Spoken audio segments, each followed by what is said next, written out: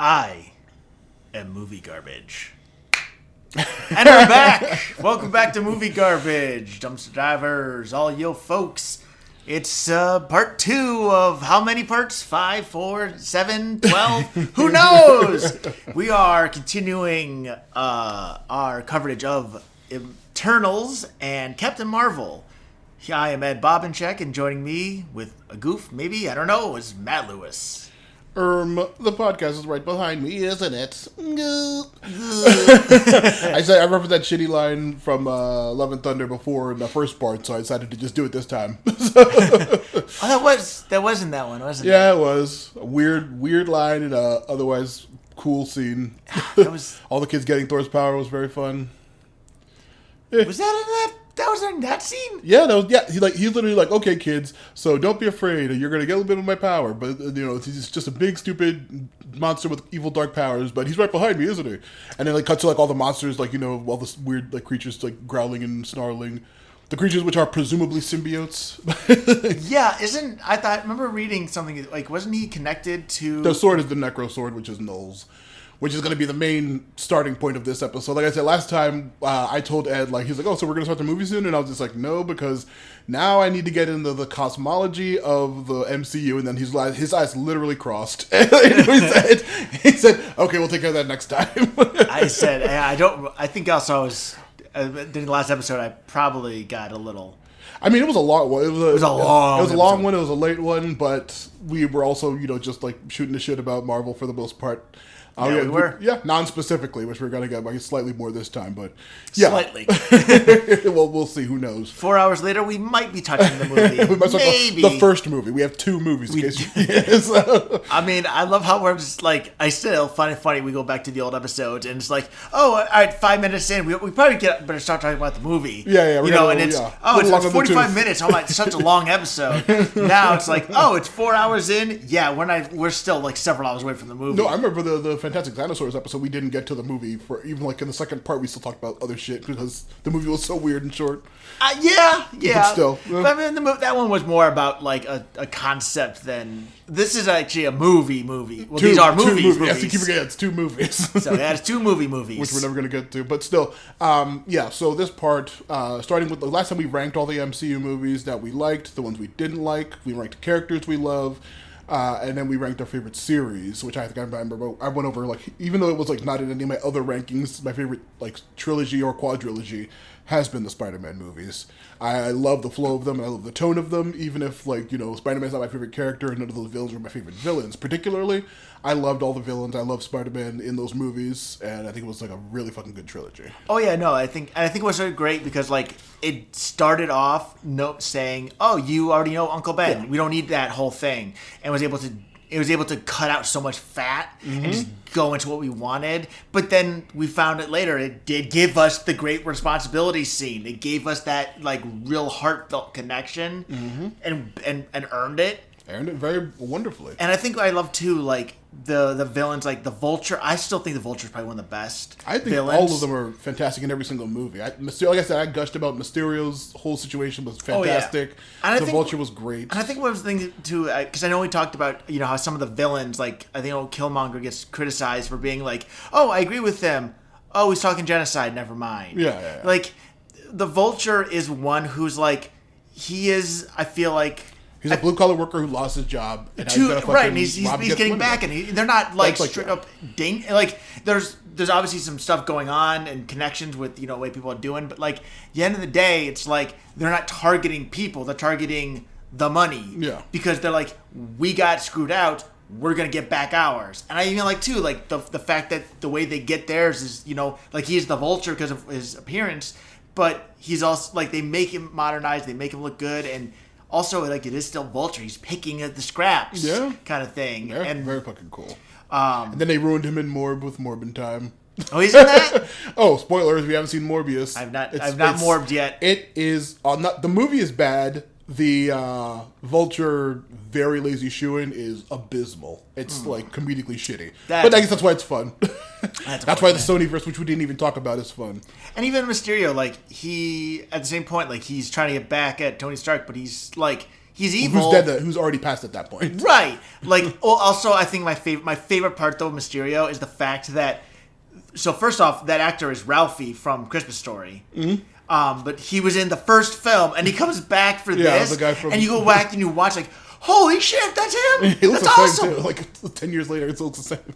Yeah, and like... Should be more than that. But, like, I like the way... I felt like they're villains. And, like, even in No Way Home... Like, not only made all the amazing Spider-Man villains actually, like, cool. Straight up. And I think even, too, like, it made everyone straight up awesome. Like, it did a great job of making them bad guys while humanizing them, but not forgiving them. But also, like, we got, like, resolutions on them. And also, too, like, there's some great scenes. Like, yeah, I agree those are great. But I think I said Guardians for me was my trilogy. Because, yeah. I mean, much heart and found family. And it is. The most tear-jerking third one, so, yeah. Yeah, and I think I love them, too, is, like, these are characters that we don't know. But, like, you feel like you know them. And they feel like they give you... I think that's one thing that Deadpool does that makes him so popular is he breaks a lot of the norms of comics and superheroes, you know, and like the Guardians like fit into that mold between like what you think of superheroes and what Deadpool does. Like, they're not the best of people, but they're doing good, but they're also clumsy and silly and all that, but their heart isn't always in the right place, even if they don't always know how to get there the right way. Yeah, like the second movie or whatever, when they were like cruising around, like they found that distress signal, or no, maybe it'd been in the beginning of Infinity War, maybe. But like when they were like okay, like, oh, we're here to get a huge distress signal, and they're like, oh, we're gonna go rescue them, and like we don't have time for this, and then like no, we gotta go rescue them. We're heroes of the galaxy. And then Rocket was like, and then if they're if they're broke or if they're assholes, we'll rob them. And then like Peter was like, bingo. So, yeah, exactly. Like I love that. Yeah. Like they're good people with they're bad people and good people, and they're complicated people. They're all complicated and fantastic. Yeah, and they're just good. And again, that's why I always get upset when I see them in the actual Avengers films because they just don't get written the same way. Yeah, I feel like. Again, the worst for me is Nebula. Nebula, like Peter Quill is his own conversation that we're not going to go into, but like, I mean, Nebula. Ed, no, wait 1 second. Now, listeners, this is when you want to take your regulatory shot. This is the fourth time in the podcast that Ed has brought up this Nebula issue. Really? Yes, you have multiple times. I forget everything we talked about. I know. At least in the Justice League episode, I think. Definitely in the X-Men episode, and then there was one other episode as well that you were about to bring it in, and I stopped you. I was like, Ed, you've brought this up 3 times already. So okay, like, no, go off. It's been years now since those episodes, so go ahead. It has your issues with Nebula. But seriously, like she is a great character in the Guardians films because you get the side of her. But like, I mean, like you want to talk about bad dialogue. The worst dialogue is, where is Thanos? My father. He always told me once he finished his job, exactly where he'd go. Like, you don't need to go into a monologue. Tell him where Thanos is. Like, and she never tells them. Yeah, she never tells them. She just says that he was gonna. What does she say? She just says like he's gonna take a rest on some planet. Yeah, and she never says. And then it's Rocket who says where he is. Yeah, literally, Rocket's like, I found a spike in this planet. Like, why did you have to ask Nebula then? But also then, like, every single time she gets asked the question, my father ripped me apart and put you whatever. It's like, just answer the question. Come on, we get it. You don't need to, like, it's literally, it feels like the DM in Dungeons and Dragons games. Dungeons and Dragons. When he's like, hi there, tavern keeper, how you doing? And he's like, oh, well, my childhood was pretty hard there, and I'm swimming in debts because I have a real gambling problem, and man, I miss my wife, and she took the kid too, and I really want to get them back. It's like, I just asked you how you're doing. I didn't ask for your life story there, man. Yeah. Like, you just exposition dump when it's not necessary. Oh, yeah. Like, from the get-go, and nobody stops her. Nobody stops her. Yeah. And then they just let her go, and then just move on. They just move on. Like, okay, she just shared all the shit with you, and then it had nothing to do with the resolution to what's going on. I love the Russo brothers. They're from Cleveland. I love Endgame and Infinity War and Endgame. Love them both. They're great movies. I think they have a lot of good hits, and honestly, even like some of the Quill stuff, especially in Infinity War, I don't hate the way. Yeah, I never minded because it made sense. It made sense. After Guardians 2, it made sense. It makes so much sense. Yeah. He's still grieving and had to, I think it's lost, his mind broke the second he went to shoot he was Gamora, and there were bubbles. And Thanos was just like, I like him, and then disappeared. Yeah, he was fucked up since that point, yeah. Not only was he fucked up, but, it's such a calm scene, but that broke him. But I think the biggest issue is we don't see that, so people forget that. Yeah, we didn't get to spend time with him being fucked up from that. But also, there's so many characters to get in with. But I think they still handled it fairly well in Infinity. In that, the story in Infinity. Yeah, but Nebula was was hard. I mean, she got a great redemption. Not even a redemption. She just got more amazing character writing and family build up and real leadership skills in 3, which was fantastic. So she got to really shine in that one. She really did. And I think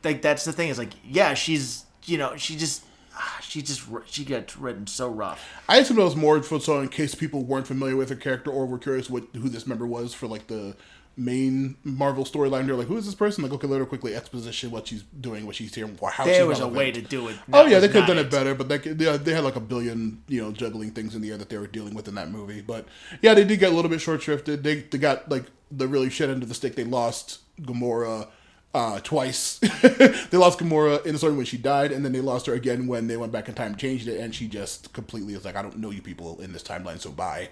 Yeah. So it's just which I felt like they actually handled that really well in 3. That's very smart and cool, yeah. That was a great way to do it, and I think they had a mission, and she's like, I bet we were great. Yeah, we were amazing. Okay, well, I'm going on bye. I'm going on my mission I was going to. So it's still great. It's heart-wrenching, but also still a great resolution and a little thing for them, yeah. Yeah, and I think Drax is another character that definitely shines in the Guardians films, and 3 especially.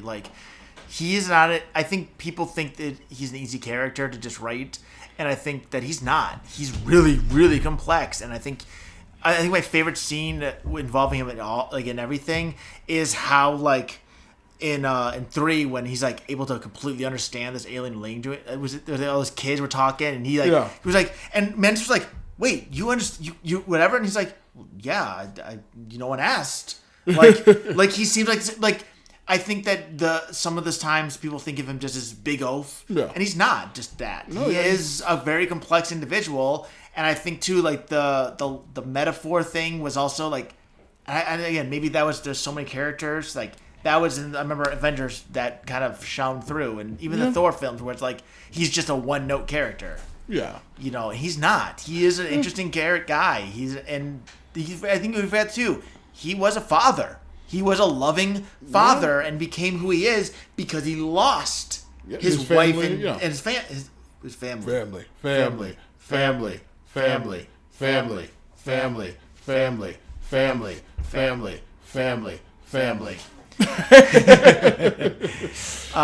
But yeah, no. He does a great job of coming across the good characters in Guardians. I think they wrote them. They knew what those characters were, and maybe it was the casting, the fact that it was such a smaller cast comparatively, or just the writer itself understanding it. Mm-hmm. But the Guardians films make those characters that we'd also. I think what helps too is we don't know them as well. They're so obscure. Yeah. So you're able to expand on them more. Whereas everyone's always waiting for the Thor this, the Ironman that, the Cap this, all that.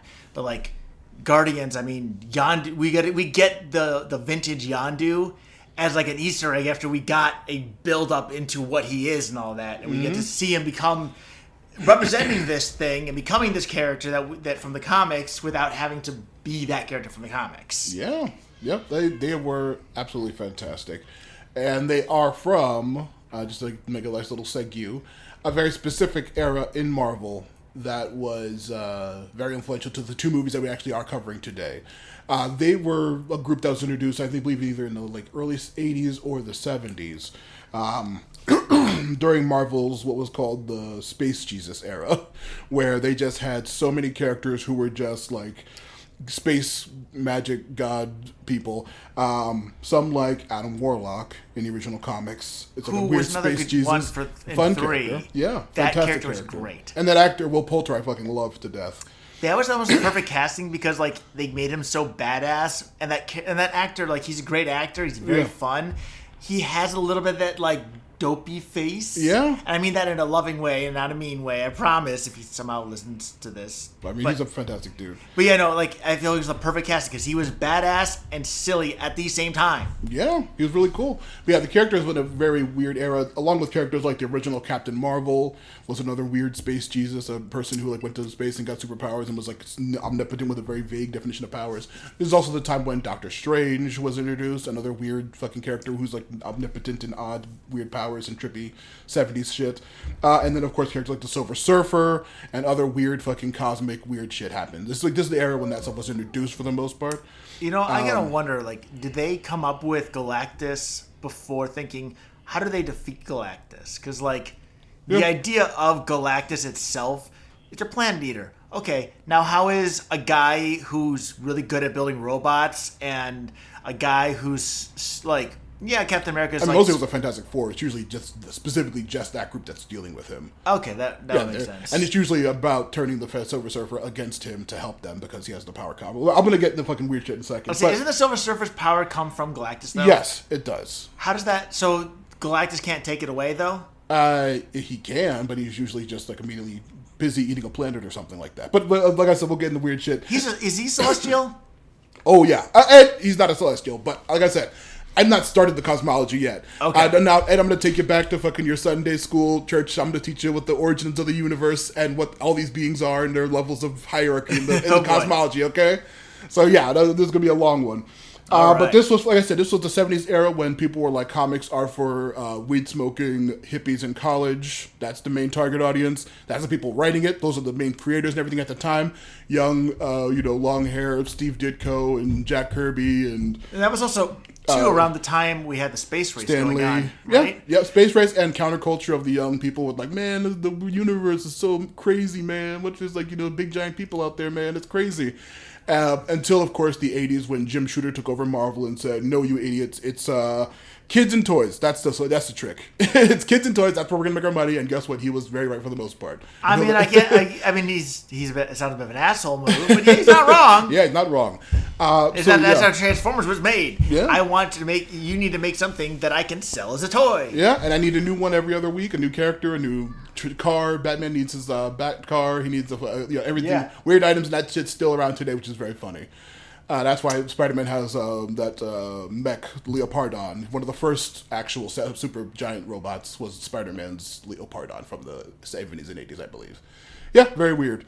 but now to the cosmology. You're familiar with the Living Tribunal, the one above all. That are we the actual thing or the fake thing from Loki? Because in Loki, they don't actually exist. Oh no, those are like the timekeepers. that was the fake timekeepers. All right, so first things, top of the universe.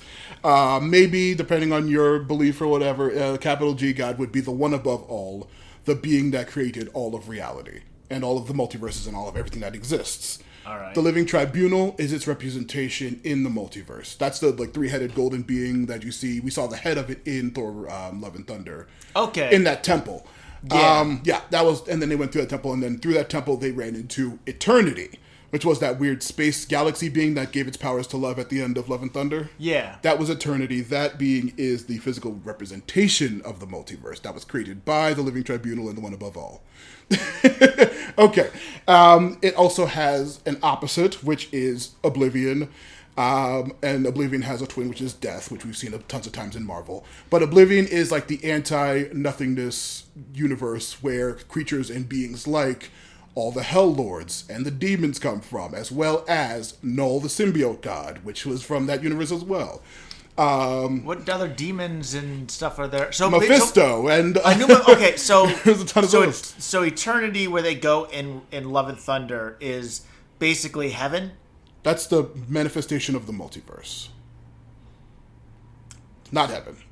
So then what is... not the afterlife. The Oblivion is what again? Oblivion is like the anti-reality. It's just a giant, vast nothingness that is probably going to be the final thing to ever exist once everything, including the one above all and death and eternity and everything else disappears. Oblivion will be the only remaining thing. And that is where all the dark gods and dark beings and dark demons draw their power from for the most part. I knew Null had some connection to Yeah. that and the symbiotes and stuff. I knew based on that, but like Yeah. I knew Mephisto exists as the actual devil, so I knew He's he's in charge of one of the afterlives, just like Hela is in charge of a different afterlife, and there's like at least 13 different hells. But we'll get into that later. Okay. After eternity, there is a number of beings which are basically cosmic abstracts. They don't really have a physical form until they enter the dimension known as anthropomorphos, the dimension of manifestations. Is this where Ego is from? No. Ego's just a celestial. I haven't got to the celestials yet. Okay. So the beings that exist in Anthropomorphos, the dimension of manifestations, obviously, include Sire Hate, Mistress Love. There is the powers that be, which is the physical representation of magic in the universe. And then there is, what is it referred to as, the natural order of things, which is the manifestation of science in the universe. I've never heard of any of those. There is Eon and Infinity. They both represent time. And then, I feel like I've heard those names before. yeah, But and this is where like any of these weird abstract conceptual beings get their like physical forms. Whenever you see like, a big weird yellow mask lady saying that she is the manifestation of death or life or whatever, those get their forms in that universe. But otherwise, they're just abstract ideas that beings in the universe conceive. So basically, it's the idea that it is a being in theory, but they have no form, and they are whatever they. They're whatever you interpret them as. They interpret themselves as what they want, when they want, how they want, wherever they want. Yeah. Okay. Now below those beings are the Celestials. Okay, so this is where I actually can talk about These something. were the first beings in any specific universe in the vast multiverse. So they're the first beings in to like form, created by Eternity or the Living Tribunal. Okay, so literally it'd be akin to like. The way to think about it is like Celestials would be the very... Celestials would be like angels created by God directly. Okay. Yeah. I was going to say like, in theory, like one single planet existed with just Celestials, the planet being the galaxy. Mm. And then each Celestial... Because I don't know how much it is in the comics based on the movie, yeah. again, the movie, but like they talk about making galaxies. So like the universe itself is the quote-unquote planet of the Celestials. Yeah. Galaxy is... I built myself a home, and this is it. Yeah. That's basically how it... And then that's like how, like, in theory, I can go grab ants and make an ant farm, and that whole... I created that whole thing. And then you say, I need some sustenance, I need some way to live, so you start planting little trees or, carrots and pumpkins or whatever in your farm. That's going to be the planets that have life on them that they create, which also gestate new future Celestials. It's just still weird the way that works. It's very odd, yes. This whole thing is very odd. Like I get it, but I don't get it. Yeah, no. They create life, and in that creation of life, they were, at some point, I believe, at one point they were going to destroy all life that they had created so far, just to like try to reset or whatever. And one of the Sky Fathers and Mothers, or Sky People, a.k.a. the Gods, came to them and said, do not destroy them, please. These beings are worth saving, which I'll get into the Gods in a bit. But they said, okay, well, let's judge them. So one of the Celestials, Ereshkigal the Judge, came up with the plan to have all the other... So there's like Isan the Calculator. There's one called... Like, they're all different names, and they're all different roles that they do in creating their labs that they create. So they created 3 beings on each world that they create. They created Eternals, who were being specifically created with the power cosmic to monitor the planets. They created the, what is it called? The balance race, I believe is what they refer to them as. Prime race. The prime race, which is a medium level with some like genetic abnormality risk. Like they can freak stuff could happen with them to make them whatever. And then basically, deviants they make life, and that is malleable to the environment. It will change itself based on where they're at, but it does not have anything theoretically exceptional about it. Yeah, but they allow these beings to run themselves. And then the third one is deviants, which were just let to have their genetics go fucking crazy and do whatever the hell it wanted, which is what the original plan was. So they're going to say, okay, so we're going to make plans. We're going to make these 3 different species on each planet, and we'll see what happens with them. If I'm understanding it, the Eternals are basically... You are as we made you. You don't change. Yeah, you're perfect. The prime and race strong is have a little bit of cosmic power. So, they are made. They stay the same. They have the power that they're given, and everything. But like they're not going to change theoretically. Yeah. Prime race is like you're as you are, but you will slowly adapt. Yeah, you'll learn, around you'll and change. But not like occasionally some really cool stuff was going to happen with some of you. But like basically like you are massive and there's going to be change, but like it's not going to be immediate, it's not going to be huge, and it's not going to be overpowering. It's just going to be, basically it's an adaptation. Yeah.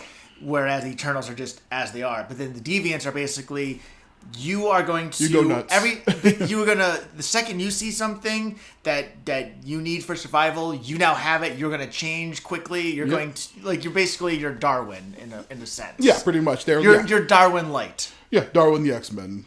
Yeah. Just you're Darwin the X-Men. The way you should have been. I would say, actually, in the MCU, quote unquote, or whatever the original First Fox Class universe? was. Yeah, Fox universe, basically, where like he'll change to survive, but he's not immortal. Yeah. Basically, he's that Mark Darwin. Anyway, okay. Yeah. Now, with that, they've created those people and they let them go crazy on planets. Whatever happens with that planet happens with the planets that they make. And inside those planets, more than likely, is going to be a celestial gestating to emerge one day. But there is also a separate being. One of them, I don't know if it was Eternity or Eon or one of the others, was just like, these celestials are getting a little big for their britches. We need to cull their numbers. There's a whole celestial war that happened where they separated from separate beings of theirs. You know what? I'm going to have a countermeasure to try to cull these guys a little bit. I'm going to do something to try to stop them from forming too much. I'm going to call it Galactus. So Galactus, specifically, the planets he is only able to eat are ones that are potentially gestating celestials. So basically, he is like God's answer to... He's basically God saying, I'm going to need a few more miscarriages and, to happen. And I guess if... There's too many babies, so Galactus, go abort. He's basically the god's abortion. Yeah, sure. Am I wrong? Yeah, he's the god's abortion. Yeah, it's Planned Parenthood Galactus. But yeah, he's the one who goes around eating planets that are going to potentially be celestial. So that's what his main function is. But so he is... He is not a celestial. He is a different being. But he's like on the same level as a celestial. Depending on the writer. Okay. I said, any of these beings I mentioned can and have at some point been beaten up by a hero or killed or defeated by Null or eaten by fucking the Chaos King or some other weird evil being that exists. Or punched to death by Hulk, probably. Yeah, Hulk's beaten a bunch of them up, but also like they have the ability to like wave their hand or like any of these guys to the race the universe. So like it's very nebulous. It depends on the writer. The power scaling is a nightmare for power scale fans. So don't even try. I can imagine. Yeah. Now with those three races, of course, like I said, there's many galaxies that this has happened in, but sometimes, things don't go right, and one of the other ones besides the Prime race do take over. Sometimes the Eternals go on, procreate with the Prime race, take over, and they end up ruling the planet, like the case with the Kree. Their planet was genetically dominated by their Eternals. So is that why they all have like the ability to? That's why they're slightly not the Skrull. I said the Kree. Oh, okay. Yeah, the Kree from that would also from Captain Marvel. That might make. That's why they also. If you're going to get into the thing with the Inhumans, that's why they felt like they had the right to go and genetically mess with the Prime race of other planets, creating the Inhumans. See, I was going to say that in Guardians 3, isn't that guy then a Kree? Running the Accuser in 1 is a Kree. I knew he is. The High Evolutionary. Yeah, I don't believe he's Kree. But that's very Kree-like. It's very Kree-like. Right? Yeah, he's creating his own. Yeah, what he's doing is very. I'm not sure what race the High Evolutionary is specifically, but maybe he's related to the Kree. I'm not sure. Because potentially he is, but yeah. That actually explains. Because I remember watching Captain Marvel, and I was like, the Kree, like we get like I knew Ronan was Kree, and a lot of the Kree we end up seeing are like the blue, individuals. Isn't Nebula Kree? Or no? Or was she? Not specifically, I don't think. No, I think she's from the same. Well, in the old lore, she was like the same race as Thanos, I believe. Which I'm going to get into. We gotta say that. Well, I honestly know it's pretty much related. That's another planet where the Eternal race dominated genetically, and that is what Thanos' people on Titan are. Okay, which That's- is that still, explains Eos, Eros at the end as well. Well, But yeah, we'll get to that when we get to that. We'll get that. Yeah, but the Kree, like I said, I remember watching Captain Marvel, and the Kree confused me because I'm like, we see Ronan, and there's established a lot more of that blue race, but then we see in Captain Marvel like there's a lot of variants, and like, and see again, I'm not saying this is like I'm against diversity, but like.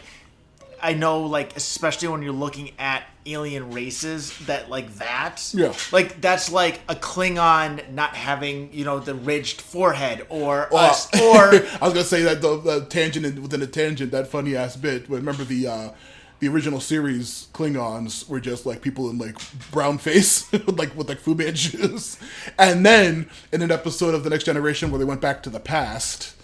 they were like they saw them, and then Worf was with them, and they're like, Worf, why do these Klingons look so fucking weird? And it's just like, that was a dark time in our history during the cataclysm of Gloroxia. We're gonna talk about that time. Don't worry about why they look like that. That sounds like that one event that happened where we had a guest player in our D&D game and nothing happened. Yeah, nothing happened. Nothing happened. We talk about that incident. Nothing happened there. It was don't fine. talk about you always look like this. Shut up. Yep. So, but they don't look specifically. I'm not a Star Trek fan, Vulcans, so I don't care. Vulcans, yeah. Vulcans always have pointed ears, Yeah. kind of thing. So, like, the Kree being blue was how, like, I was always, my mind went to. So, like, the fact that they weren't at a lot of places and all mixed was very confusing. Yeah. They established it, more in the Captain Marvel movie specifically, but, like, whenever you see a Kree specifically on other planets, it's usually the blue ones, just so you know. This is an alien. They're stronger than normal humans, and they're pretty asshole-ish. That's all you need to know. And, like, so, but yeah, they're like, even in the comics, I guess probably more of an excuse to have, like, the original Captain Marvel and a couple of other characters be Kree but still look human. So it's just pretty much It makes sense. It just it felt like something, and it's a spoiler for when we eventually get to it. Like, that was one of my problems with Captain Marvel. Like, it felt like it was trying. It expected you to know way too many things, and it tried to do way too much. Because there's one scene that, like, there's a lot to talk about. There's a scene that I'm like, this is awesome, and I love it, and then it just ended. Yeah, it took a lot. And you don't even know exactly what I'm talking about. Yeah, well, hopefully we'll get there someday. But then, like I said, sometimes the genetic race of the Eternals takes over, and like they produce a race that's pretty strong, pretty. They can actually. You saw what's Fastos had 2 kids. See, you assume that they're adopted? No, I assumed that his husband was the one who provided. His husband probably produced the sperm. One of the kids looks black. So, probably not. He's also very much into engineering. Yeah. So, he can do whatever. But also his husband didn't know that he is an Eternal. But anyway, the Eternals... That would have been a very awkward conversation. Yeah, they're perfectly capable of procreating. And they have kids occasionally. They just don't follow up with them much, I guess. So, is there... did Icarus and Circe... No. Not that we saw in this. Not that we see in the movie. I mean, because we also get like straight up confirmation that they fuck. Not to get to the jump ahead, but yeah, that was very big because that was the first actual in MCU sex scene. It was between Circe and Icarus. I mean, they fuck. Yeah, on camera, straight up. Yeah, and it's like, wonderful. So, like, is it a case where they could choose to get pregnant or not? I think, I believe they're like. Actually, I'm not sure, but I'm pretty sure that if they wanted to, they could, and if they did, they probably could. They could produce kids if they want. Yes, but if they don't want to, they don't have to. I assume not, but I don't know. Like I said, their genetics are very bizarre and very specific. But then that makes Sprite so much more confusing. I mean, they don't age, though. They're stuck the way they are. Right. And they're much older than the gods, which I'll get to sometime. Sprite themselves is also a weird... Sprite's very odd, yes. Well, honestly, I'll get to the comic version, the comic story and the weird shittiness of that. But, like, so sometimes that race takes over. In other situations, the deviants do dominate and take over, which is kind of against what the Celestials want for the most part because they're a little bit more destructive. And that is where you get... Will deviants eventually be like what we saw in the film? Will they eventually like adapt to be more like the movie's deviants are very different, but like usually they look more like in the comics for mostly the era when they came from. The deviants for the most part look a lot like the generic monsters that the Fantastic Four would fight all the time, like the Mole Men or whatever, or like weird like shitty recolors of the Hulk or the Thing. They're usually like big mongoloid rough skin, horns, evil looking weird. They look like more humanoid though for the most part. Okay, so basically, though they be the kind of people you start changing when you see them. Crab. Crab people. Crab people. Look like crab. Talk like people. Yeah, they are, but they do have a tendency that they can also dominate the genetics of the race and take over, and that is where you get beings like the Skrulls, who are genetically deviant. So that would explain why they can shapeshift. Yep, that's why they can. The strain of deviant that was able to shapeshift took over the planet. They also did some crazy shit like enslaving their gods and shit like that. The Skrulls have a crazy backstory in history. I believe it. So like, and again, this can be probably connected to the Eternals. Like, the deviants. So like in the Eternals, the one deviant's able to like absorb eternal powers. Yeah. In theory, like, would that potentially be why the entire race of Skrulls can shapeshift? If they had a shape-shifting Eternal, and that deviant killed that Eternal, absorbed it, and reproduced as much as they wanted, then straight up, that would explain the whole race. Yeah, that would explain. Yeah, like I said, if you want to go back into their genetic, they have, like I said, a very long storied history that, of course, has been retconned and retold and changed, of course, over the 60 or so years that the Skrulls have even been a thing in comics. But, like, yes. And even on Earth at one point during the time of, like, Atlantis, I believe it was, Atlantis was, like, the deviants were dominating the planet. They took over. They enslaved humans. They were just in charge. The Eternals were fighting them. Or, like, actually, the Eternals weren't doing jack shit. And then the Celestials showed up and said, hey, what the fuck are you doing? Fucking wipe them out. And then they said, all right. And they did. They took them out, and then they just left humans to their own devices. But, like, yeah, the deviants at one point had almost taken over Earth, like thousands of years ago in the past. But they got stopped by them, and that's what the last time the Eternals actually did anything important. So, like, one thing I'm curious then is, like, so, again, it's a bit breaching towards the movie. So, like, the way it kind of gets presented to us in the opening is that the deviants and the prime race existed, and then the Eternals came down. Is that kind of how it always goes? Or do they always kind of just put all three together at the same time? They pretty much do, like, arrive on the planet, or, like, appear on the planet, or, like, manifest on the planet, outside of the prime race, which is left to evolve. So, like, that's how the Eternals would probably. I mean, like I said, it's changed. It's very nebulous. I'm not 100% sure, but I would figure that whatever Celestial is monitoring them, whatever genetics were taken from that planet, once the prime race evolves into whatever it's going to evolve into, like if it looks more like Skrull or Kree or weird dinosaur people or any of the other billions of Marvel races, they'd be like, okay, we're gonna make the Eternals look like this, and then they drop them on the planet, then they monitor them for. Because it also seemed too like, based on what we get in it, like the deviants were said to be clear all the non-prime life. Yeah. So like, do they basically like push the prime life into existence? Yeah, they focus it on evolve. So basically, they put it is the way the movie presents is they put the deviants on to clear out the planet. They put the prime race on to start taking over. They put the prime race on, and once they hit their form, that's when the Eternals come, clean up the deviants, and let the prime race flourish and evolve and see what they're going to turn into. Because the main thing with the prime race, like I said, they are basically a balance between them. They have fairly stable genetics, but are allowed to grow and change and stuff like that, which allows for random weird shit to happen with them, like some develop the X gene, which was very specifically put into the prime race to occasionally happen, and as well as allows weird freak situations like a man to be shot with gamma radiations and instead of dying of cancer he gets Hulk powers, or another person to survive a weird injection that gives him super strength and allows him to carry a shield and fight for America, or like other weird stuff that the prime race is allowed to have odd little things happen that allow them to develop,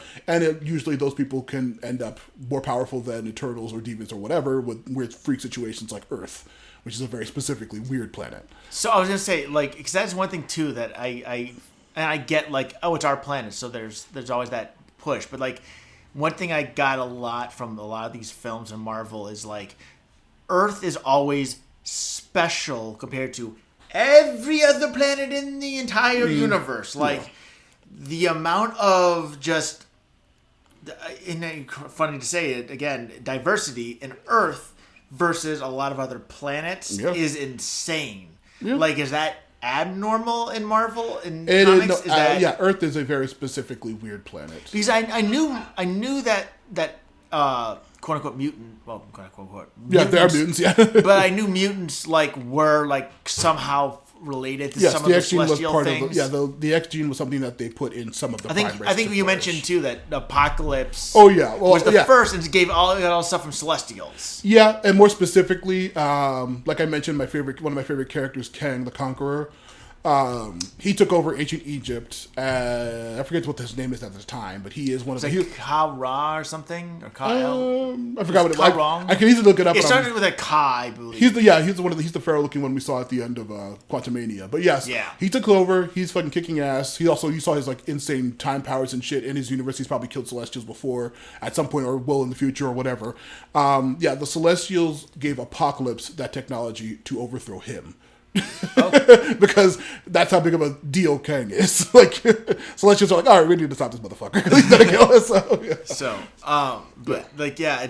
It's all kind of crazy, but it just always felt weird. Like, and I think that's why the Kree confused me in the movie, is because they set the standard of, and again, maybe it's wrong, maybe it's right, but like, alien races tend to always have very similar things. So like something like the Ravagers are clearly built up from different races, so it makes sense that they're all different looking. Yeah. But when you see like even to like what are the Galactic Corps from the first Guardians? Nova Corps. Yeah. Like they are all very similar looking. They are all very similar looking comparatively. I would say it's just presumably that the strain of the prime race that looks like generic humans is just a prevalent choice for the Celestials, maybe. I mean, I'm sure there's some evolutionary thing that someone out there knows, and also too, like, end of the day, we know what we know, so we're gonna make what we want. Because also, when you see something humanoid as a humanoid, you sympathize more with it, and you care, and you understand it more. But like the fact that Nova Corps and the whole planet was very similar looking comparatively. Skrulls have always kind of looked like that. Like every race we've seen a specific race of, they all have that distinctive. They have the pointed ears. They have the ridged heads. Yeah. They are even too like what are the race with like the rounded ears and little goblin-y looking in Star Trek. Ferengi. Yeah. Yeah. Like all the races have that similar feature. So we got that. So Kree not having that was very confusing. I think their eyes are all weird. If they're not blue, their eyes are like that weird, like bluish looking. See, I can't. Well, even then, the Nova Corps had like John C. Reilly's daughter had giant blue eyes. Yeah. So what is she, Kree now? She could be Kree. Why wouldn't she? Maybe she's on the Nova Corps. Who fuck knows? Yeah, it's very weird. But like I said, the weird little freak thing that occasionally happens is specifically, like I said, the X gene, which actually is technically a deviant. So basically, they allow the prime races given the. Is it something that's put into a particular planet, or just something that's allowed to happen? I think when they need like the sentient life to grow on that planet. So like they will fuck up whatever's on there already if it's not something that they want to be produced on that planet. Well, but my question is like, so the X gene is basically it allows random members of the prime race to evolve the same way a deviant could. Yes. Like basically, like rather than passing on the evolutionary trait, they evolve themselves. Yeah. Is that something that is individualistic? So like they say, this one's not going to have that X gene possible at all, but this one, it could happen. Yeah, they like in there like far back when they're still like probably basically almost monkeys evolving into whatever race they're going to evolve into. They will like zap like, okay, let's see, that one, and that one are going to be X gene dormant or dominant, whatever. And it's that deviant gene that they're putting into them, just like they put the deviants on the planet as well.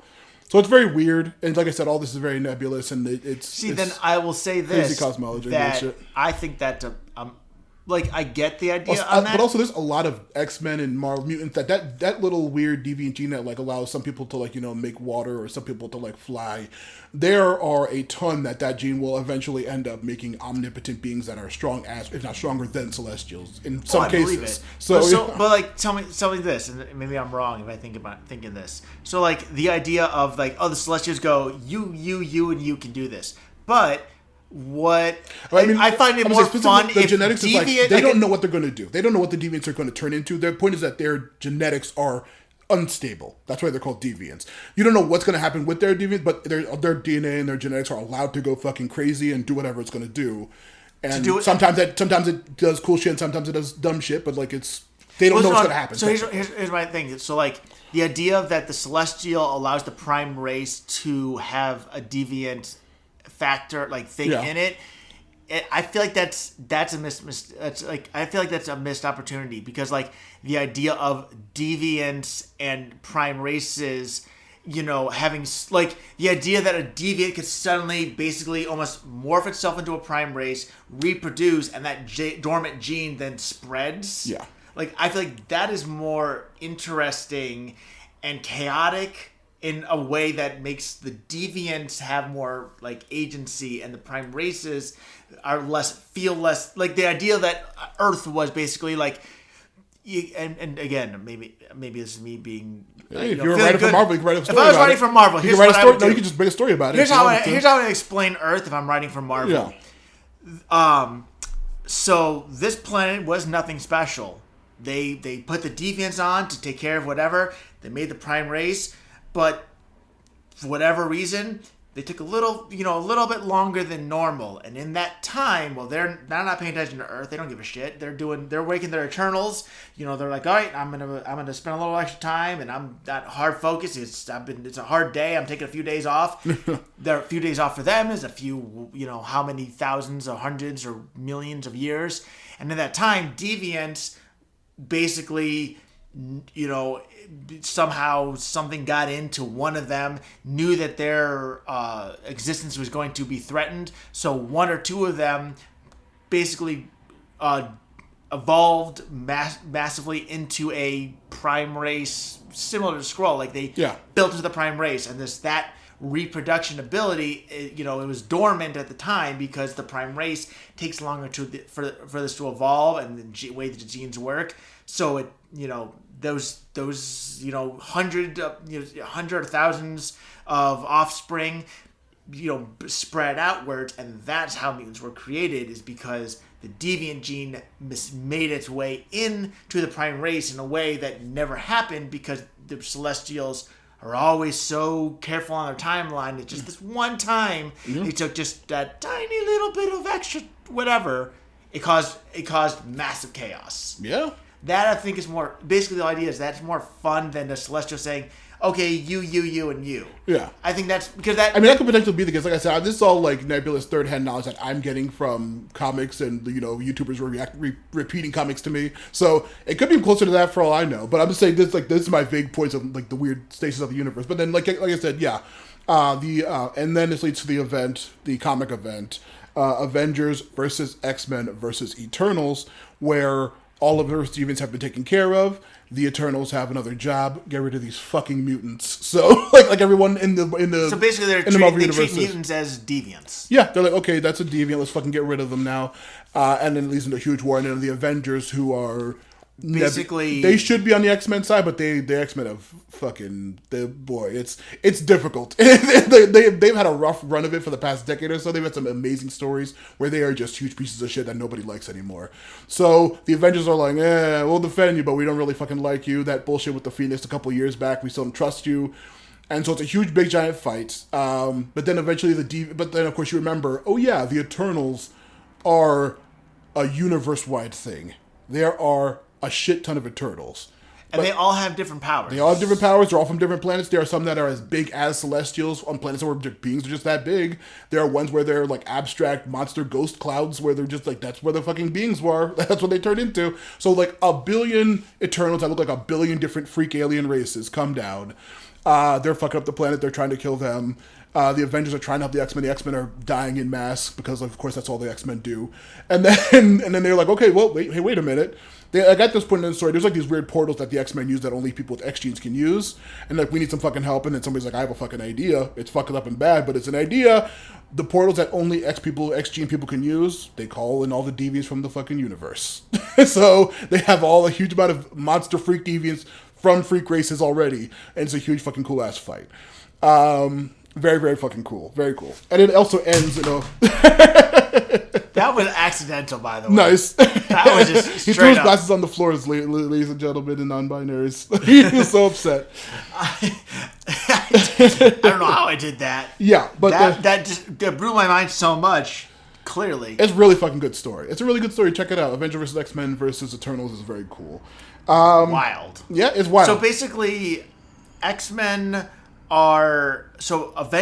basically the Avengers are X-Men who had to activate their mutation, whereas X-Men were born with said mutations. Yeah.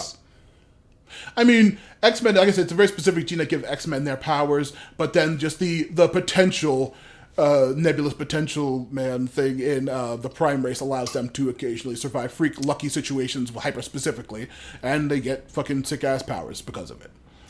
See, and like I think I like the idea, and maybe it's just me, like, I like the idea that Avengers and like all those superhero kind of people are actually mutants. That would be They're better. just like, it's in that weird nebula stage where like it's like kind of like how like, you know, and again I don't know if it's the case, but like Rogue's powers didn't activate the second she was born. Yeah. Right. It was at random moment that it just took over and it flourished. Yeah. So basically, like, it's a situational thing. So like basically mutants, their powers come from some form of activation, and Avengers are just mutants who have like a specific like activation outside source right. affect them. Yeah, exactly. So like Bruce Banner was always a mutant. It was just he had to get shot with gamma radiation for it to turn into that. And theoretically there could be 100 different Bruce Banners, but there is no one else. No one became a scientist, put themselves in that dangerous situation, and let that happen to them, and then they activated it. Exactly, yeah. And like in theory too, like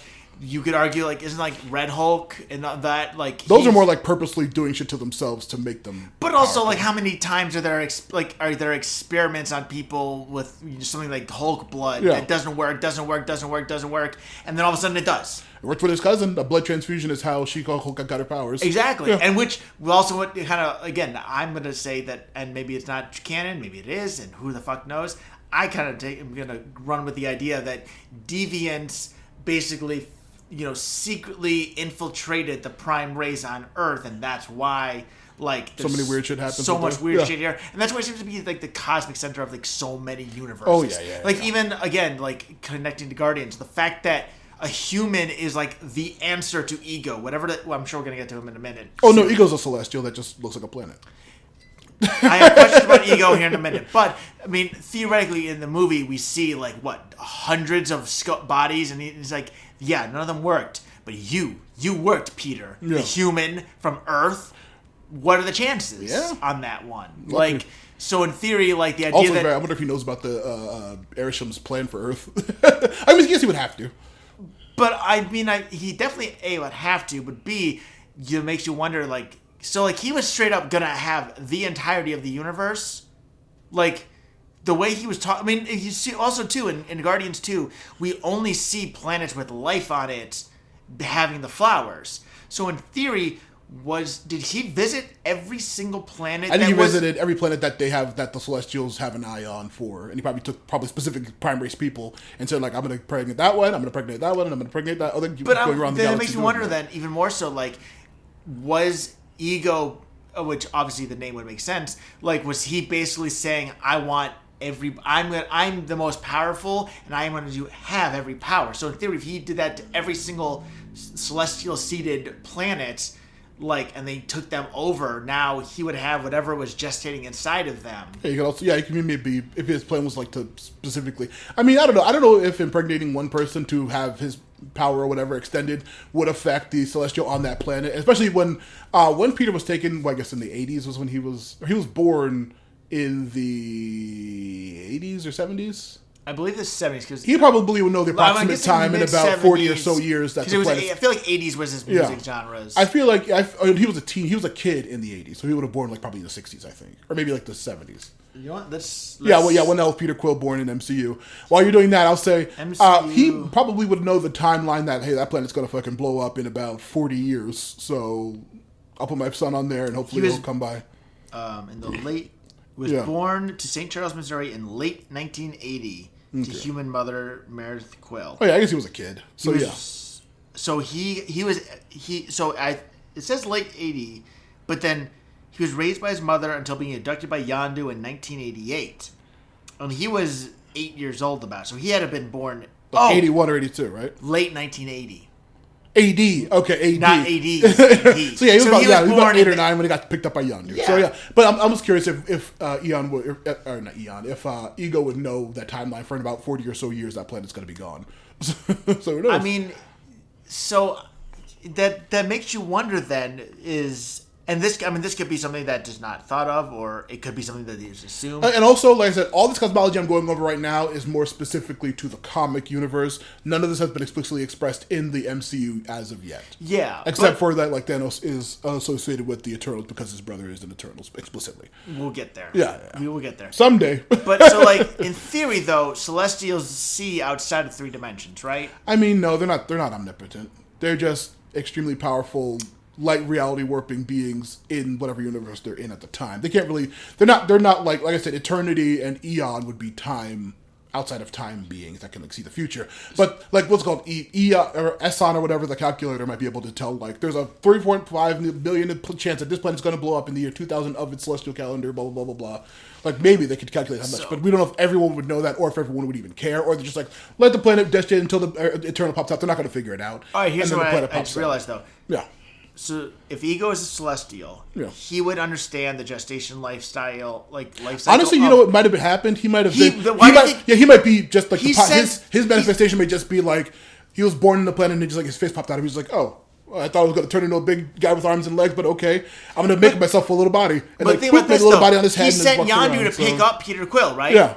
And he even said, I had to put the cancer inside of your mother. Yeah. So you killed her. So what if he sent Yondu to pick... Basically, he used Yondu and other means to bring the children that he had gestated around the universe when he knew, like, oh, that planet does not theoretically have as terribly long. Yeah. So I'm going to make sure I get that kid here way before. Yeah. And Yondu taking Peter when he, not delivering Peter... was basically like the luck of the Irish. Yeah. I mean, that was straight up the luck of the Irish in general for the universe. Mm-hmm. Because in theory, if Peter Quill does get delivered to Ego, I mean, to talk about a what if situation here. What if Yondu actually delivered Peter Quill to Ego as a child, just lost his mother, and everything, and Ego was able to basically do what he did and not slip up the way he did. Yeah. Because I think that was an 8-year-old kid's not going to understand what he was talking about. Yeah. And he's in grief. And, or he may not care. Or he's also more manipulable. Yeah. I mean, I hate to say the word, but he's groomable. Yeah. Yeah. I mean, straight up. Yeah. So again, that could be where he went, why he went, to when he went, kind of thing. Yeah, very cool stuff. But outside of now, that's just the Celestials in their line. Now we have to get to the gods. Real quick. I have one last thing before we get to the gods. So Ego's obviously Celestial. Yeah. And what if? And here's another reason. Here's another part to my deviants infiltrated the prime race theory. So what if Ego said, I'm going to, how many prime races I'm going to have, offspring with or whatever. And he's by him finding Earth, it was because maybe it was super minor dormant, but all he needed was a tiny drop of deviant genetics inside of a prime race. Yeah. And that's why Peter Quill is the one to be able to inherit and evolve into a celestial capable battery. Yeah. It's because he had that, even if it was 1 trillionth of a deviant gene from the pool. I mean, he wasn't going to ever be a general special person because he had that tiny little tiny little bit. That's all it took for his celestial seed to go all up in there, baby. Oh yeah, this weird mullet from the 80s. But yeah, maybe. Well, it's very nebulous. Like I said, this whole situation I'd love to go into more to, but unfortunately, Eternals didn't do well, and they pretend it didn't happen. So. Like I said, which is very confusing because we'll get there. Well, we'll get there probably after we discuss the movie in several hours from now. But now the gods, who would be like, I guess you could call them interdimensional cosmic energy beings with limited power over various aspects of reality. Yeah, you could call them that. Yeah, it's very nebulous how they specifically manifest. I believe it's mostly just like. a given amount of the prime race believe in something enough, give it a name, and then those beings in Anthropomorphos, some aspect of them or some aspect of reality manifests as the gods, how they are.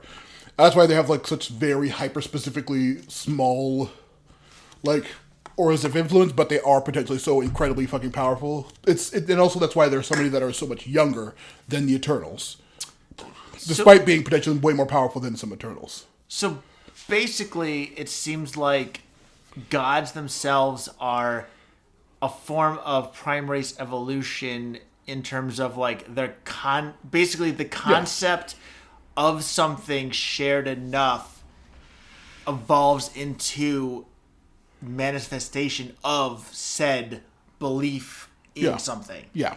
So in theory, like if enough people believed that Jesus was real, then Jesus would be a true God that exists in that's why that universe. Yeah, that's why Taika Waititi had that little bit about the God of Carpentry over there during the Omnipotent City bit. But 100% he would manifest in the MCU as a god of something. But it's a little...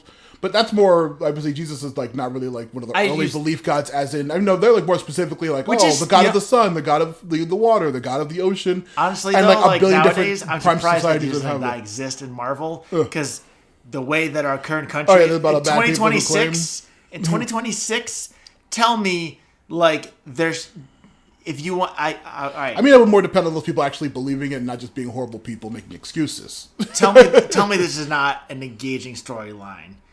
The creation of two Jesus, the actual Jesus in terms of like the good person, and then the dark Jesus that we get from a lot of the negativity and the negative and like those guns and believes in capital punishment and all kinds of shit that definitely not was the original point. Right, like tell me, how has that not been a Marvel God storyline? I mean, it probably has Jesus and Dark Jesus. Yeah, like I mean, straight up. That's in the which is also a fun example. American Gods kind of touches on that, because American Gods is more explicitly like people's belief forms it, and there's many different versions of any given god.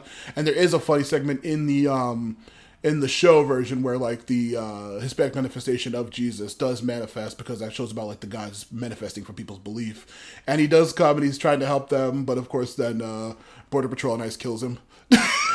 Because of course it's very fucked up. I was going straight up going to say, so like the ironic thing, so like if you have a theoretical dark Jesus and like good Jesus, so like you would like dark Jesus is white Jesus and good Jesus is Muslim, Middle Eastern, Middle Eastern. Like I feel like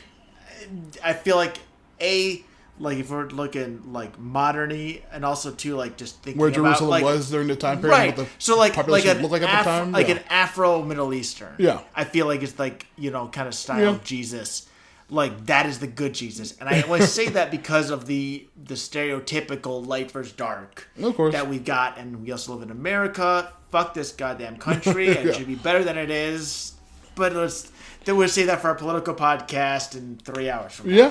Well, honestly, though, that does make sense, because, but there's a more specific reason that would probably not manifest now as much. There was, like I said, I call them the Sky Fathers and Sky Mothers, aka the Council of Godheads.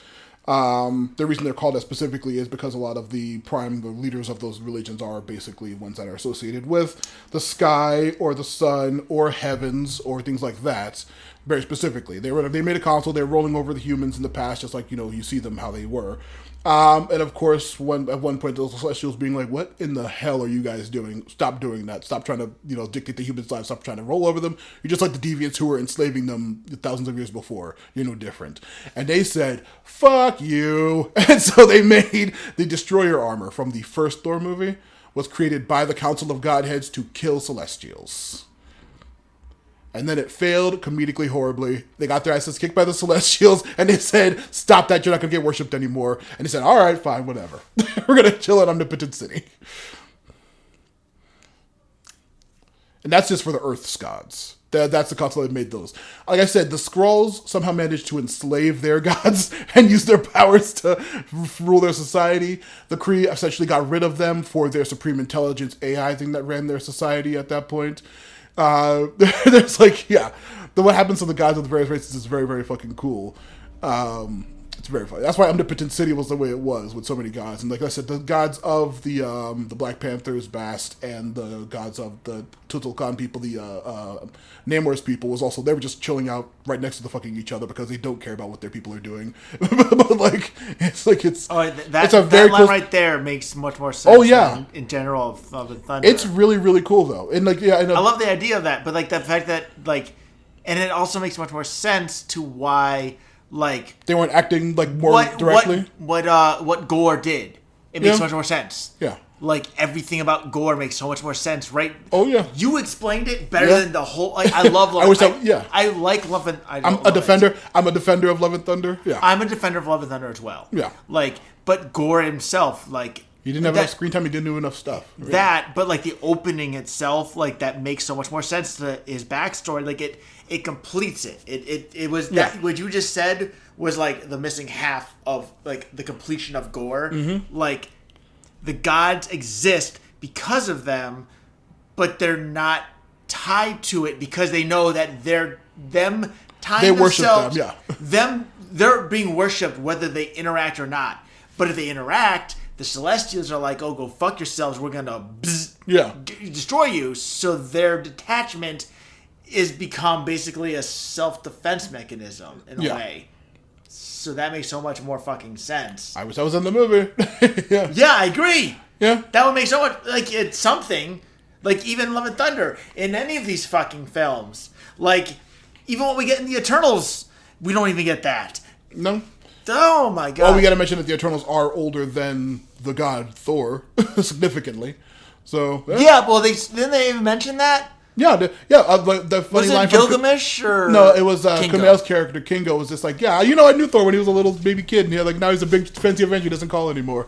So yeah, they're significantly older than the gods of Earth. Yes. Yeah, I knew that, and so I like that idea. So that makes me wonder then, Odin was obviously created. Does Thor only exist because of the Prime Race's belief in the son of Odin?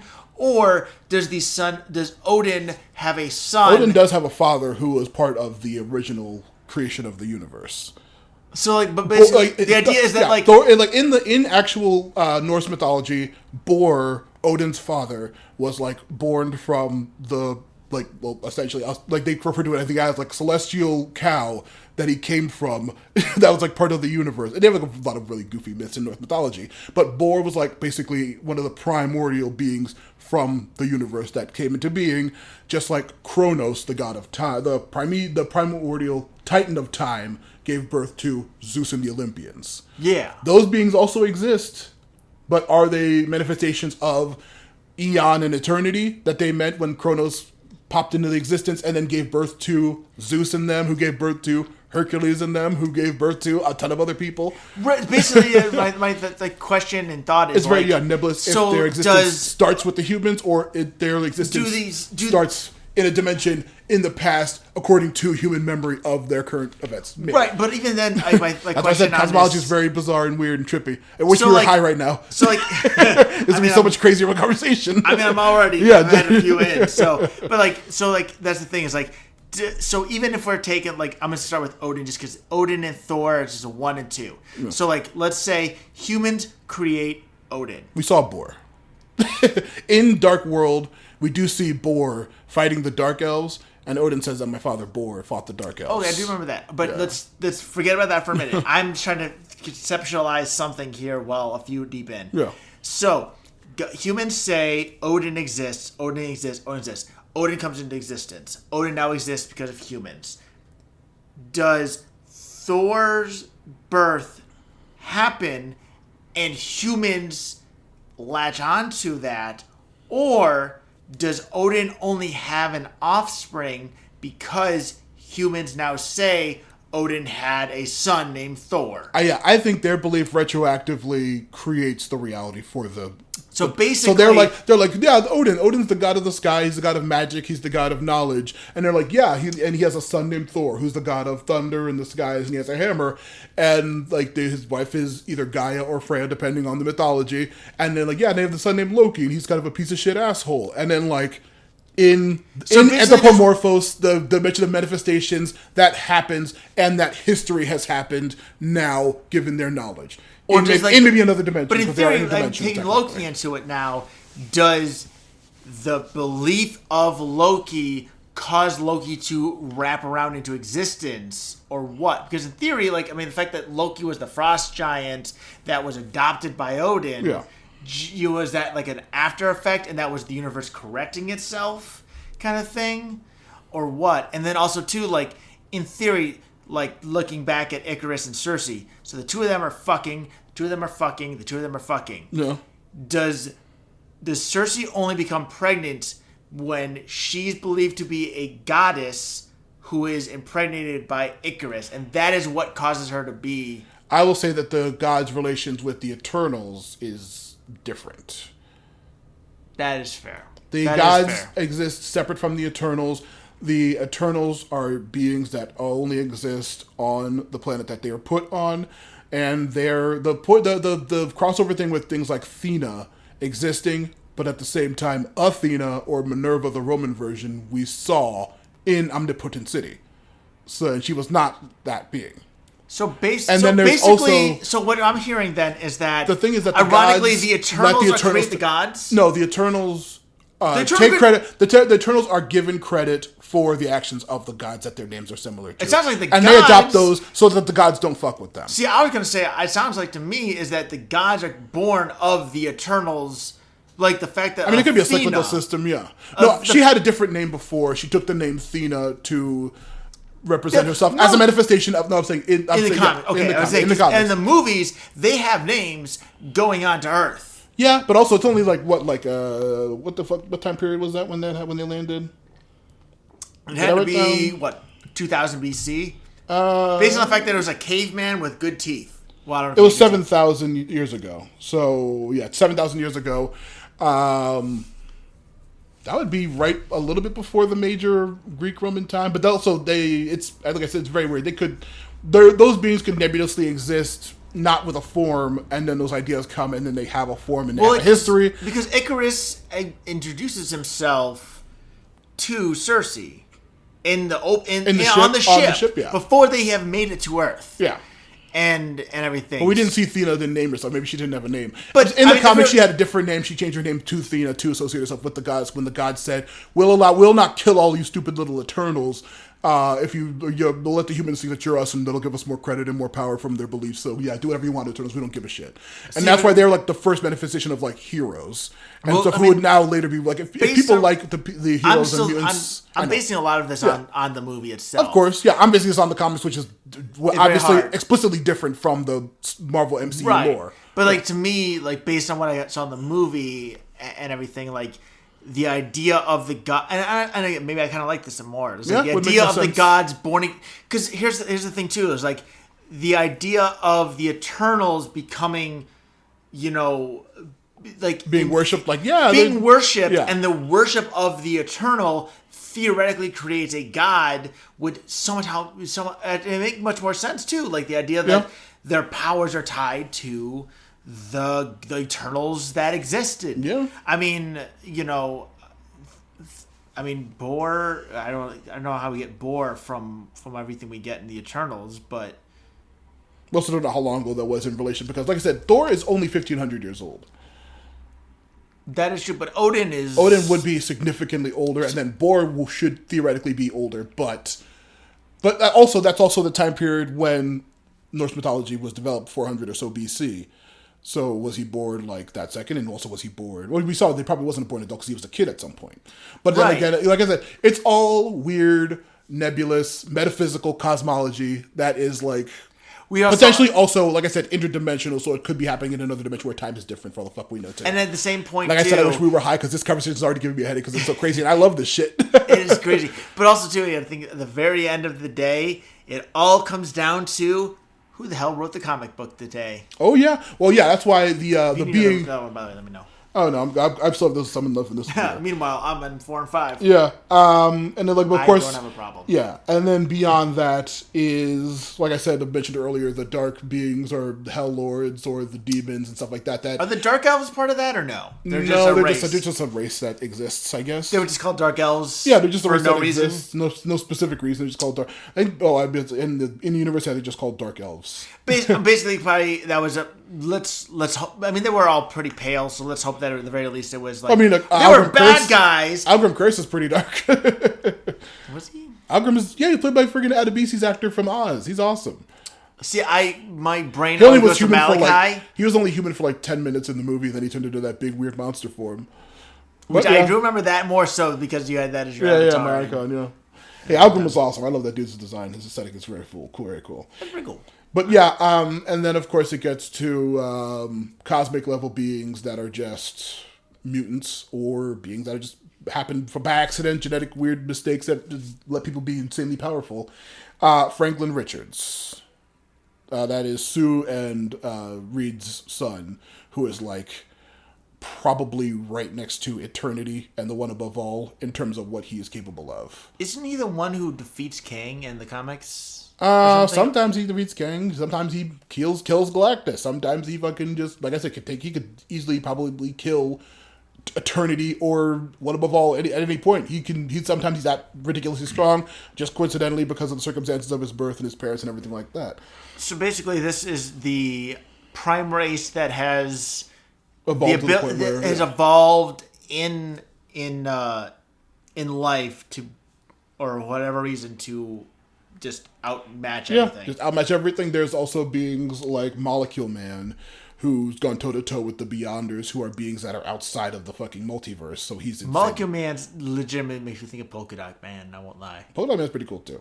Oh, he was awesome. I loved him. Yeah. Then there's characters like Legion, Professor X's son, who has dissociative identity disorder and like thousands of personalities, which each have like Omega level mutant powers each. Then there's fucking a ton of other freaks. The Sentry, who was just introduced in Thunderbolts, who in comics has I still need to watch that movie. Killed Celestials before. So there's a lot. Yeah, the deviant race can, or the primates can fucking evolve from real freaks, or at least Earth can.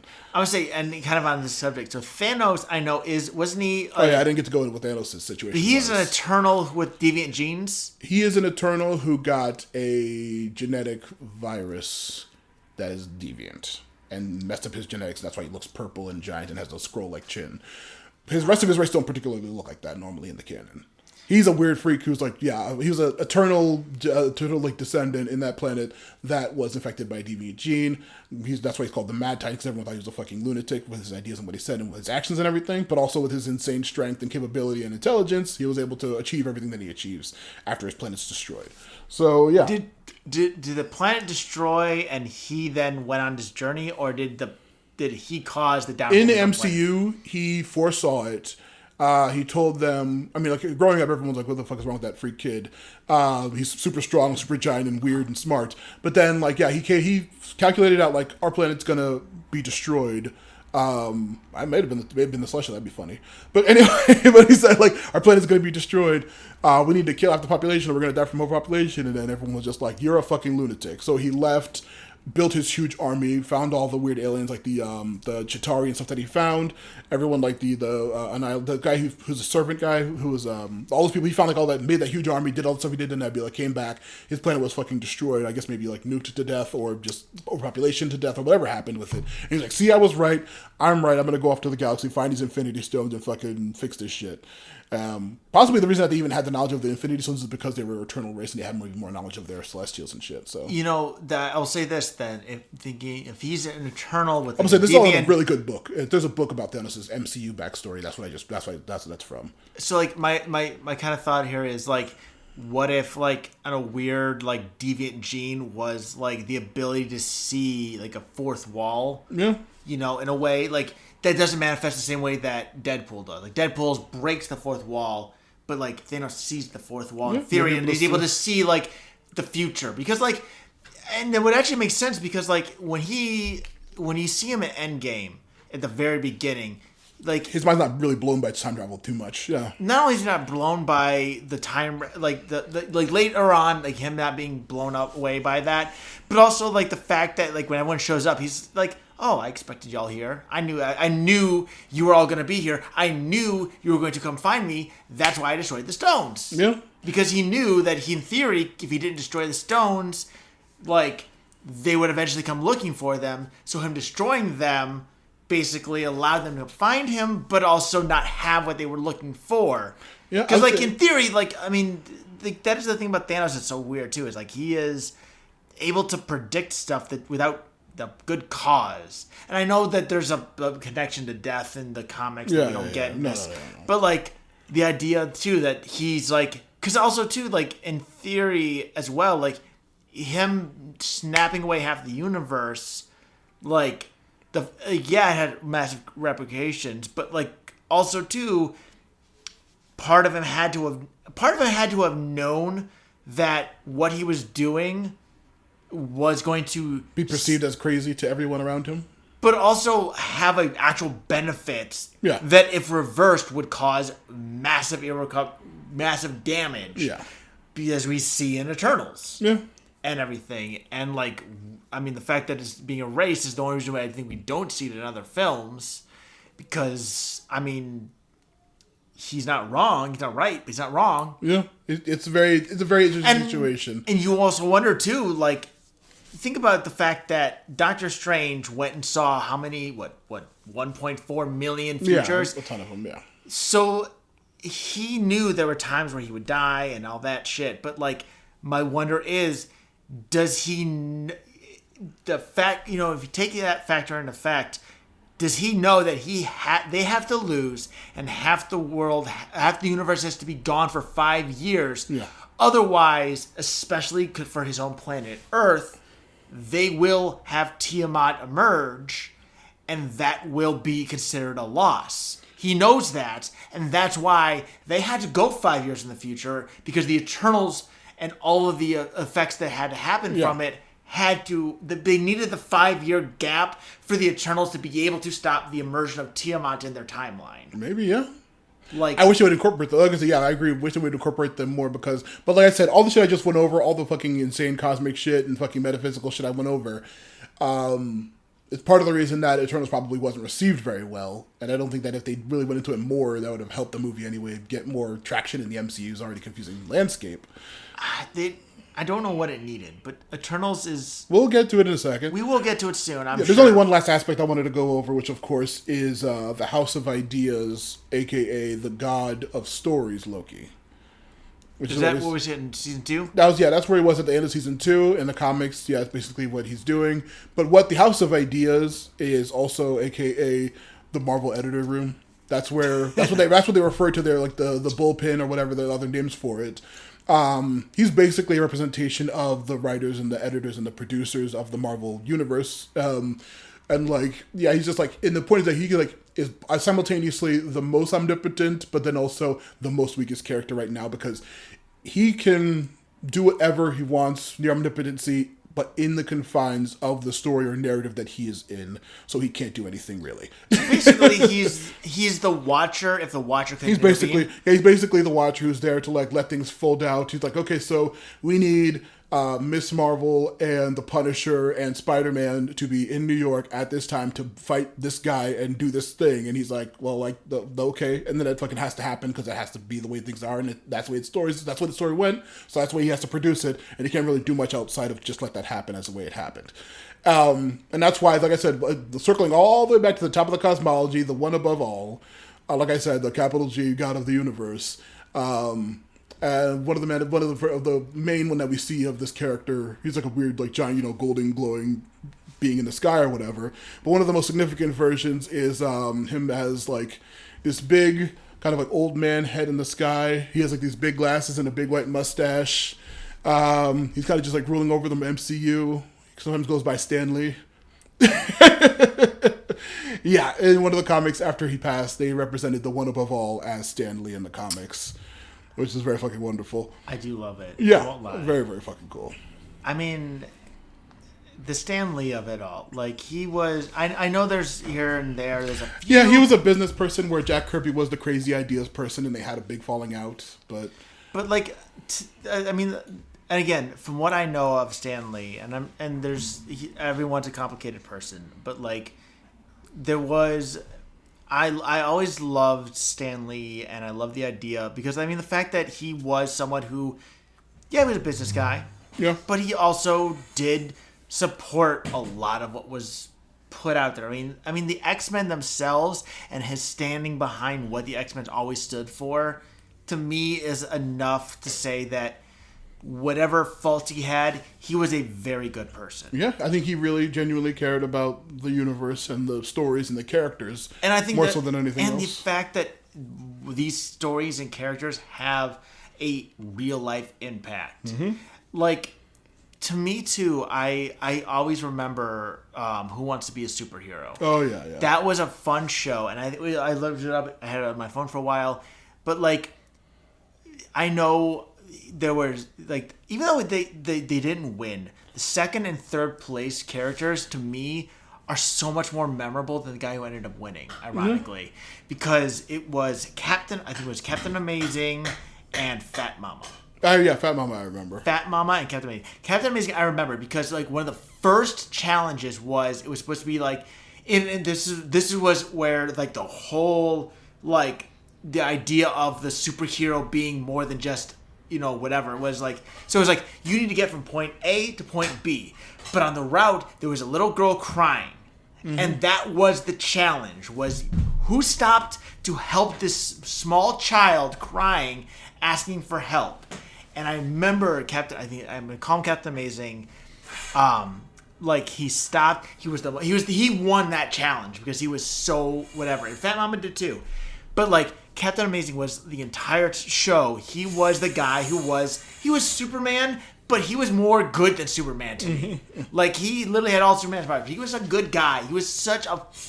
And especially when you think about this show and everything we had, like, he was someone he tried to do good at every moment. Oh, yeah. And Fat Mama was memorable because, to me, she even said, I'm a bigger woman, and that is a stigma. And I want to show kids, I want to show people that it does not matter how you look, is what you do. And Stan Lee, I think, always knew that those two were so important, and made sure they got as far as they could to get every message that they could out there. And he long story short, Stan Lee, for all of his faults, made mistakes, he had problems, but he knew the right thing to do, and the right thing was to make sure that the people that were not heard could be heard, even if they weren't seen, they could be heard. Yeah. And I think that's where X-Men is so important, because Professor X and Magneto are always presented as white individuals in the majority of media and comics, but the fact that they are so representative of so many minorities is important, and I think that's a great way to... Doesn't matter how they're seen, it matters what they say. And he made sure that we heard that, and we heard what they said and what they represented, even if we couldn't see it all the time.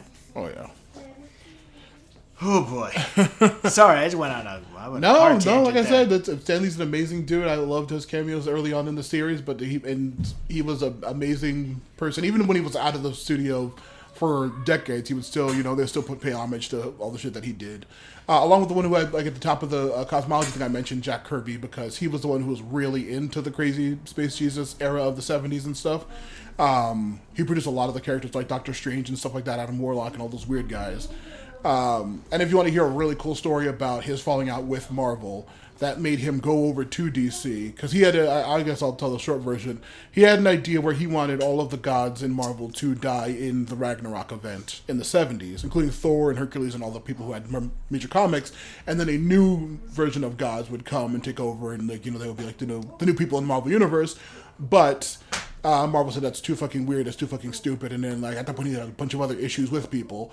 So he just said, fuck it. He left, went over to the competition, DC, and that's where he made things like Darkseid and Eugenesis and Apocalypse and the New Gods, who are a large pantheon of DC characters who have a long history and story now, from that like falling out. But then like he's one, like I said, he's one. Half the cosmology I just went over with the Eternals is from his era. He made the Eternals, I'm pretty sure, the original run, and like his falling out. No, he passed a while ago. What? I'm assuming Stan Lee outlived him. Oh, by a long time. Okay. And those two were the like, not, I don't know if they were founders, but they were like the two heads for the longest time during the Golden Era and the biggest names you would hear. And like, their falling out like was like legendarily famous.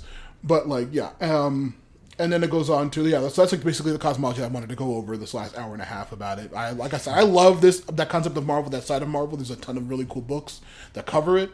And like the wars and the fights that they have in those people, and like the history of those like beings, and of course everything I just said has been nebulously retconned or retold or differently scaled or changed variously by tons of artists and tons of writers over the decades that it's been first made. But that's my culmination of the knowledge that I have at the current state of things. So like you saying that makes sense because like I know one of the things about DC, and ironically I know it from Death Battle, is like DC has, like, Superman himself is such a unbeatable character in a way. And, like, the way the last hour and a half we've spent talking about, like, concepts and evolutionary genes and all that shit, like, it always seems like DC has, like, an edge. And I feel like it's almost because Marvel has pulled back just enough to like descale their folks in a way that makes it almost hurts like the power levels. Yeah, the Space Jesus era. Again, looking at it in 2026 compared to I'm sure if you looked at this shit in 2000, goddamn, 26 years ago. Yeah. What the fuck? But if you look back at the years of Marvel, like there were probably death battles where Marvel character who theoretically scaled less to a DC character nowadays outscaled them in a time. Oh yeah, because of shit. And like the issue with like all the people that I said in the different levels of the celestial thing that I said. Yeah, like I said, there are comics where Dormammu is like said to, if he manifested in this main universe, man, he would fucking destroy the whole planet and he could kill anybody, including Galactus. And then there's other stories where Galactus goes to Dormammu's universe, kicks his ass and absorbs him and kills him easily. There are stories where Mephisto is just like, oh no, the Celestials, what am I going to do? And then there's stories like, yeah, I fucking remember when the Celestials came to Earth. I fucking scared their asses away. I'm so fucking powerful. What is Dormammu? Is he Dormammu's a different dimension. He's a different. So is he basically like a god of He's a Oblivion? magic. No, he would be of the powers that be would be what he's from, because that's the magic. That's the magic metaphysical. So he's a god of the magic of that dimension. God. So so there's the one that basically I would say he's probably the one below the top level, like. So basically, to think of it is there's three universes outside of the main overall. I created everything. I created three gods. Yeah. One is magic. He would be basically a god or celestial of the magic dimension that's able to make his way into the quote unquote our dimension. Yeah. Dormammu is very powerful. Yeah, I would love to fucking teach a class on the cosmology of the MCU or DC. Actually, DCU I popped off during our Young Justice episode. Go listen to Action Toon Bros, the last season of Young Justice, where they got real fucking space goddy. I was popping off in that section. But the main thing I wanted to say was like, yeah, the scaling of all these beings is very nebulous. Like I said, at any time they have been killed or defeated by the likes of Null or the Chaos King, or Earth superheroes have tricked them or defeated them or killed them in other situations. It's all very nebulous, and the scaling doesn't make any sense. And that's why I always go back to the old adage of Stan Lee. I'm sure you've seen the famous video where he's like, hey, people always ask me in my letters to the bullpen, like, who would win, the Hulk or the Thing? And people always ask me, who would win, Peter Parker or Colossus? And the answer is, whoever the writer wants to win. That's who the winner is going to be. The stories are written by us, and we can choose who wins in the story depending on the canon or who's writing at the time. That's who decides the battle. And then, of course, people, power battle people, like, hate that, and they love their fucking city level, street level, like, city, like, island level, planet level, universal, outerversal, multiversal level, like, all the scaling of powers is always very funny. I love following that stuff, even though I don't give it too much credit, because it's just, like I said, it's very nebulous, and people can pull up any bullshit single example of a panel that's out of context that, like, makes somebody look insane, but it's like, they got beaten by, like, a joke character 2 seconds later. So... yeah, power battling's very fun and weird, but like I said, the cosmology is fantastically fascinating, and I love it. But now, more specifically, into the actual comic run that influenced the movie.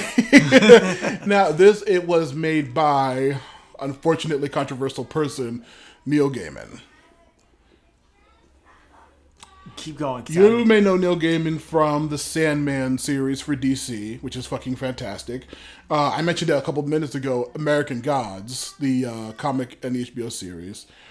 And then there is also... it's a novel, American Gods. And then Good Omens, the Amazon series, and also another novel. He is a prolific writer who's done tons and tons of work for Marvel and DC over the years. If you want to hear his, like, long-standing legal battle with Todd McFarlane over the Spawn comics, what they both worked on from the beginning. He's a prolific writer, but also, unfortunately, a prolific piece of shit. In case you've not been following his horrible shit. Just recently, as of July 2024, huge amount of people came forward with sexual assault allegations against him. Not great. Boy. I'm making faces as if he can see me. I don't know if you're familiar with his wife, also Amanda Palmer, who's a musician that my sister was also a huge fan of. She makes a lot of indie music, but she's like a fairly famous musician back in the aughts, I believe. Familiar sounding. Yeah, Amanda Palmer and him were both accused of various abuses, and this got a number of his things. Like, he's also like, this is in the middle of him like having a bunch of shows. He has shows on Disney. Based on his stuff, like I said, Amazon and HBO have shows based on his works that are so prolific. Like I said, I guess I don't know, Amber was a massive fan of his work too. He does a lot of really cool stuff. I'm certain that our friends Tara and Ben are both like know his work because he's very, very famous. Say his name again, because my brain is... Neil Gaiman. Neil Gaiman. Okay. Yeah. My brain is starting to shut down, I will not lie. Well, we maybe should cut the episode short, a little middle cool episode of before the movie. Honestly, I'm trying to find something I just need something to eat. Okay. That's why I was looking at my phone. Well, here. we're probably going to take a food break, but you won't know that, listeners. So, we have a food break or we don't have a food break. Who knows? Yeah. But yeah, besides the awful, then of course, unfortunately, the cases was technically dismissed as of February 2025. But because it was a whole matter of like where the actual events happened and stuff like that, so it wasn't actually any proving innocence or anything like that. So it still sucks. But his comic run of the Eternals, the Eternals is specifically what this comic run is. This movie is based on. But differences in the movie and the comic. In the comic, it's like in the middle of Civil War with Tony and Cap fighting over the restoration of superheroes, and then this is also in the comic. Makari is actually the protag of it, which is very weird because she barely has anything to do in the movie. But also, Makari, Sprite, and Ajax are all actually male characters in the comics. Makari's the speedster. Oh, the mute one. Yeah. Okay, that confused me. I won't lie, because I did not remember her being named. She is not named. She occasionally, but it's very far into the movie. It is very minimal. But yeah, it's weird because Sprite, Makari, and Ajax, Salma Hayek's character, were all male in the comic series. They changed the female for the actual movie. Right. So yeah, it's a weird choice. Also, like I said, Makari was such a minor character in the actual movie compared to the book. It's very weird. Makari was such a Makari felt like a character who could do whatever that she wanted and also couldn't. I feel like it was an issue like any speedster and most things where they're like written out of the story because they could solve too many problems. That's very possible. But also Sprite felt like omnipotent when they wanted her to be, but then also like just nothing when they felt like, oh, I don't think we want her in the story anymore. We didn't really get to see her do much of her like prime thing with making illusions and stuff. Like that probably would have been more helpful for things like the demons and shit like that. I feel like we saw a good amount of it. It's just like they put her in like the worst situations. Yeah, like her at the end when she's like, you'll never know, and it's like there's only so many things here, and also I mean that also was dumb because like. Yeah, another thing about Cersei, the issue with the comics was another thing with Sprite being a boy and still looking like a child their whole life. Another aspect was like over the course of the time that the Eternals were, the thousands of years they were on Earth helping humans or not helping them in the comic. Cersei had relationships with basically like almost all the members of that particular group of Eternals.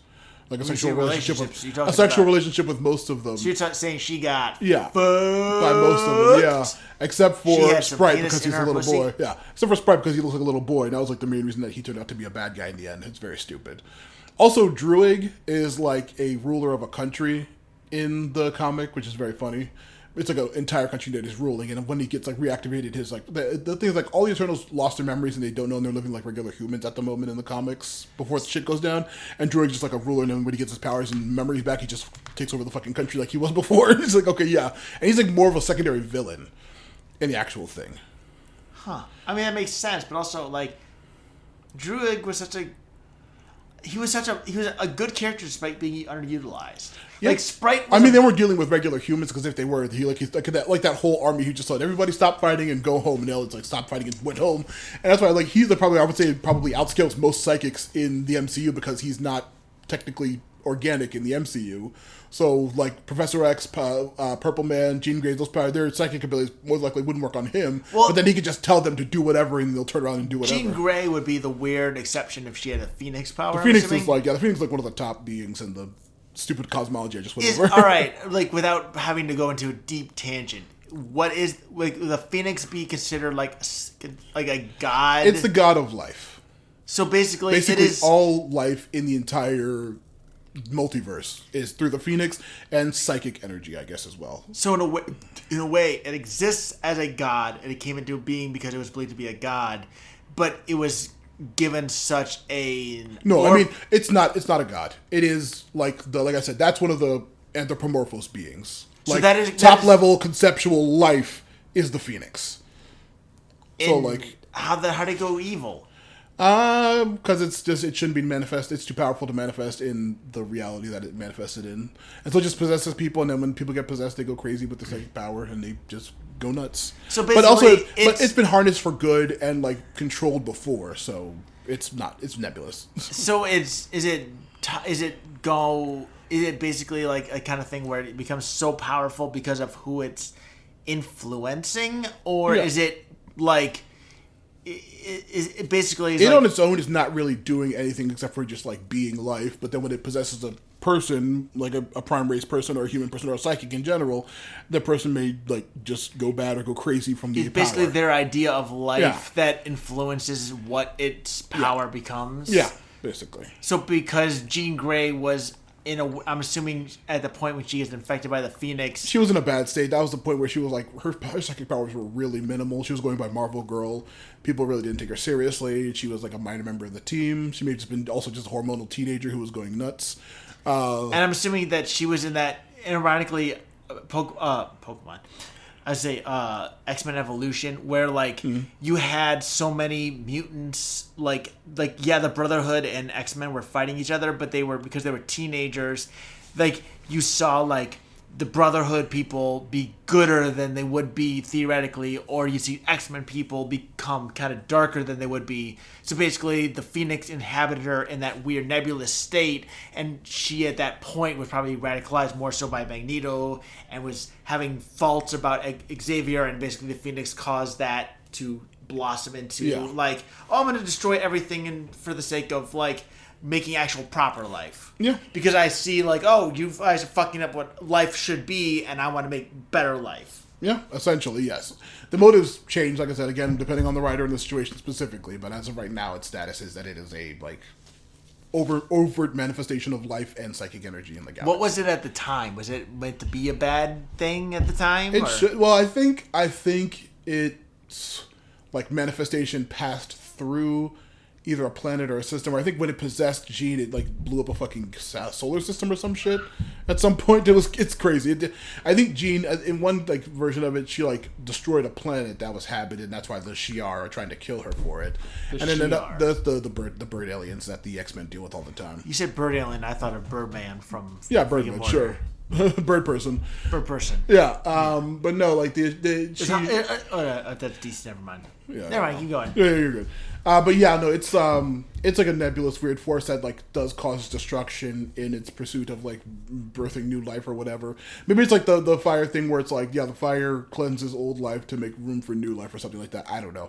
I'm not sure what the actual mechanics of it are in any specific way. You know what? I wonder then, is it a god like being? Well, you said it's not a. Yeah, it's like a. Because I was saying, it sounds like it's got like thing, yeah. Because to me, like a god that thinks it's celestial would be like the perfect example of something that. Well, there is the god of celestials, the First Firmament, which I didn't even go into. Don't even. Or when Hercules became the god of heroes and became like immensely more powerful. Very, very cool story. But anyway, like I said, there's a lot of shit I didn't go into that's really fucking weird shit. So. You know what? Let's move out of this tangent because my brain's gonna break. Yeah, I know, it's gonna get real weird. Like, yes, there is a god of celestials, and no, I'm not going to explain what the First Firmament is to save Ed's brain a little bit while he's still hungry. So Null is a celestial? No. Or is he? Null is a god being that existed in the blackness of oblivion until the Celestials began to make life, and which that was like a light in oblivion that pissed him off so much that he exited oblivion and decided to destroy all life, creating the Null. So he was a god created in oblivion. Yeah. That basically had akin to what would be an X gene to allow it to escape, basically similar to Dormammu, where like he escaped from oblivion into the, let's call it the main our universe. universe. Yeah. And that's where like, but basically too, like Dormammu and Null, like theoretically they might be the same level of like humans, but because their universe power scale is different. Yeah. They're seen as much like more powerful, much more powerful than humans, even though they're theoretically at the same level in their own universe. Yeah. Similar to how like Superman on Krypton is just a regular person theoretically, but Superman or the example of like Scissors Man on Paper World. Yeah. Like Scissors Man on Scissor World is just another regular person, but in Paper World he's a god. Yeah. He can do whatever he wants. Yeah. And basically that's what Null is. Yeah. And Dormammu when he escaped. Well, Dormammu's like the dominant being in that dimension that he's in though. So it's kind of weird. Cosmology is funky. Yeah, I'm really confused. We're trying to get to the movie. Yeah, damn it! I was trying to talk about the comic to lead into the movie's events. We can wait for you to get here before we go to the movie because, like I said, after a little bit about the comic, I can go about a couple of more differences between the comic and the actual specific thing. But I was going to go over more specifics afterwards because the comic I mentioned earlier, the X-Men Avengers Eternals event, does also tie into the movie. So I was just going to leave that till now. But now, besides that, and besides the horribleness of Neil Gaiman's situation, now to finally get to the actual fucking movie production notes. 2021, Chloe Zhao, Chinese native. Nice job, Ed. Farting in the middle of this. It's a party. Real nice. Just like Simu Liu from Shang-Chi in the past, she's spoken out against China. And like I mentioned before, this is what led to this time period where like a number of Hollywood movies, including Marvel movies, were like not being aired in China. And that also really affected their box office a shit ton. Which is crazy because like, you know, I know we talked about like Monster Hunter and making a terrible joke. But like that was like genuinely understandable. Yeah. But like that felt like that backlash was not from the government but from the people. Yeah, that was more. Yeah, that was more like people who were like, "Yeah, fuck that, stupid." Yeah, this right, and the reason they're not air it or to make money there is because they fucked up and made a mistake. Yeah, but like the fact that like criticism of a government caused a movie to become considered a failure is a problem. I mean, that's the before, like I said, China's been really beneficial to a lot of international movies because, like, just like America, it's the largest movie consuming country next to us. Yeah. But yeah, like this was a period where like a ton of Hollywood stuff was not getting shown there, and like very specifically, she spoke out against it because she didn't like what that was the director family. Of this. Yeah, Chloe Zhao was the Eternals? director. Yep, Eternals, right? Eternals. Okay. Yes, Chloe Zhao spoke out against China in the past, and so did Simu Liu for Shang-Chi, and so both of these movies did not get much production. Or I don't even know if they released in China. I remember I didn't hear much about the negative China stuff on Simu Liu. Yeah. It was more so like, didn't he like when he was like younger? When he was a like, teen, he had like really problematic Reddit posts, I believe, or something like that. Reddit or Twitter? I thought it was Twitter. It might have been both, honestly. Probably. I think it was both. Yeah, like when he was a kid, he had some really shitty things they said, which God forbid, fucking they find my shit from elementary school and middle school and shit. I remember getting called into the principal's office in middle school because I supposedly used a racial slur to a bunch of black students. No, I remember the situation where like me and you were sending those fake emails about what each other didn't say and we got in fucking huge trouble. We were bad kids. You were the one who got I got in bigger trouble, yes. Yes, but because also you went to the race cars. Yeah, we're just being homophobic before and terrible. Oh God. Well, we were a piece of shit, but it was the odds. Everyone was a piece of shit. Yeah. But no, that was back before, and I realized I think I mentioned this in one of the episodes. It was I used to refer to Steven Masowski and Steven Stan as the gay Steven by Steve, and Steve Stan was like, why is there a difference, and why is that like a definitional like term? Yeah, like, way back then in the time it was bad. Yeah. Someone told us the difference, and we know we're better people now. Because we had the diversity of an inclusion of things that allow us to see the ability to create equity in the world. Yeah, we it's almost as if that's all DIE is a good. Wait a minute. Yeah, that was a very unfortunate miss. DIE. DIE, nice. DEI to DIE. Whoops. Nice. Oh boy. But yeah. How? Okay. All right. Now I gotta say this then. People against DEI. How have they not just twisted into DIE? I mean, they're not that clever. That's why. They're pretty stupid. They are, but they're also like the one thing that they're good at is like somehow creating like the ability to make catchphrases. Like the fact that MAGA is the new Nazi. Yeah. Is it because they somehow made a good catchphrase? Mm-hmm. But they can't do this that I just did accidentally? No, they're too dumb. Besides, you know what they did? Yeah. The mistake is they were not doing a podcast 4.5 beers in. There are a shit ton of horrible fucking right-wing podcasts just to fucking... but they're not 4.5 beers in to allow them to be into that sweet spot creativity. Creativity, exactly. Now imagine if we were more drunk and or high when we were having that cosmology discussion, listeners. It'd be real fucking trippy. If we were going to that, we would have been on the very first conceptualization of the God that exists over everything. Yeah, we still would have been talking about... And I'd be like, they just made everything. But then, did they know that they were gonna make some fucked up shit? Yeah, but or also being more powerful than it, and it's just like, yeah. I mean, but then they're not gonna. He made the saying? He made a titty so big even he couldn't lift it, or a sandwich so big even he couldn't finish it. Wait a minute, a tit so big he couldn't lift it. Yeah, remember the old high conversation show? Like, a tit? Yeah, a tit so loud. Yeah, this was like, could God make a tit so big that he can't lift it himself, or like a burrito so hot that he can't eat it? And it's just like, sure, no, but Marvel God can. One of all can. Wonder then. The one above all has made many breads would too he big for him to suffocate eat. On said tit that he can't lift? Who knows? Or I'll leave the horniness to Ed. Would he make himself strong enough to lift said tit so he does not suffocate, but he gets into that sweet spot of orgasm where you like have no air, like the suffocation, autoerotic asphyxiation. Yeah, oh boy! And we're trying to get to the actual movie at some point. I'm literally You're the one who said the tit you can't be lifted. Yeah, that one's on you. Yeah, of course. But yeah, actually, important, serious discussion. Chloe Zhao, besides the Chinese stuff, she's also a massive Academy Award-winning director. She was chosen after doing Nomadland, which was like a huge Oscar darling back in 2020. Nominated for Best Picture. She won Best Director for that movie, the Academy Award. Which movie? Nomadland. I do not remember that movie. 2020? I'm sure you probably didn't see it. To be fair, 2020, I think I just don't remember much of. I mean, everyone was pretty much losing their minds back then. I mean, hell, we had how much long of hiatus back in 2020? A very, very long one. I think we had what, a year or didn't more. we record like our first 3 episodes in 2020 or like 2019 and 2020? Yeah, 2019, and then they released over the course of 2020, I believe. And then there was like it was like mid 2021 when we finally got to the 4th episode. Oh yeah, but here we are all the way on 24. And we've recorded and consecutively at this point this one episode more than all of our previous at that time. Yeah, pretty 2020, 2021 movies. Yeah, but yeah, after she won Best Director, she was the first woman of color to ever do so. Wild. Yeah. How? Huge amount of fucking... How did it take that long? I mean, really, because the Academy Awards suck shit. If we're like, movie and game enthusiasts, if we followed the fucking Academy, we'd be way more fucking pissed about how shitty and corrupt that whole system is.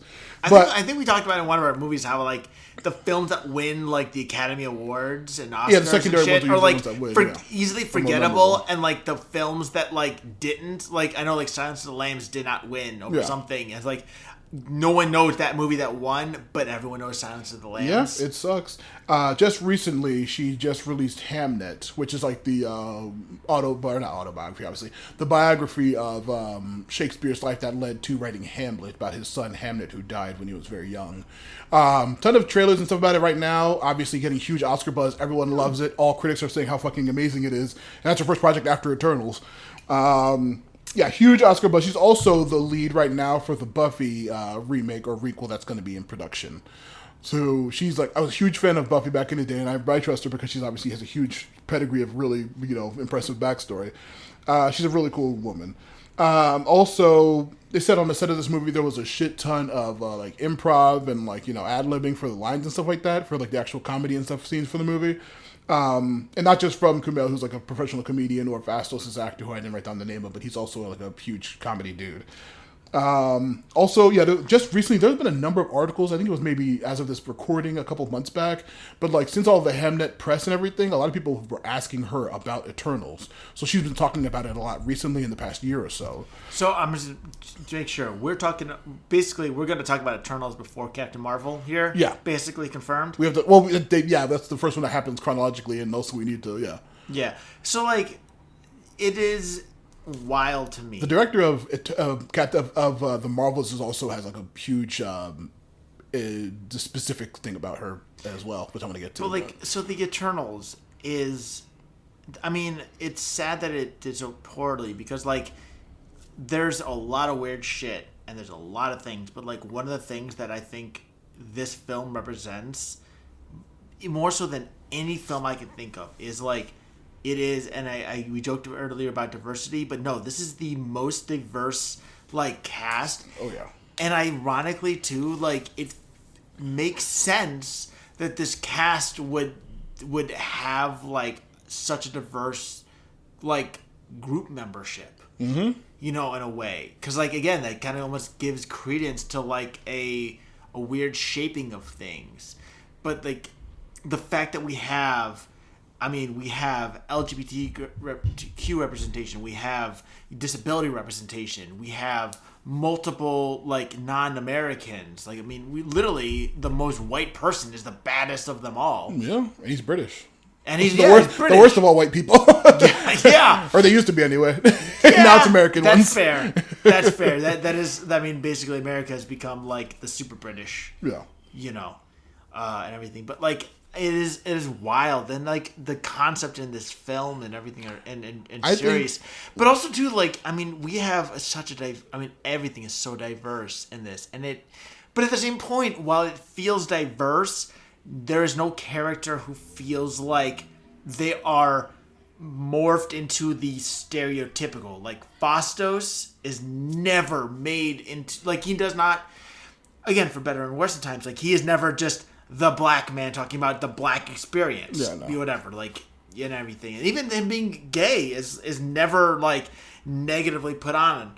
The fact that everyone has these understandings of each other, while at the same point, like, seeing what the divisions of the world are. Mm-hmm. Like, it is wild. This is wild. Yeah. How good this cast is, and everything is great. Even too, like, I look back and I think, like, so I had not seen the film beforehand, but I'd heard of the film Train to Busan. And it was one of the first, ironically, it was so, I think I mentioned before, like, so my wife had gotten very much into Korean dramas and films and life and everything after Squid Game 2, especially season 2 and K-pop. And I had heard of Train to Busan from Dead Meat. Yeah. But I finally watched the film and I was like, wait a minute, I know that guy. Yeah. You know, and everything. And like, and he's a badass in that film. But like, I mean, you have him, you know, a South Korean. I was going to go into the actors in a second because there's each one of them has like a huge amount of really cool shit to say. But, like everyone is great in this they're film. all wonderful. Every character. It's ironically like this is a film that could have doubled its length and would have been better for it, but without taking away from the film itself. Like, and even then, like. You just keep going because I can gush right now. Well, we gush about the film because it's a really good film. According to Zhao, she said Kevin Feige told her that like he basically trusted her, obviously after her like, you know, huge nominations and everything, that she was allowed to do whatever she wanted, and she knew that she, as one of the first people to express passion about this idea and about this concept and wanting to do this movie. So that's why he said he trusted her. And after the movie came out, after it was released, and after all the repercussions from it, he even said like, I know that, like, no one told you to make that film the way that you made it. Literally no one in the world was interested in it, but you told the story that you wanted to do, and you did it amazingly.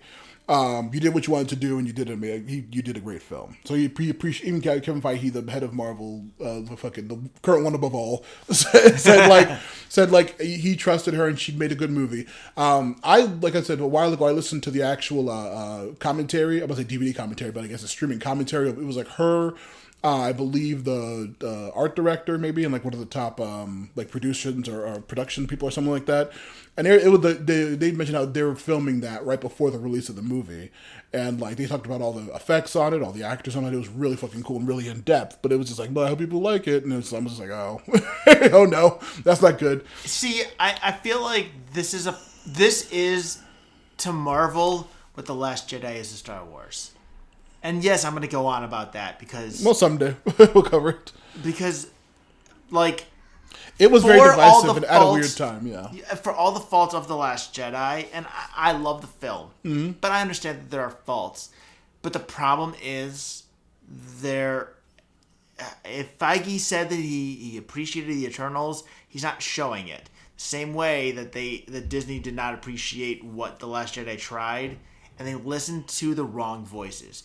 Like, I hear a lot of times, like, the most, you know, the vocal minority, the vocal, like, majority is not the actual majority. The problem is that that's the one that's listened to, because the people who, like, someone like me is like, I love The Last Jedi, and I will defend it, but I'm also not going to, like, go off on every single Star Wars thing and say, The Last Jedi is the best thing ever in the world, and if you don't think so, then you're an idiot. Yeah. Whereas the people who did not like it because of racism, surprising racism, they're so broken in their humanity that they actively ruin things. And I think that's what happened to the Eternals. Yeah. Because it is flawed. It is not a perfect film. There's a lot of things I could probably, I will, and I have pointed out on it. But at the end of the day, it created a concept. Like the fact that we could have this conversation about Celestials and the existence of the Eternals and the Deviants and the Prime Race and all these different things and have our fun little theories, that is something that should exist. Yeah. And it would make sense to bring it in to the whatever. Like, it doesn't even need to be brought in. Like, it does not need to be heavy brought. I think I brought it. I don't know if I brought it up in the previous 4 hours before we started recording tonight. No. But, like, to me, I think one of the things I remember writing is, did Phastos create the Seven Rings from Shang-Chi? It has not been expressly said yet. But he could have, yes. He not only very easily could have, but what he creates in the Eternals, is that not... It looks very similar, yeah. Exactly. Yeah. So, like, you know, to me, like, there is so many connected issues. The way this movie ends, even. Not even outside of, like, the existential, like, characters, just the Eternals, the way they exist. The end credits scene between, you know, with them in the ship and them being taken by Anshem. what Tiamat. So like the fact that you pointed out, like every Celestial seems to have like Ansham, a role. What is Tiamat's role? Yeah. And in theory too, what does removing Tiamat from existence do to the universe and this timeline? You know what I mean? Like that, like the fact that Galactus is as you mentioned, he's not a Celestial, but Galactus is the Devourer. That is very Celestial coded to me. Yeah. So Galactus the Devourer, Arishem the Judge. I mean, Essos the Calculator or something like that. Yeah, they all. I mean, even the fact that we have Ego and these Celestials, like. There's so many things. And I think you mentioned that was it the Thunderbolts mentioned the event? The Thunderbolts it's Captain America Brave New World is where they finally address Tiamat. Okay, so they mentioned it's about Tiamat. Yeah, I have not watched it yet. I'll admit it's I don't want to say mid, but it's all right. It's a gentleman 7 out of 10. Yeah, like I said, a gentleman 7. That is your on his own. On its own merits? On its own merits. Yeah. Hey, that's what I'll say. It's not bad. It's not a waste of time. It's slightly good, but you're going to be like, all right, at the end of it. But like, the fact that they have pieces of it. Like, this film is so much better than it got credit for. Mm-hmm. And again, the faults, there are faults. We will talk about the faults. I love the Eternals, but I will tell you the faults happily. Yeah. The movie, this one was the first actual critical failure for Marvel. Which, at least according to Rotten Tomatoes, the flawed review system that it is. What was the film that came before this? I believe the one that came before this might have been Spier-man. Huh. I'm not sure. It was definitely after. It was obviously after Infinity War because Infinity War was 2018. This would have been after. I have no clue. But like, it's Phase 4. See, Phase 4 everything after Endgame is weird. I liked the way that they went with it because it was so different. But actually, sorry, I just checked. The first movie that came out before this was Shang-Chi, which was another weird movie, but it did decently-ish well. See, that's which is weird because I know seemingly I think the stuff happened. The stuff came out afterwards. After the movie came out, because they made pretty much the exact same amount of money, which was only about $400 million for both. Huh. But the production for Shang-Chi was only about $100 million, so they made their money back fine. This movie was about $230 for how much it cost, and they made about $400, which does not technically break even. Which is funny to say because like I feel like Shang-Chi had more effect than the Eternals. Like Eternals felt more grounded than I mean, probably more like the actors and the scale of it. That makes sense. Though it's always funny to think. So like, Simu Lee isn't also in a show called Kim's Convenience. Mm-hmm. So the actor who plays Appa, the father in Kim's Convenience, is the same guy who plays Iroh. He is an actual Korean Canadian, like. I think you brought this up last time too. We're talking about Shang-Chi, probably. We might have. Yeah. So, like, Kim's Convenience is about a Korean family in Canada, and it's built with the creator. The actor and actress who play the mother and father, Appa and Uma, are Koreans who immigrated to Canada. The actress who plays Janet, the daughter, same thing. She is obviously Korean descent, and their family immigrated to Canada. Simu Lee is not Korean. Simu Liu is not Canadian. Is not Korean. I believe he is Chinese or Taiwanese. He's definitely. I think he's Chinese because that was the whole issue. Right. He might be Taiwan. See, I feel like he might be Well, possibly. Yeah. Well, yeah. He's in the China demographic of Asian descent. Mm-hmm. He is not Korean, but he is the son of every single other main actor and actress. Is a Korean who has ancestry, who either they or their ancestors immigrated to Canada, which is funny in a weird way. So the fact that he was the one who made it big into this, and then also had like weird controversy and all that shit. whatever. But like, I mean, the dude seems pretty chill. Back when in 2000, this was 2020 and 2021. Back when I was on Twitter, whatever, he seemed pretty chill these days. to be fair, that was before he got bought by a Nazi. Yeah, Literally, I'm not talking about hyperbole. yeah. He literally did a Nazi salute 2 times. Elon Musk, specifically Twice. Nazi Mulio. Elon Musk is a Nazi. Yes, Straight up. Yeah, Ban us, YouTube. I dare you. YouTube. They wouldn't dare. Yeah, Way too small. Exactly. The only way they would do is if we were doing a Stephen Blum movie. Yeah. Stephen Blum movie. What is his name? Stephen Blum's a Jason voice Blum. actor. Jason Blum. Jason Blum, not Stephen Bloom. I said Bloom, same thing, We right? need to take that food break. It's supposed to be here. It's supposed to have been here 15 minutes ago. So Marco's Pizza, you're faulting. Yeah, you're making this podcast more crazy. Yeah, exactly. The movie made a decent amount, but didn't technically break even. Not as disastrous as the Marvels when we get to that in a couple years. But See, the Marvels failure is so like. I think this movie was very high. The Eternals was very high concept. And a little bit bizarre for what Marvel was people were used to, and I think that affected it. But also, like I said, the China thing, and I think we can get more into why the movie didn't do well, presumably after we get to the actual description of the movie, just to try to speed this episode up in some manner. Speed up the episode. What is this? Episode 1? Come on now. Yeah, we're only 2 hours. We're only technically 6 hours into this episode. And in case you haven't noticed, listeners, this is now a mukbang podcast.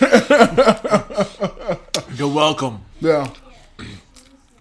All right. So Next thing I was going to get into was the actors. Okay. So lead, obviously, I guess, this movie's nebulous. You could say one of the issues with it was that it was nebulous. He didn't really have a lead. Do you want me to turn on your side so you can eat? No, be just very, keep going. very juicy into the mic.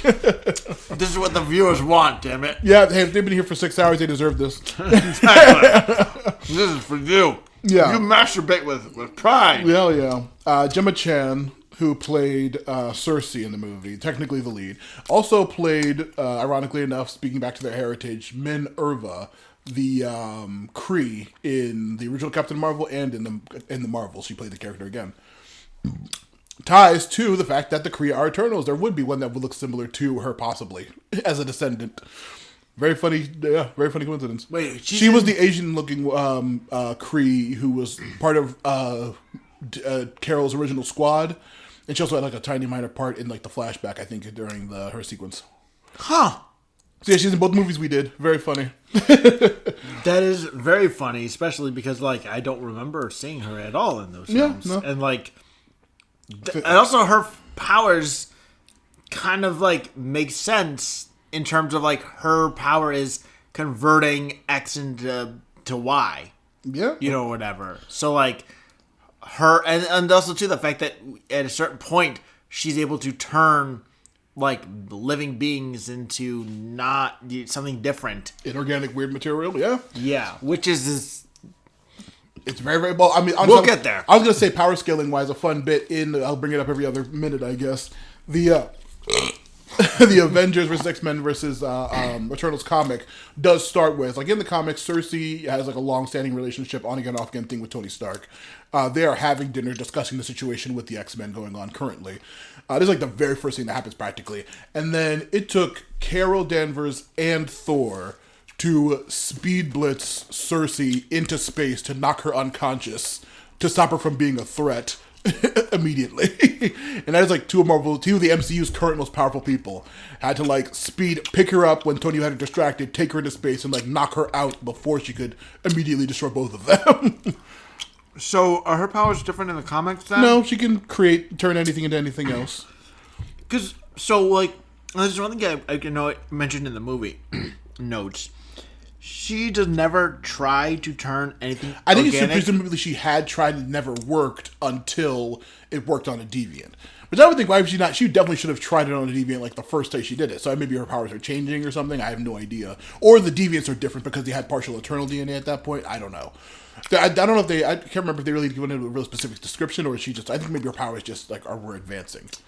Because like, I know they mentioned like later on in the movie that like, basically the emergence causes the Eternals' power. Oh yeah, to be connected to Celestials. Yeah. So it made them more powerful. The rising of the celestial made them more powerful. So that was the reason that she was able to turn organic material then. But because they literally kind of suggest that she can't do anything like that after the emergence is done. I mean, she has since the enough. unit mind's gone, she can't change people anymore. So it's back to her Right, normal she's level. able to basically deal with it at that point for Sprite because it's just after. Yeah, but that little won't stop her from turning their clothes into fucking lead or their air in their lungs into solid steel or whatever other thing she could potentially do to any superhero at any point or any villain to kill them immediately. So, I mean, but yeah, so like I said, that's like skill. So in the comics, what she can do? Basically, she does not. Can she affect organics in the comics? I don't believe so. I think she can still only inorganic, but still she could fucking turn Thor's hammer into fucking bubbles. So basically, she is the reality stone. I wouldn't say reality because that's But by that I mean in abstract. terms of basically as long as she's touching something, she has the ability to do what the reality stone can. She can choose change the reality of some non-organic being. Yeah, she can change any non-organic. I mean, the reality stone kind of does. She that, made though. water and shit too. Remember, she turned stone or something into water in the movie. She's fucking crazy powerful. Well, she turns that fossil in the beginning to sand. Yeah, I know that but much. I think she turns a creates bus, liquid. which is made of multiple metals, into flower petals. Yeah, that's its own question. Is plant life not living? I mean, a disembodied, that'd be a disembodied limb, technically, because when it's attached to the leaf, it's still alive. It's just petals, so maybe they're not organic. I don't know. Or those could have been just paper, and they look like petals. For all we know, she could have been literally. She's incredibly powerful, even in the comics or in the movie. She turns. I believe I'm sure it gets mentioned in Captain America: Brave New World. She turns Tiamat into straight up adamantium, right? Yep, adamantium. Never seen before in this universe. There is now adamantium in the MCU because of this at the end of the movie. Insane. But adamantium does exist, doesn't it? It exists. Yeah, she would know what adamantium is just from being a celestial. Or not being an eternal, she would know that exists in the world. Are they made of? Obviously, they're not organic, right? I don't know. They're just made of weird star material or some shit. I have no fucking clue what they're made of. So is adamantium theoretically star material? I mean, the vibranium's from space, explicitly. So yeah, adamantium could also be from space for all the hell that matters. Adamantium are different. Yeah, I know. You're thinking vibranium is the rock that the Black Panther have in the Cap shield and what Ultron made himself into and all kinds of other shit. Yeah, vibranium specifically. No, but yeah, she made it adamantium. Next would be Dane Whitman, a.k.a. Kit Harington. I just paired him with... Which character? This is Icarus? Yeah, no. Dane Whitman is the boyfriend. Her boyfriend in the movie. Okay. Yeah. Played by Jon Snow's the beginning actor. and the end, and that's it. Yeah, just for 2 seconds of the movie, I was doing the Black Knight stuff off screen, and everyone was like, "What's that?" Icarus was played by Kit Harington. Now, the reason I mentioned that Dane and Icarus together is because Richard Madden is who plays Icarus. Richard Madden and Kit Harington obviously play Robb Stark and Jon Snow in Game of Thrones. That was their major, huge role that got them this role in the first place. Wait. Which one played? Which one played? You want to finish eating first, or you choke? No. Which one played Jon Snow? Jon Snow was played by Kit Harington. Who AKA played Icarus? Dane Whitman, the boyfriend. So the boyfriend was Jon Snow. Yeah, and Icarus was Robb Stark, his brother. Okay. Yeah, they're brothers. I watched the first season the most, so when I heard Stark, isn't Edward Stark the name of the Eddard Stark is It was an Ed, so that's why he died. No, they called him Ed. Yeah, I'm saying that's why he died. Oh no, they called him Ned. His name was Eddard, I believe. Well, Eddard died. Yeah. So that counts because of course. Eddies die. Yeah, of course, all the time. But yeah, those two were both just off of the production of Game of Thrones, and so they were very big from that. They both have a couple other shows and movies and stuff now. I would love to see them come back. Let's see. And obviously, they mentioned that Icarus was specifically based off of Zack Snyder's Superman, which is very funny. Which, yeah, that character was weird because, he was a legitimate Superman. Yeah, he was straight up light, super strength. I don't beams. know if his strength was more than any of the other Turtles because they mentioned his beams hit Druig full on, and Druig was fine for the most part. So they're all pretty fucking durable, even though they didn't really express it or show it too much because they never really needed to. But I mean, like the fact that he had flight, a sense of power, like superpower, flight and eye beams, lasers, like those are the three, very explicit, straight up Superman things. Oh yeah, but like. So, like, one thing that to think about is weird. It's like you mentioned, like, the way that gods are. So, the story of Icarus is that he flies too close to the sun and his wings of wax melt. Yeah. And obviously, it's very poetic in the end. Where did that story then come from in the past? I assume that he just got his ass kicked somewhere while flying, and they said how he never showed a sign of being beaten by anybody. He's been tossed around by. They showed him in a couple fights getting tossed around by the deviants occasionally. Barely, yes. barely, yeah. I mean, he gets, like, a little bit overpowered, but he never seems to lose in the end. But also, they said Sprite made it up, so Sprite that's what Sprite said, just because she probably thinks he's an asshole. But no, she's in love with him. No, she loves him, so she would tell him. Maybe she's doing it because he's maybe not falling for it, seeing how she's into him, so he's seeing how he's naive like that. Yeah. Like, did she make those stories? Presumably, they say that any, like, weird myths that based on their names or something that she embellished, yeah. So, like, where did that come from then? Because, like, she is in love with... Sprite is... in love with Icarus. Mm-hmm. Why would she make him be the person who flew too close to the sun? Especially because, like, I feel like that is early on in comparative to where they were at. 'Cause, like, Babylonian is like Babylon. They were 7,000 years in the past when they landed, and Babylon would probably be close around that time because the Greek time would be between like 1,000 and 0 BC. So right, so Babylon or Greek and Roman, I guess. When would Babylon be? Presumably before that. That's like they split up at that point. So wherever that but they talk about like. I mean, it actually no. Well, the Babylon sequence. You want me to? I'll go through my notes to find out when the Babylon sequence was. While you should eat pizza, so it'll be a nice little quiet thing of you eating. Mm-hmm. I have so much. That's like so far into the movie that I have no idea. I have to look for an actual time period, but I doubt I wrote down the actual time period, so we'll never know. We'll never know when the Babylon time was. Like, why would Sprite? Even if we did take the idea that there it goes 575 BC. So that'd be like Hannibal times. That's like like in the middle of Greek times. So was 2000 BC? That'd be way after Greek or times. 5000 BC? Like. When Sprite was like, I'm going to make Icarus be an asshole. Like, where did that come from? Like, then again, when they slept together 5000 BC, which would have been right near, like, in the middle of Greek times, I would believe. Okay, so then that actually would, okay, I'll give credit then. That would make sense that Sprite would maybe be like, oh, I'm clearly she's got something. Yeah, she may have been upset after Cersei. An adult age-wise, despite her like forced appearance. Yeah. So when I say that she is flicking bean to watching watching Icarus and Cersei get it on, it would make sense that she would then be like, I'm gonna make Icarus be this like bad guy or like this egotistical asshole because he got too close to the sun. He got too close to. I mean, maybe the sun thing was like they got too close together, but then she broke his heart, so like she made it a metaphor about the sun. Yeah, because I think they broke. I mean, shortly after that, I think Cersei. I know Cersei is not like a direct translation, but circle, sun, circle. You could just say the Cersei myth about specifically the sorceress Cersei from Greek mythology. It would have been more sense. Cersei was the name of my Sableye from my quote-unquote winning run of White Duke Kaizo. Hell yeah! Also Cersei from who was Game also of Thrones. very instrumental in the victory, thanks to swagger and foul play from Zoroark. Hell yeah. Bada bing. But yeah, besides after Icarus and Dane, I decided to just go with Kingo, Kumail Nanjiani, a fucking amazing actor who I absolutely love. Say which one again? He was Kingo. Okay. Yeah. I followed his podcast years and years and years ago called Indoor Kids, where him and his wife, Emily Gordon, another amazingly funny woman, just talked about video games and shit that they were playing and watching. It was really fucking cool. He's a huge nerd, obviously. He was big in Silicon Valley, but then also he's been in a number of stuff. He's a stand-up comedy and all kinds of stuff like that. He also, he was also in Franklin and Bash, another really fun law show that I watched a while ago. That was really good.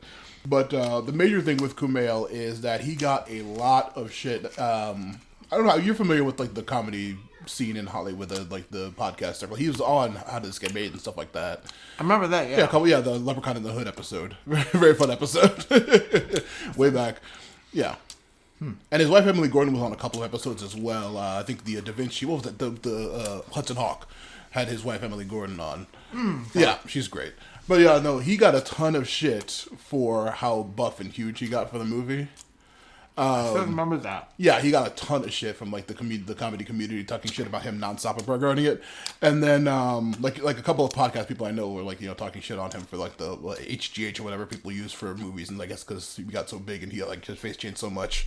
But the other thing was that he also got made fun of. I think it was either one of the Academy Awards. I think Ricky Gervais like tore out him a bunch too, unfortunately. Ricky Gervais. Yeah, like honestly. And like I said, I love Kumail. He's an amazingly funny dude. He's a huge introvert gamer. He's actual genuinely had a podcast about gaming for years. What was another movie he was saying that was really big? He's been in a couple of things. Does a lot of voice acting too. Because I remember there was something around the time of Eternals that I've seen before or after. I can't remember which, but like he's been in a lot, and I always enjoyed him. He was in a movie. He was in Obi-Wan. Never watched. I watched the first. He was in a movie called The Big Sleep, which I think his wife directed because it's about how they first met. Like when they were first early on dating, she like went in a coma. Kumail Nanjiani. Say that one more time. Kumail Nanjiani. Okay. The Big Sick was the movie that he was in with his wife about their first meeting when she was Kumai. They like just started dating and then she like got sick and went into a coma for like a really long time, and he still stuck with her and like hung out with her family and everything like that. And then when she came out of it, they got married. It was really cool. Trying to see. But yeah, he's an awesome ass dude. I really love him a lot, and I really had to do a big fart. Sure did. He was in Men in Black International. He was like a little alien in the International movie. I'm seeing him in all these things. I'm like, I recognize this, but I can't recognize him. Yeah, but also anyway, but beyond that, like I said, he's a huge gamer and huge nerd and stuff like that. And just recently, as of August 2025, he did an interview about how like he was really disappointed in how the movie didn't do well and wasn't well received because the Marvel contract he signed, and you got to pay attention to this, he signed on for 6 films, a video game, and a theme park ride for the Eternals. That was the plan at the time when he signed up back in 2021. Shit. Yeah, so they planned on them appearing in at least 6 other movies. They're planned on having a video game, which they still, to this day, from 2008 to 2026, there's no real MCU video game like presence, which there should be. There was a bad Avengers game that came out a little bit ago. But that was like none of the regular people, right? No, yeah, it was like the whole joke was that the cast looked like slightly off, and they were using the MCU crew, which like is a huge thing that comic people hate, because the diversity of the Guardians of the Galaxy, the diversity of the X-Men team, and the diversity of the Avengers changes constantly. They switch members like every other fucking issue. They do a huge change or huge cast, but like everything's been just using the MCU version. So it was like a bunch of like stunt doubles of the MCU cast in that Avengers game. It was terrible. That. Yeah, I remember that. But he signed up for a bunch of shit and nothing came of it, which really sucks. Yeah, because like, and honestly, like that was a character who. This is probably one of like this film. He was probably one of the weakest. In terms of, like, he didn't get a chance to shine. I think he was the real comic relief of the movie. He was comic relief, but, like, he was not also, he had the best, a really cool stance. He was with Icarus, saying, like, I agree with what Icarus wants to do. I don't want it to happen. I'm going to be upset, but that's what we're for, and I agree with Icarus. I'm not going to fight you guys because I love you guys, but he's right, and we should let the Eternal. And that's a great, really nuanced opinion for the comic relief character to have at the end of the story. And see, I think that's where like that's why the movie's so high concept and good. But the fact that the movie didn't present anything else outside of this one film is like that didn't result in anything. Yeah, like he was on Earth at the time, right? Yeah. And if I recall, didn't Sprite end up going to live with him or something? Oh, you mean at the end of the story? Yeah. Oh no, Sprite's going to like school like a normal person, but I think she's still under Cersei's care. And Kumail's just going to go... Kingo's going to go about his life, which I told you he got mentioned in a very funny joke in the Miss Marvel TV show about like her father loving Kingo the Third and like her loving Kingo the Fifth, the young new one. And it's like the same guy. No, they don't know. Nobody knows. Right. Yeah. Which again is like, the fact... Ironically, too, like I kind of would have loved to see the fact like he is... Like as I searched up his name, like he's Pakistani. Yeah. And he is treated as an Indian, like Bollywood in traditional India. Yeah. So, like, I mean, the fact that we don't get that presented outward, especially when you have, like, the fact that they love him it's mentioned in Miss Marvel. But like the fact that that's not played upon, they went into like the fucking divide and the whole crazy situation between India and Pakistan after the British colonization. That'd be fucking crazy to even touch on. But like at any point, like there's just that character. I mean, even too the fact that he was someone who refused to pick a side does not come back in any way. Yeah, or not pick a side. He picked a side, but he would not fight. He's like, I agree with it, but I'm not going to fight my family to defend that position. But I do have that. That's my personal opinion. To me, which is a very fun, nuanced take. Yeah. And I think the fact that he picked a side, but he didn't fight for it. Yeah, like that is not definitively choosing a side. That is playing the middle ground. Yeah, still fence sitting. Yeah, and like there's. Think about the consequences of that, you know, especially the fact that there was a side who won, and he didn't fight them, but he also didn't help them. Yeah, and he was. They seemed pretty chill with him at the end, though. Unfortunately, right, and I think that there could have been a lot of nuance into that. If the movie had, if this 2.5 hour movie had more time, but like, the fact that he had, also too like. Of the Eternals, he had one of the most potentially devastating powers. Because, like, it seemed like the longer he had a chance to charge up, the more devastating his attacks would be. Like, Icarus and, what's his name? The South Korean gentleman who dies.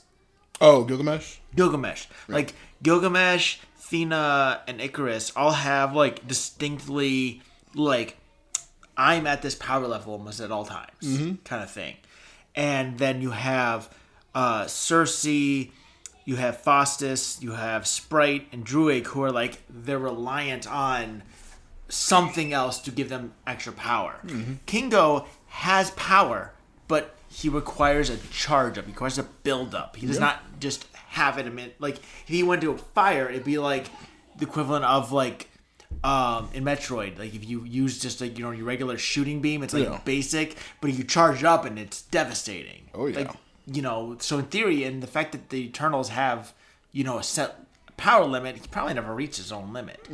I mean, it's probably akin to like he charges for or whatever. Like, I mean, the amount of damage he could theoretically do. I'm curious what that would do to a human if it shot it. Like, basically. I mean, think about the fact that he could have done that against one of his Eternals. Yeah, he could have fought them, and that would have been an insane addition to the fight. And I think the fact too that he never shows up even at the end and like in the fight is, I mean, that itself is his own crazy moment. I mean, to think that he doesn't show up at all. Yet we get what we'll talk about when we eventually get to the movie. I think I even wrote his name down and I forget it. But the deviant that has killed Crow. Yeah, we'll get to Crow at the end of this. Well, you can go to the next character in the meantime if you don't. Yeah, let's go to the next. Need more time. Brian Tyree Henry played Faustus, who I know from he plays Miles Morales' dad in the Spider-Verse movies. He's a voice actor for for the dad. And then he's also, I know him from, he was in that shitty Child's Play remake with the robot one. Camel? He was bad in that. And he was fine in that. That was a bad movie. And then, of course, he plays this like podcaster in the Godzilla vs. Kong movies. That's just, for some reason, constantly joining the situation for some reason. I really fucking hate that character in those movies. He fucking sucks, and I hate him. And every time he's on screen, I'm pissed off. But I like him as Faustus. I like him in other stuff I've seen him in. He's great. He's on Bullet Train. I believe he's another fun character in. But like he's the Kong and King Kong and Godzilla character I fucking hate. I don't know a black podcaster. I can't imagine anything worse. Can you? I can't. But I mean, I honestly don't know a fat black podcaster. Yeah, I can imagine. I've got terrible character. Because I mean, clearly, I mean, I'm not joking. I have like a powerhouse of a podcast co-host here. No, I'm not even joking here. Like you genuinely, I've said it before. You look incredible. Like I appreciate that. you look like a defensive lineman. And I don't mean like you look like a guy who could become a defensive lineman. You look like someone who, if you put on a uniform, you're a defensive lineman. You scare the shit out of me. I Holy appreciate fuck. that. But yeah, other than that, yeah, Fastos a fun character. First explicitly gay. Well, no, that rando that one of the what's it called brothers played in Endgame was the first gay character. That's right. I went on a date and I started crying. We both cried. Yeah. But yeah, he's the first one in an actual relationship. Actually, first gay kiss, I believe, in the movie series 2, and he also has kids, which is great. And I love another secondary comic relief character with Kumail that was much needed in this very serious, very exposition heavy movie. Fastos is really underrated in this film. I think everyone in this movie is underrated. He really should have stuck around. But him specifically, because like, I mean, you think about it, like Icarus is Superman, right? Yeah.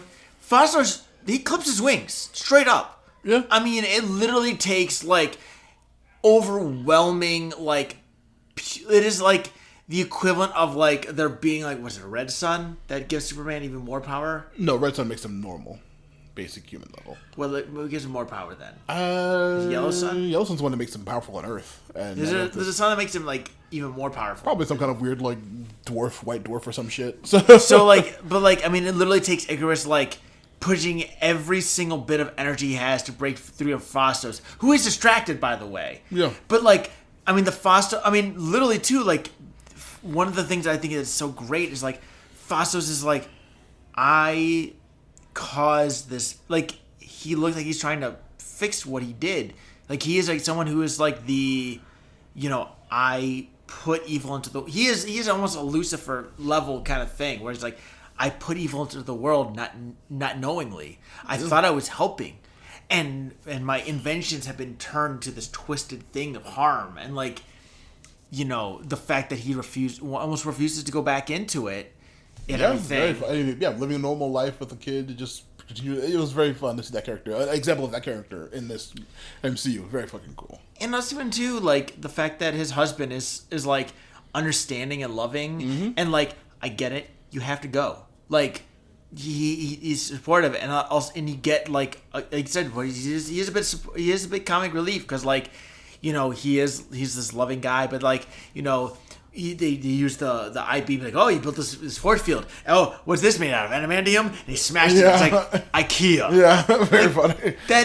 He was a very, very fun character. He was more like a dry sense of humor, as opposed to Kumail's like actual comedic, like cocky sense of humor, funny. And it's I think we talked about it in one of our episodes, like how Liam Neeson is very much a comedic actor. Yeah, like Leslie Nielsen they both played the characters. Which we talked about in one of our, I think Leslie Nielsen and Liam Neeson. I did watch that film set, and holy shit, that movie is incredible. Naked Gun? I started watching the original, and I said, I don't enjoy it the same way I do the remake. So fucking funny. Oh my god, it's good. That's so good. I don't even need to watch the originals. The remake is so fucking funny. It's insanely hilarious. So good. So very good. Oh god, yeah. You also don't have 5 coffees to hand me. Where's my Dunkachinos? What's my name? Dunkachino. Dunkachino. Oh god, so fun. We've also referenced that in like several episodes. I mean, it's a fucking fun sequence. Outside of us literally playing the whole thing in the Jack and Jill episode. I should have played another version at the end of this, a weird version. You got to play a Pakistani version. Oh, yeah, I'm sure there is one. That'd be great. The next would be Barry Keoghan, who played Druig in the movie. What has he been in? Banshees of Inisherin, a huge award-winning movie. Great. Killing of a Sacred Deer, if you want a bizarre pseudo-horror movie that he's in. Saltburn, if you want a disgusting, rich people are terrible. Where's he in that? He's one of the main dudes, and he's one of the 2 main leads. I think he's the one who wants to be into the rich family. I have not seen Saltburn. Okay, well, it's a gross, weird, funny movie about how disgusting and evil rich people are. It's very good. What did I think? What am I thinking then? You mean Brightburn? I'm thinking of Brightburn. Okay. No. Saltburn. Saltburn's a movie about the disgusting rich people.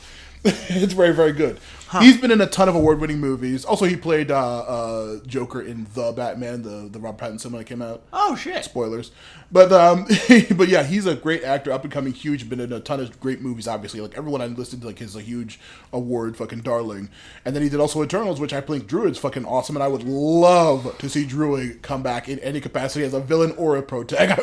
Druid is so much potential, and like I said, in the comics, Druid is a real. I think right now, currently, he is like the head of the entire Galactic Eternals Council. And, like, he's also a villain whenever it comes to Marvel affairs. So he's really fun, yeah. Because, like, I mean, he's presented... He doesn't feel like he would ever want to do that, yeah? Or he's presented as somewhat of, like a anti-hero, but at the same time, like, he's not wrong. Like, when he's, like, straight up, like, what the fuck are we doing? Why are we letting them kill each other? Why are we doing these terrible things and not, like, stopping actual harm and everything? It's like Anakin's, like a better done Anakin in, the Attack of the Clones and Revenge of the Sith, where he's just like, if I was in charge, I'd make them listen and I'd make them stop fighting and they'd all be, they'd all be under my control. And she's like, that's dictatorship. That's not right. And he's just like, sand. So, but that's his big motivation is just like, I can control the people and I can stop them from doing this, so I'm going to do that. And then he does that. And like, as fucked up and crazy as the society that he made is of a mind-controlled weirdos, but it's peaceful. It is not only peaceful, but like, people like look to him for guidance. Like they are not opposed to giving their lives to committing to him. Like there at no point does it seem like anyone is upset to be part of that community. We never seen anybody say like be upset about the mind control or anything like that when he makes all the people the caveman people drop their spears and shit like that. I was gonna say, Ed, calling it now, not to stop the podcast, but do you remember it was the Avatar episode and another one, I can't remember, an early episode where we just did a Nebulous Vibes episode on the subject matter? We've gone over. Did you want to? Yeah, no. I said Bender knows another one. I think as well that we didn't really go specifically plot point like to the story. Did you want to have this be a Vibes episode for these two? So I mean, we're not going to cover. We're not going to get to the Marvels regardless because it's already late and we're almost at 3 hours. But everything. I think if we can, you want to vibes out this instead of going beat by beat by beat, scene by scene by scene. Like tonight or tonight, yeah. And then we can see how we feel about vibes by base. We're still going to go on over an hour. Yeah, I mean, no, we're going from like whenever we mention a character, we're going over scenes that they were in and stuff that they did in the plot. I don't think there's much more to cover. I was going to scroll down here to like specific moments you want to mention, but like I'm cool with going over the rest of the characters and then talking about our feelings about it. Let's go over the characters and let's see where we're at that all right, point. But yeah, Druig, very fun. I think he would have made an interesting. Also, yeah, watching the movie. He was not wrong. He's legit really cool and fucking. He had a point, yes, but it would still be a dictatorship and mind control, which is not good. But still, he had a fun. Just like Kingo saying, "Who are we to say a celestial, a being that's going to make infinite more beings to exist? We have the right to stop that from being born just because we're here on this planet right now."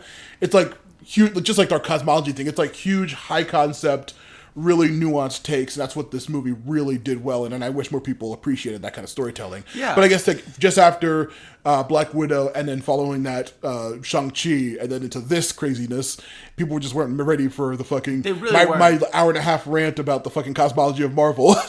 So well, yeah. But like I mean, even too, like you think that Kingo and Druig, like Kingo's like, why are we thinking so small when there is like these vast beings above us? Like why are we gonna question them? Yeah. Druig's like, why are we thinking about the vast one being above us when there are millions upon us that are below us that we can help? Yeah. Like, and again, that's where I think one of the faults of the film is like we don't get that more explored. Yeah. Like Kingo, like if Kingo had started fighting in the final fight and withdrew, I feel like that would Druig. Well, no, Druig did kind of. I said Drew. Sorry, I said Kingo. Did I say Kingo? No, you said Kingo was fighting with Drew. If Kingo is just fighting in the final fight, yeah, like him fighting with Icarus, and like at some point, even if it's just early on, like I'm not fighting this for. This doesn't feel right. I don't trust this. Like I believe in what you're fighting for, but I can't put myself in this fight. That would have done something. And even too, like if that would have been, like Druig, like starting off the fight, like I believe in this, like basically like Kingo starting to fight because he thinks this is the right thing to do, and Druig not fighting because he thinks, oh, maybe this is the right thing to do, and then both of them flipping. Yeah, because they are very opposite. Yeah, 100%. It's like I said, every character has really cool, interesting motivations. I think the director definitely knew what she was doing when making these like this 1,000%. decision. It's so God, I wish this movie had more, and there was more movies and it was longer. Next is, of course, we mentioned him earlier, Don Lee, the Korean actor who played Gilgamesh. Let's see. He's in real life. He was on Train to Busan, like you said. Incredible movie. He's also in real life a professional arm wrestler, which fucking rules because he's huge. I believe it. Oh yeah. He was in Death Stranding too. He's one of Yes. the, yeah. I remember seeing him. I'm like, wait a minute, is that? And I looked him up like, that is him. Yeah. And now, just recently, if you follow the drama with the Yakuza games, their lead director, I believe, just recently left with some of the team to make their own company. And he's making a game called Gang of Dragon. He's playing the lead dude in it, and he's just fucking people up in that trailer. It looks like a Yakuza game basically, but with him as a lead, fucking whooping people's asses. It looks fucking cool as shit. Look up Gang of Dragon trailer when you get a chance. It looks legit. I wish I wish he had more to do, but like I understand that they needed stakes and besides Ajax, so yeah, that makes sense. And he is a character who had so much more potential, but at the same time, like he is one of the more complete characters overall. Yeah. Because like I feel like, and maybe it's the lack of time, but like his connection with Thena was a genuinely sweet connection that just never went anywhere, and it easily could have. Yeah, I like this movie. Like I said, it was 2.5 hours long, but it could have used more time, or it could have been a series. But I don't know if it would have gotten as much attention if it was. It definitely not much of a series, but like there could have been so many little points here and there that could have blossomed. Like think about the idea of like Thena and Gilgamesh together, and like I don't want to say like. Because I know part of the problem with Thena is, like, she was mentally... Suffering from mad weary. Right. Basically Alzheimer's, but... Basically, honestly, it was the reverse Alzheimer's. Because it seemed like the whole point is that she gained her memories back, and that was the problem. They do, like, flashbacks sometimes in Alzheimer's and stuff like that. Like, they think they're somewhere where they were in the past and weird shit. But, like, she has, like, she remembers... Yeah, the other planets that were destroyed. Yeah. Right, so she understands what she's doing is because she thinks, like, oh, shit, we're about to fuck up shit. I need to stop this. Yeah. So, like, it's a reverse. But, like, Gilgamesh and Thena...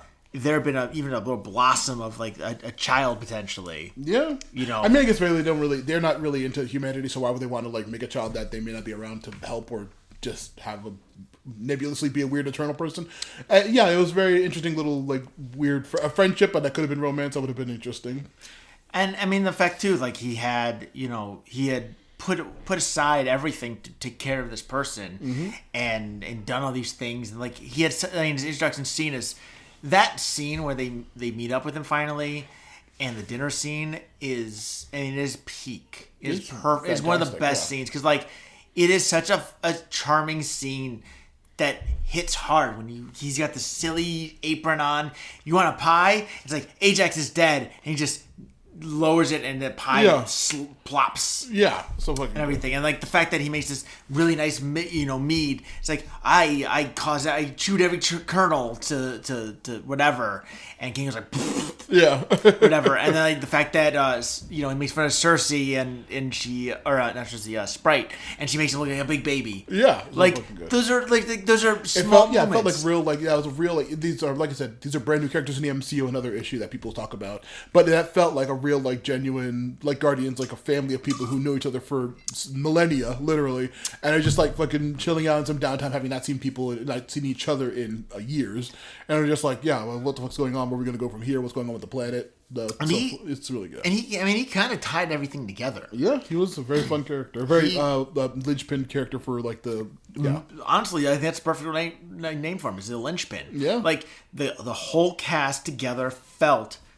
fun and they felt serious. He was business. He knew it had to get done. He was powerful, but he was like, especially too, I think it was great because like his his superpower, quote unquote, was just strength, whatever, and everything. But like the person behind this, immense power was a kind, gentle, caring soul, and like that was, I think that he was like Foster's did another good representation of it too, where it's like their power was not like their power manifested in a different way. So like he was powerful, and he was also like the power of caring and the power of like positive masculinity for you. Yeah, and like Foster's yeah. himself, like his power was like just building. Yeah. But Creating but at the end of the day, when he realized how like dangerous it could be, what did he build? He built a family. Yeah. I mean, he built a life and a family and a child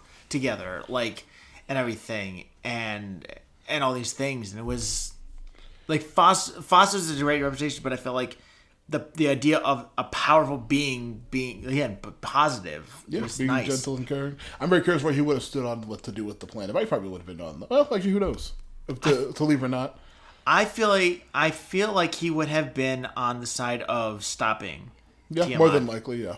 Because I think he again, the fact that just what we know about his character, he was someone who cared. Like, yeah, he loved them, he cared about them, and I think he was someone who would not, like, just because he cared for the Eternals, yeah, he cared for everybody. He cared about the planet. He had a strength. One of his strengths was his love of things and love of life. He was a wonderful dude. Yeah, unfortunately, he was the only the only major casualty of the group. Unfortunately, next would be Lauren Ridloff, who played Makari. I know she is an actually deaf actress. She is deaf in real life. She was a long-term character on Walking Dead, I believe. But other than that, she's a very short. She's not too long of a acting career, but she's been in a couple of superhero stuff in the past, like deaf superhero stuff in the 2017 and stuff like that. She's done a lot of really cool shit. A fun character. People love, even people who've never seen Eternals will see gifs of her running sequences and be like, that's the coolest fucking speedster I've ever seen. And it's like, hell yeah, please go watch Eternals. I wish it did well. But yeah, she's incredibly strong and powerful. The fun representation of speed. I would love to see her up against other speedsters with her, the scale of what she did. It was very fucking cool. I mean, Marvel doesn't really have any major speedsters. Oh, no, Quicksilver, but he's dead. Even Quicksilver himself, doesn't feel as, Makari felt overpowered comparatively to Quicksilver. She felt significantly faster than MCU Quicksilver. I mean, literally, she does. And, I love the idea. One thing I loved about this film, with the diversity, is at no point was any even she never questioned the fact that she's deaf. You know, and I think that's ironic. When you look at Sprite, in a way, Sprite questioned, why am I made the way I am? Yeah, Makari never questioned. She was just fine with right. And also too, I love the fact that everybody, everyone knew how to speak with her. That was not nothing. Yeah. And I think that it was nice to see, and she was underused.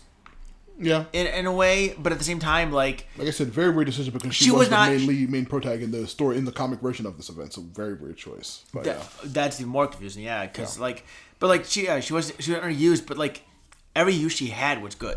Yeah, she was a very crucial part in the fight sequence, even if she came in in the third act of the movie, literally. At the end, when they knew the plan, every single person was together. They're like, we need to find our ship. And then that's when Makari enters the story again. It's so crazy to me. But I mean, and I guess also she probably would have been too useful in much of the other fights if she was around. So yeah, I mean, she really fucked Icarus up, and she. Yeah, if her and Gilgamesh was there, it'd be fucking over. Oh, straight up. I mean, Icarus. If Icarus didn't have villain plot armor, at times he'd straight up lose to her. And I love too, she was a great character who just wish she had more to do. Yeah, I wish she had more to do. I mean, we at least said that about half the characters that I wish they had more to do. Like I said, the movie's long. It could have been 5 hours long. I wish it was a 5-hour Snyder fucking cut of this movie. Yeah, why do we have 4 hours of that trash, and not 4 hours of this beautiful epic? Yeah. Yeah. I mean, that was Oblivion, and this is Eternity. Yeah, exactly. There's a universe. No. And we live in the darkest timeline because we don't have the 4-hour long Eternals cut. Oh, it probably may have been done better if it was longer and more shit happened in it. You know what the true Eternity is?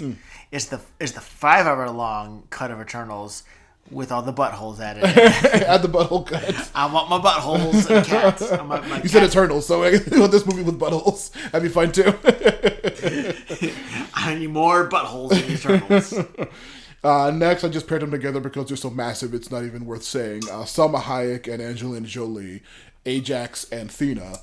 Obviously, fucking some of the hugest actresses that have ever been in Hollywood, period. Oh, yeah. And it's, yeah. They just... Angelina Jolie is... but I like that Athena... Ironically, this was a character... Thena, no, Right. Thena... She says it at the end. Thena was a character who I feel like actually was almost perfectly utilized. Oh, yeah. She was a character who, with more screen time, would have ruined the character, but less we would have gotten whatever. And I feel like a character enough. Yeah. The biggest issue with what's his deviant name? Crow. He's next on the list. He's like Crow's. Like his inclusion is confusing to me. I have some opinions on that, but yeah, I want to talk about. But Athena herself, like she was perfectly utilized. Mm-hmm. I feel like in this film, and Ajax, honestly. I mean, it was confusing how powerful she is or isn't. In a way, she has healing powers, so... She has healing powers. Like Elixir, so, could be Omega level if she was a mutant. And that's, but I feel like she was in the film, even though she's dead, the entire film, spoiler alert. Yeah, her presence is still very much crucial to the story. Yes, and I feel like the fact that they utilized the fact that we had all these flashbacks worked well. Yeah. With her, and I think that because she is not someone who is, her strength was not her power specifically, but what she did and didn't do. Yeah, she was she was like the link between Arishem and the Eternals. She gave them all their missions and shit like that. Yeah, yeah. And I think that I give her. I'd say like she's another one. I would say she could have gotten more potentially. Yeah. I guess she would have been the linchpin before Gilgamesh of the team, just keeping them together, leading them and stuff like that. Telling them how to do the missions and we could have used more time. Even though she was like the flashbacks did have her as a presence. Oh, she was a presence. Yeah. Like I felt like we could have gotten a little bit more of the between of the Arishem lead, the Eternal devoted to Arishem and the Eternal who has now, faltered. Mm-hmm. I feel like we could have used a little bit more of a transition. But like if we're looking at this as a 2.5-hour film, she did as what we could have gotten. And the fact that again she was dead the entire film of the presence, I feel like that was probably one of the, if we're looking at the film as it is, like that was a character who could have been better, but was good. Like that was a gentlewoman's 7 out of 10 character. Yeah, I think she was fun. She served her purpose, but she also was very fun to see and everything. And Athena was very fun. Her fighting scenes were incredible. For Angelina Jolie at her age is incredible. Still an incredibly beautiful, incredibly talented, great actress who was playing a role. I would love to see that character more in the MCU. I'd love to see all these characters more in the MCU. Bring everyone back. Fucking what the hell's going on? Doomsday better have some Eternals in it. Goddamn, it doesn't sound like it does, but I hope they do. I'm so out of the DC or the DC. Marvel. Yeah, I'm so far out of Marvel. I'm into DC now apparently. But no, I'm like it's. There's the last several movies have all been fantastic. Like I said, speaking of Fantastic Four, First Steps, Franklin Richards fucking rules. Here's my problem. Galactus is really good, and then Thunderbolts, like I said, was a fucking emotional journey of incredibleness. It's mind-blowingly good. I think though, here's my biggest problem with the MCU right now, is that, and part of it I think was because of the whole Jonathan Majors split, and issues. But like, I for the longest time like.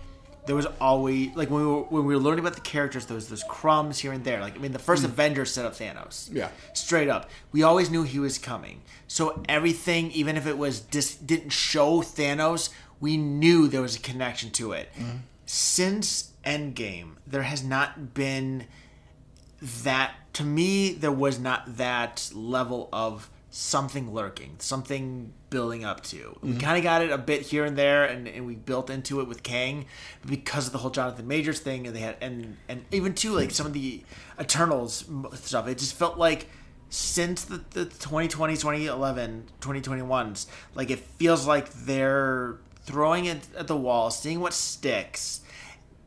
I've said that DC needs to do that. Yeah. Because DC has not had a vision, has not had the same success.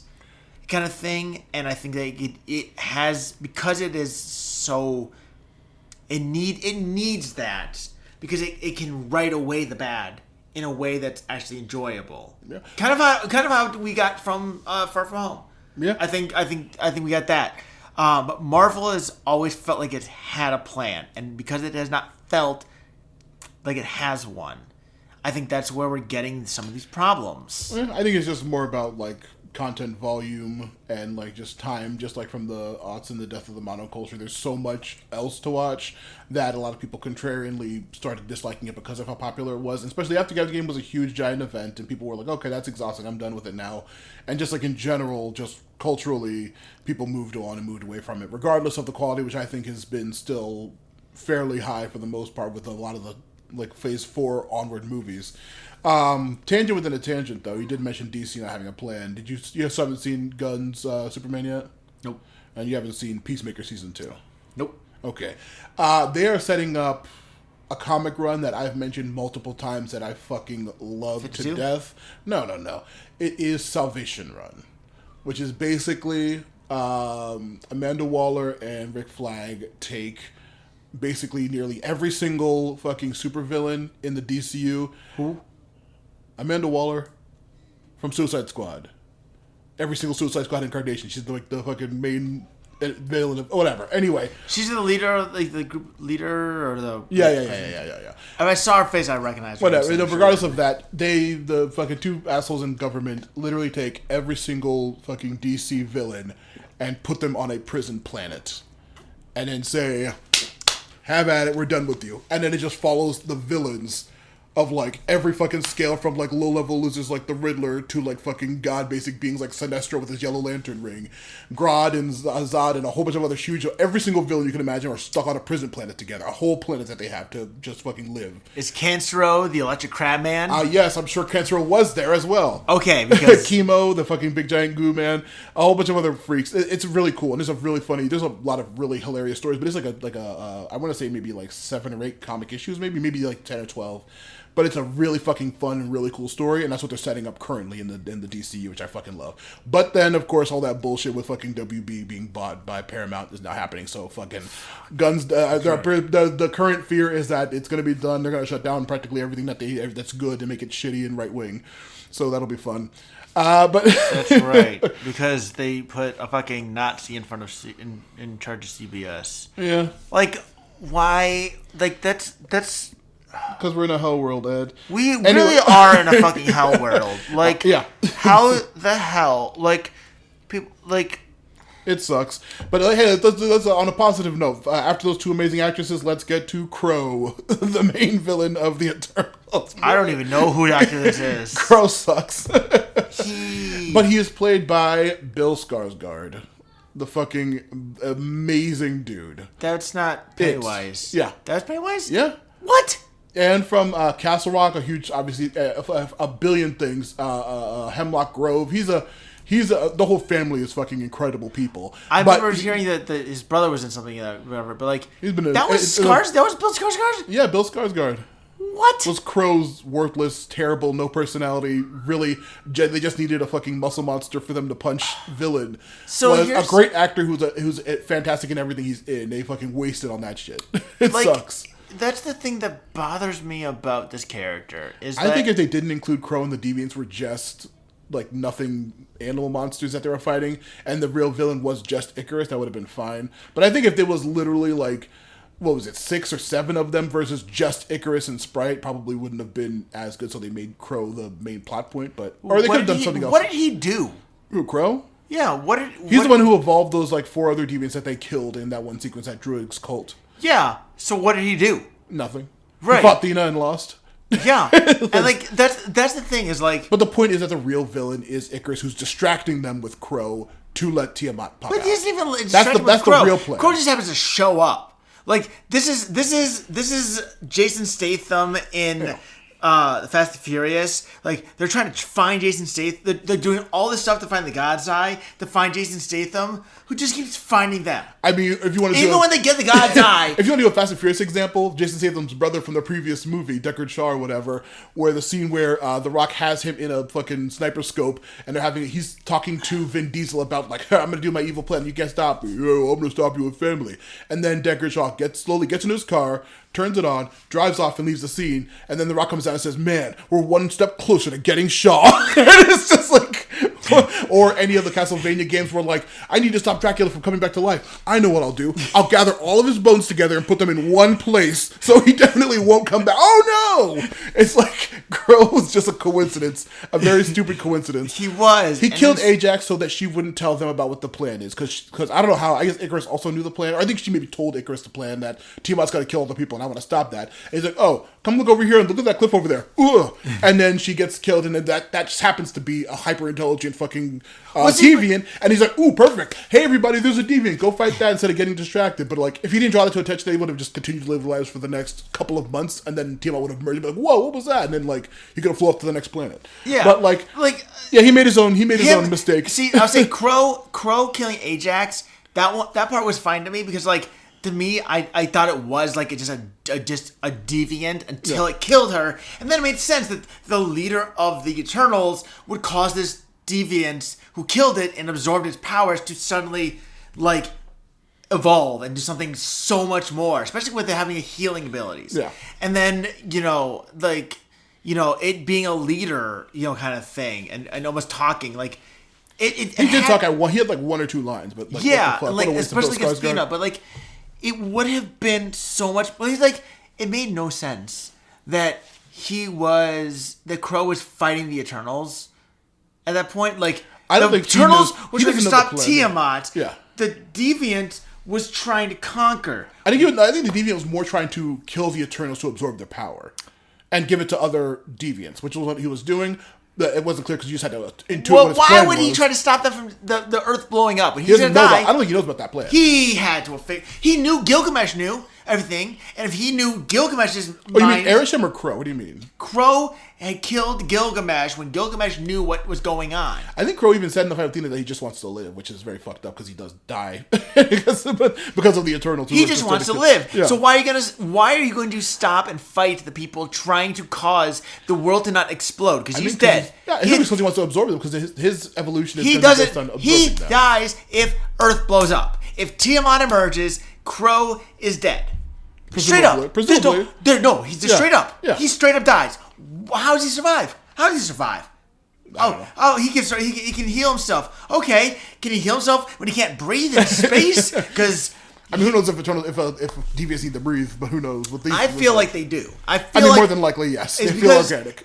But not only that they're organic, but the thing that you explained to me was that their power is that they evolve and adapt insanely quickly in their own life cycle, right? Yeah. So they 100% would have on Earth.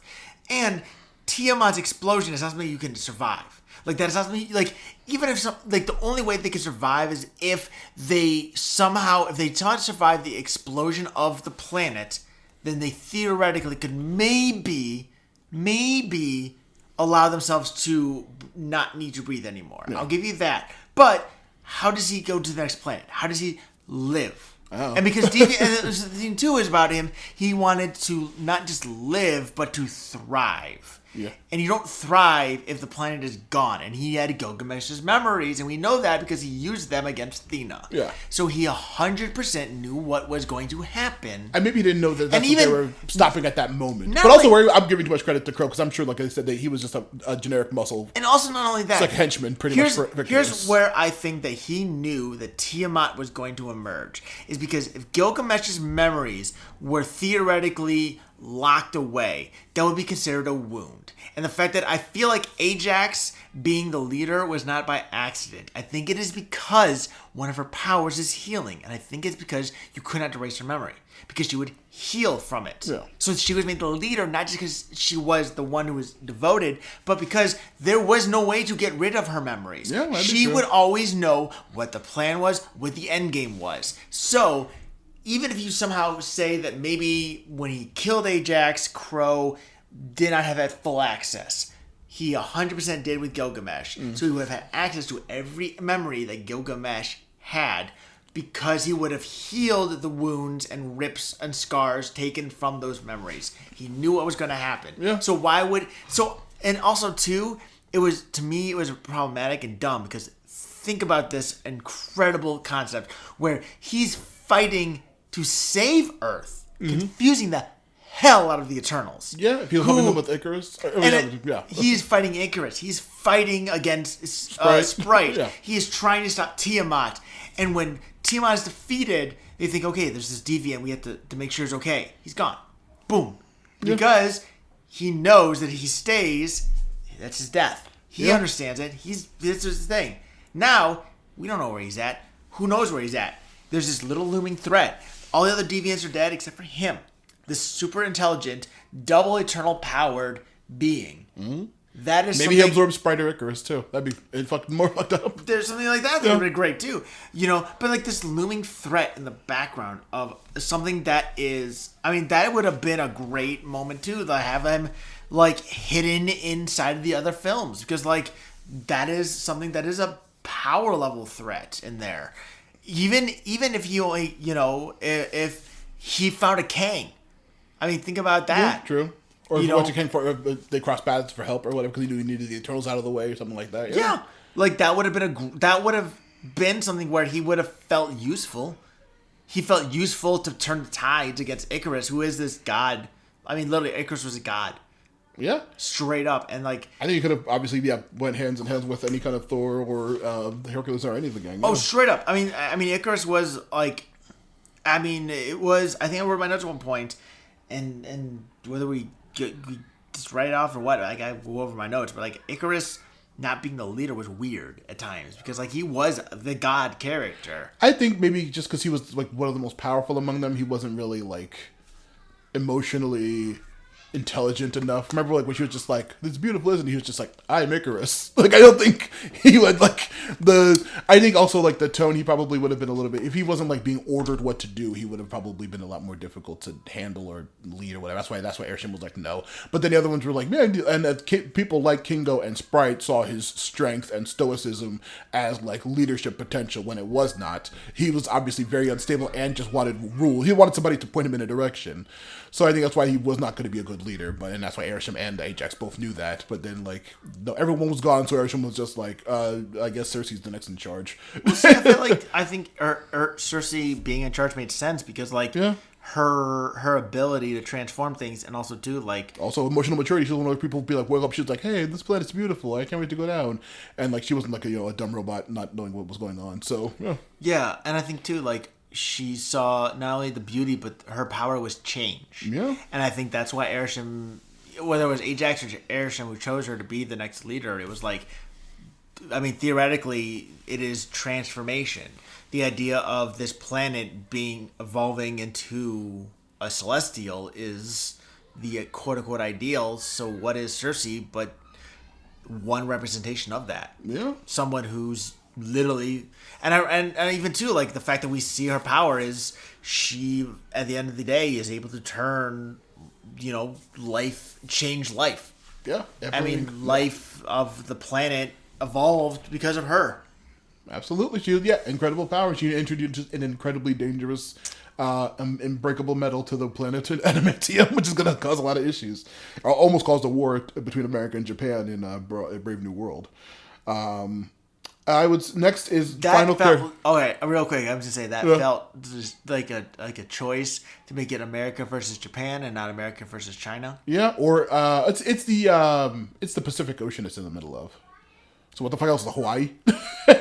Was part of America, so no, they would. China's still close enough. I'm not sure. Yeah, I guess probably, yeah. Also, again, like, it is, one of the things that's very... they'd have to supersede Japan for that right, which I don't think they're... One of the things that is very surprising to me is, and this is not a dig on Japan, and I'm sure there's controversy on their history and everything, but, like, such a small, comparatively, island is able to, like, I know, like, for a long time they had a lot of power. Like, they were genuinely, from what I've heard, what I know, is like they were winning in World War II. Like, they were conquering vast swaths of China. Before that, they were in constant war with China and Korea and Russia all the time. And winning. Yeah. And they won. Yeah. I mean, the fact that, literally, it took the introduction of America to tip the balance. The fact where, like, Russia and China were still barely able to hold off Japan. Yeah.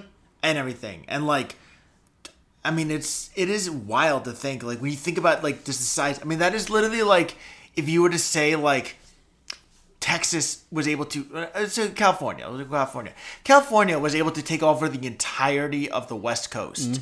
Like, consistently, without problem. Like, the only reason that they could not make it further than, like, halfway through the Americas is because there was so much land that there was enough power to, like, hold them back. Yeah. But literally, they were basically holding back a wall that was, like, trying to fall over. Like, if you did not hold it up, it was going to crush you. I mean, California is a good choice because I'm pretty sure that state has, like, more than the population of Canada in it right now. I believe it. So, but yeah, fucking crazy. That's why also in most comic universes, and even in their own comics, Japan does have, like, the second highest population of fucking super beings next to America. I'm pretty sure. And most comics, that's why there's so many Japanese characters in, like, early aughts and stuff. Also, just, like, comic people being nerds and obsessed with manga and shit.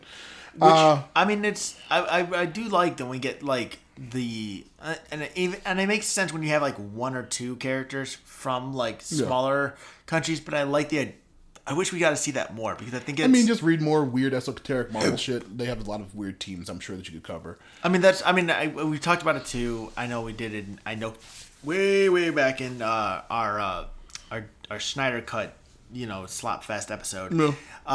Which was at the time the longest episode. What a joke. Wow. Think about how we used to have such short episodes. Yeah, it's cute. But I know we talked about Static Shock. And like he just recently came back in a major comic thing too, which is very cool. I love it. I mean, so was I. Still to this day, years after that episode, years before then too. Even if it was Jane Smith, I want to see live action Static. Yeah. Because I mean, there's so many things in there, but like, a character from honestly, this kind of connecting a little bit to the Marvels, like the fact that it was a Pakistani, superhero, like, and everything, and the fact that they built everything around, to be a Pakistani representation. And so again, one of the good things we talked about in Marvel is like Static Shock talking to Anansi the Spider. Like, I appreciate you because I don't I love to have a representation of you in my hometown. I wish there was another black superhero. And Anansi said, there is.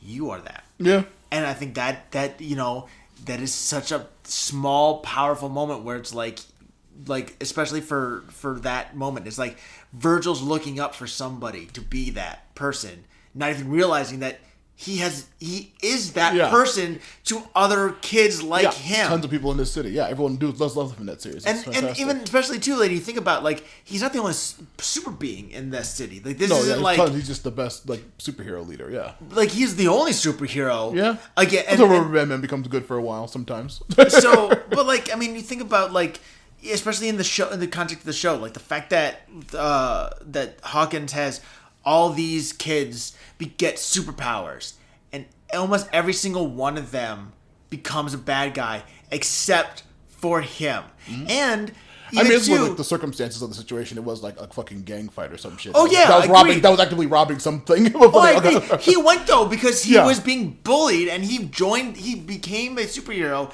because he wanted to revenge against his bully. Yeah. And even too, though, I think it's almost lost. Like, so he was so, like, another almost point that's even connected to that, somewhat connected but not even. So he's saying, I want to be that representation of another black superhero that I don't have. Think about Rubber Band Man, who, even though, he looked up to his brother all this time what's his name? Ebon. The Shadow Dude, whatever. But after talking, after meeting up against Virgil and all these things, he looked and said, I want to be like Virgil. And I think Rubber Band Man becomes a bad guy permanently if he does not meet and see Static Shock and say, I can be good. Like, there are people like me who look like me who are heroes. Yeah. And they are not just like my brother, who I've looked up to all this time. Like, I forget where I was going. Talking about Japanese superheroes, I believe. Before it started. Right. But I don't know. And next actor would be back on subject. Leah McHugh, Sprite. I didn't even write her name. She's very new in acting. She was actually was a teenager when this was filmed, which is another reason people think that they aged her up and allowed her to become human, because if they did bring her back, she would have to be older for the next movie. Does she keep her powers? I don't know. They said she's human, so presumably not. Because, I mean, I feel like... There's no reason she shouldn't. There's fucking all kinds of freaks in the MCU that could do some, make illusions and shit. So she should be able to keep her powers. But they didn't say. I can't remember if they said explicitly that she can still do her abilities or not at the end. But, on one hand, I want to say that I feel like she gave up her power. Presumably, yeah. She gave up her immortality, at least. She gave up her immortality, but I feel like part of becoming, not being I feel like the way that it's presented in this film is like your powers come from being an Eternal. Maybe.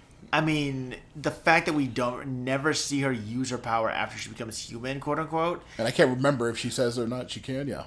I feel like she gave it up. Hopefully not, but that'd be cool. But what would be the point of bringing her back if she didn't have powers? So maybe. Honestly though, like I feel like she would be a perfect candidate to like be someone who learns the way of like sorcery, like because that's prevalent, and especially after Multiverse of Madness, this Earth has a lot less sorcerers. Yeah, that's true. And there's also a lot more dangerous magic out there. Plus, what's his name? The guy from the villain who we see again in Multiverse of Madness. The villain? What, Chthon? The dude who wants to get rid of magic. Oh, Baron Mordo, I believe. Mordo, yeah. He never, outside of Multiverse Madness. I mean, there was a cut scene where he was killed very early on in the movie. But since it was cut out, who knows if that's true or not. But yeah. And where? In Multiverse of Madness, he is killed by Scarlet Witch. I feel like that, the fact that it was cut. Yeah. I didn't even he was not somebody who would, I think, go after Scarlet Witch. I don't think he would. No, he's not an idiot. No, I think she was I think maybe back when she was still early on, he was trying to go after her because of her dangerous magic, and she just killed him, I believe. But then also, I guess that would have been confusing with the other Mordo, the good one in the movie, who's Sorcerer Supreme. I mean, I think I don't feel like he's someone who would just go up to Scarlet. Even if he thought she was a threat, I don't think he goes to Scarlet Witch unless he knows, because his whole point is getting rid of magic, and he knows what Scarlet Witch is. Yeah, she's not an unknown. It's not just oh, you're just a magic being. If he's going after regular witches, that's one thing. Yeah, but he's not. He's going after. I would love to see him go up against Agatha and her team. That'd be fucking insane. That would be. Yeah. But I mean, it just that was a character who could easily spread his potential to come back and be important again. Yeah, hopefully and I mean, how much do you want to think if what we got in theory her Sprite's existence could be the theoretical connection to the magic realm god thing, because in theory that's where they get the power from, right? Yeah, the powers that be is the metaphysical version. The book there are many gods of magic. That besides good book that got destroyed. The Darkhold is of Chthon. Not the Darkhold. The what is it? The book of whatever it's called. The good book that they're trying to get. I can't remember what it was called. But that got destroyed. So it's is that destroyed forever against all universes? Was it only in one universe? I don't know. It was in a weird. I guess I watched Multiverse of Madness again. A movie I'd love to go watch commentary for with what's the name of himself, the director. Sam Raimi. Yeah, Sam Raimi himself was on that one. It was fucking cool. Nice. Talked about how the eye of that giant eye thing at the beginning was Scarlet Witch's actress Elizabeth Olsen's eye. That's awesome. A lot of really cool details and shit in that. Sam Raimi is somebody who he is. I know we talked about it. I'm sure. Multiverse of Madness, but the fact that he did Spider-Man, the original, the Tobey Maguire Spider-Man, is and even too, like if you watch watching the Evil Dead films, like not only the originals, but like I don't know how much context it was in the remake that we watched before we went to the creepy, murder lane. Yeah. Like the fact too, like Evil Dead and Army of Darkness are so vastly different. Even like Drag Me to Hell is another film that's crazy. Fun, weird movie. Yeah. Yeah. He is someone who's not afraid of stuff, and I feel like he's so good at making these. Yeah, he's telling these stories that are dark. I want to see him come back for the next Doctor Strange. I believe he might be still attached. That'd be great. That'd be so good. Last actor I want to talk about, kind of tied into what we were talking about with the animated shows and stuff. David Kaye, aka Arishem, who is a massive anime voice actor. If you look up he's one of those anime VAs that if you like scroll through his fucking IMDb or Wikipedia, you'll be scrolling for several fucking minutes. He's done so fucking much. Mainly David Kaye, Kaye, but mainly Ed. Me and you may be huge fans of his Professor X from X-Men Evolution. Oh shit! Hell yeah! Holy shit! And also, I know him as Shishomaru from Inuyasha. Inuyasha's brother. But like I said, he's a fucking huge wall of fucking anime voice acting that he's done. David Kaye is incredible. I'm already seeing. Yeah, I'd love to see him come back as another Professor X after. Like, ironically, wait a minute. He is the voiceover narrator on Last Week Tonight. Oh, hell yeah. So I'm guessing he's like and now. Mm-hmm. Holy shit. Arishem the Judge. A great voice actor, a very interesting character. Digiman? What the fuck is Digiman? Not Digimon, Digiman. Digiman, yeah. That is okay. Some weird shit, I'm sure from the 80s or some shit. No, that's new. Oh, fun. Also, there's a What If episode with Arishem? Yeah. Did you do the one with Kingo? Maybe that's the one with him in it. I knew Kingo was in. I think I started using one of them. But yeah, David Kaye. But now, Arishem, the Judge, a fun character. Gibeon. I love Pokemon Horizons. Nice. I love his question in Justice League. Really, Ed? I said we got to talk about the character. Wait a minute. We got to vibes out about the character. Holy character. fuck! Hold on. Who know? He is, according to this, Nickelodeon All-Star Brawl 2. Oh yeah, is he doing Nigel? I believe. No, he is Powder Toast Man. Oh hell yeah! is that easy? Yeah. I don't think he's the original, but he's in the game. He's Clank and Ripped Apart. I think he's most of the time. He's Clank. Yeah, he's Clank in most things, I believe. Yeah. He's in Marvel Super War video game. He's Vision and Mysterio and Corvus Glaive. Hell yeah! Wait, he's King Peppy in Trolls? What? NRO2. That's NRO2. Wait, is that the Nosferatu show? What is that? That's in this is Star Wars Old Republic. Oh, okay. I'm not sure which one that is. He's Stretch Armstrong in something, or isn't that Grandpa Max in Ben 10? What? Which version? Just Ben 10. Oh, it's a video game, but yeah. Usually, like this one. Yeah, most likely he should probably be the regular voice actor for that. Yeah. I mean, I don't know. All I picture in my head is Professor X's crazy voice talking about Magneto and ordering the X-Men. Clank. He is Clank like everything. Yeah, he's a fucking amazing voice actor. Like I said, a hugely prolific anime and video game and cartoon voice actor that's been in 1,000 things. Jarvis? Yeah. Ed. Yeah, he's Jarvis. Gonna get off of his IMDb and Wikipedia. We gotta talk about Arishem. Never. There's so many things. Yeah. We're literally at the end of the character list, and if we were going directly into the movie, we'd be going directly to the movie after this, but I'm good with vibing out about Arishem and then... Yeah, well, we got to talk about how are we going to talk about Airship if we're not looking at the fact that this dude is... he's Jim Gordon in Arkham City. Hell yeah. He's Logan Carter in Dead Island. I don't know what the fuck that is. But I mean, did you play Dead Island? I didn't. I did, but... Well, he's Mysterio in Shattered Dimensions Spider-Man. Hell yeah. The Shattered Dimensions. He's Mad Hazard in Bloodbath and Beyond. What the hell is Bloodbath and Beyond? It's a Mad Hazard game. Mad Hazard game, great. That does everything, isn't it? Yeah. So I can actually click on something, so I have to go scroll back down. Let's go all the way to the bottom here to see what this very first role is. Really? His very first role? Yeah. Is the Adventures of Mowgli in 1973. He was a Kella. Nice. I don't even know who that character is. I assume Mowgli is related to Jungle Book, but I don't know what the hell that is. Honestly, it looks like one of his biggest. Well, he was in Ronin Warriors and Ranma and one and a half. Ranma 1/2? Hell yeah. He's Son Tendo. I don't know that. I know of it, but I'd never seen it. Ranma 1/2 is a very, very fun show. I know it's really weird. Yeah, I believe it. I also don't know I'm curious how it's aged. I mean, there's a new remake of the show now, I believe, so it's probably still doing well. I'm sure he's the reporter in Happy Gilmore. I don't know what the hell that is. Yeah, me neither, but he's in Happy Gilmore. Oh, Jesus. We're literally at the end of the thing. There's no such thing as the end of our show. Yeah, I know. We're already at hour 7.5. And we have not talked about the movie. Still, yeah, have not. Okay, what the fuck is Eat Man 98? As a television series, he is Bolt Crank in 2 episodes. Bolt Crank sounds fun. He is Bolt Crank in Eat Man 98. Jesus. He has additional voices in Fat Dog Mendoza. That sounds familiar. Why does that sound familiar to me? I don't know. Oh my god, Ed, please. Get off of IMDb. You gotta wrap this up. Never. There's gonna be one more good thing here to look at. Just one more. Come on, something else. He's a Monster Rancher, but that's... Monster Rancher, oh god. Was he the eyeball dude?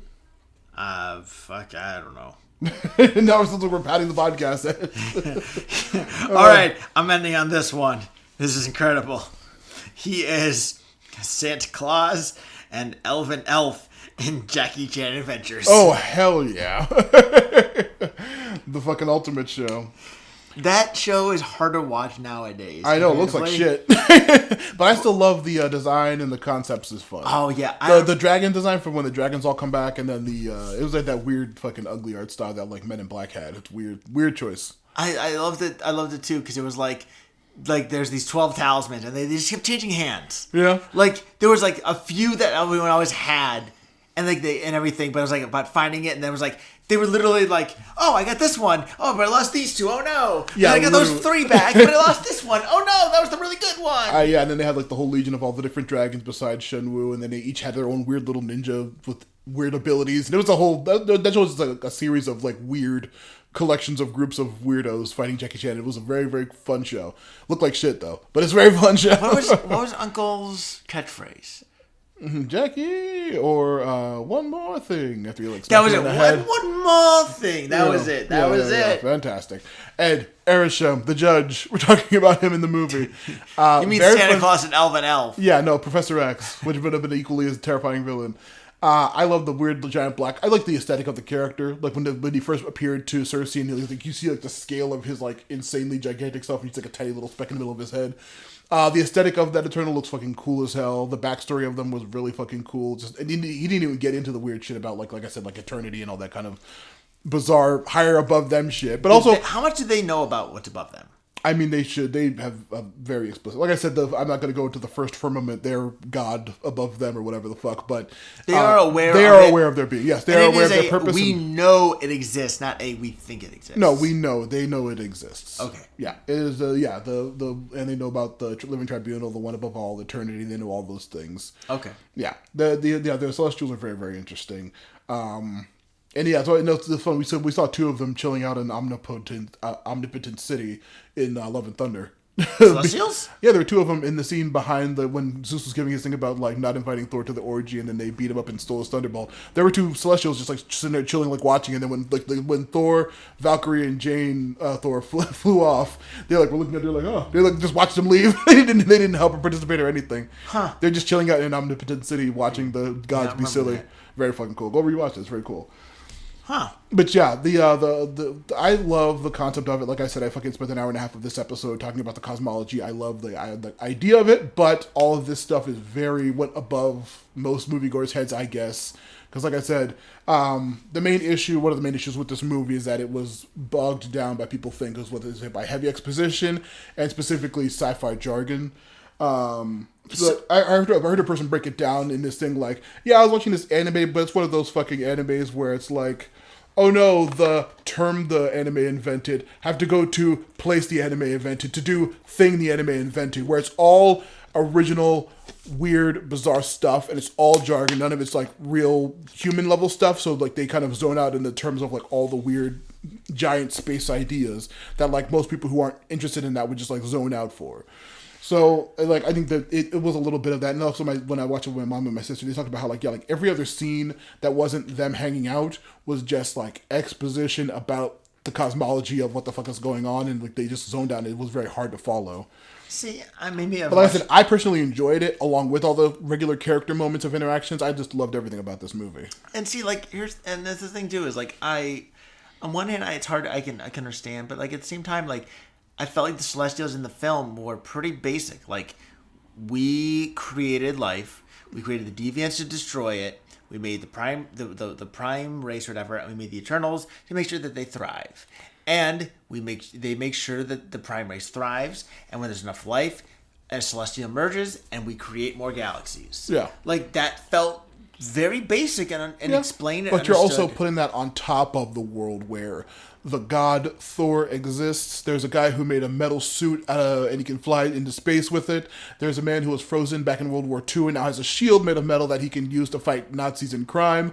There's also this gang of intergalactic bounty hunters for hire who like it's like on top of everything else in the MCU up to that point. There's wizards. There's whatever the hell Black Panther is, a king of a weird sci-fi super African nation. It's like it was a lot on top of, and especially everything after Endgame, where they introduced time travel, they're like, and now how the universe was created, and everyone was just like, ugh.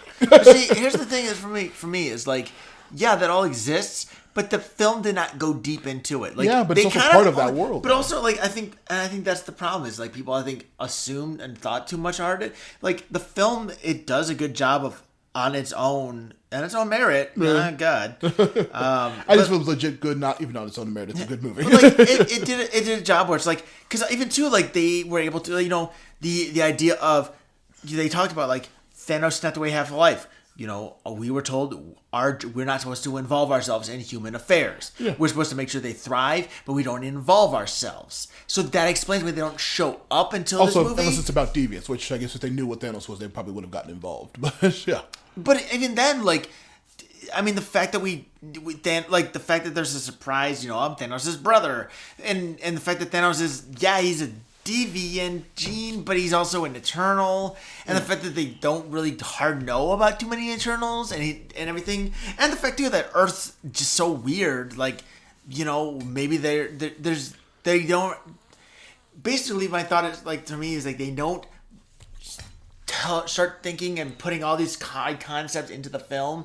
They just say Celestials do this. This is what they do. Your job as Eternals is to do this, and you say the same. But we see, honestly, it's fun to see because the idea is that they're supposed to say the same, but we see them evolving and growing, and literally one of them. Yeah, but also none of the pro tags are humans at any point.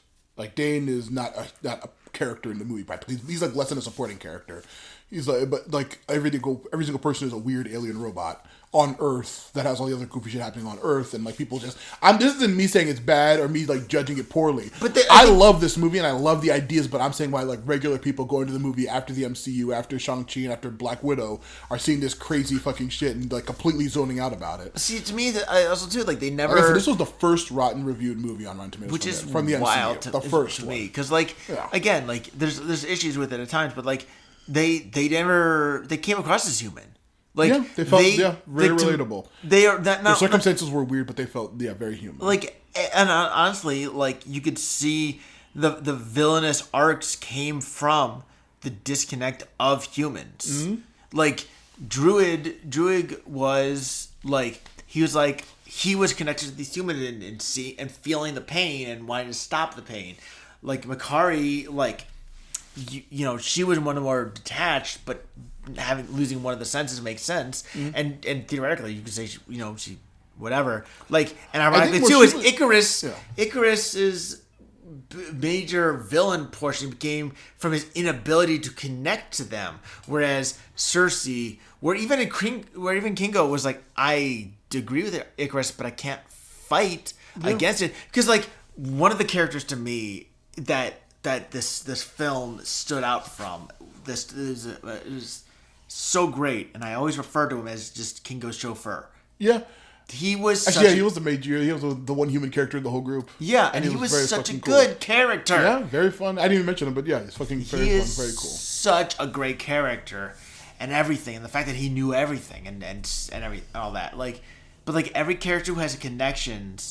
If you think about it, I mean, every character who has a connection to the humans and what they've done and created and all this, they are ones who refuse to just accept that Tiamat's existence should, Tiamat should be born at the cost of all these people. Whereas the people who actively fight against the existence of Tiamat is the guy who cannot connect with humans and the person who separates herself from humans because of her own limitations. So they were all incredibly well written, incredibly well handled. I still stand at I think most people it went over their heads and it was just too much. But hey, I fucking love the movie. I thought it was fucking really, really fucking good. I'm telling you, I mentioned earlier, I'm getting Last Jedi flashbacks. It was divisive. I don't even know if it was divisive. I don't think understanding. Yeah, I don't think most people even gave the movie a real thought. The Last Jedi, people came out saying that was good, and people saying that fucking sucked.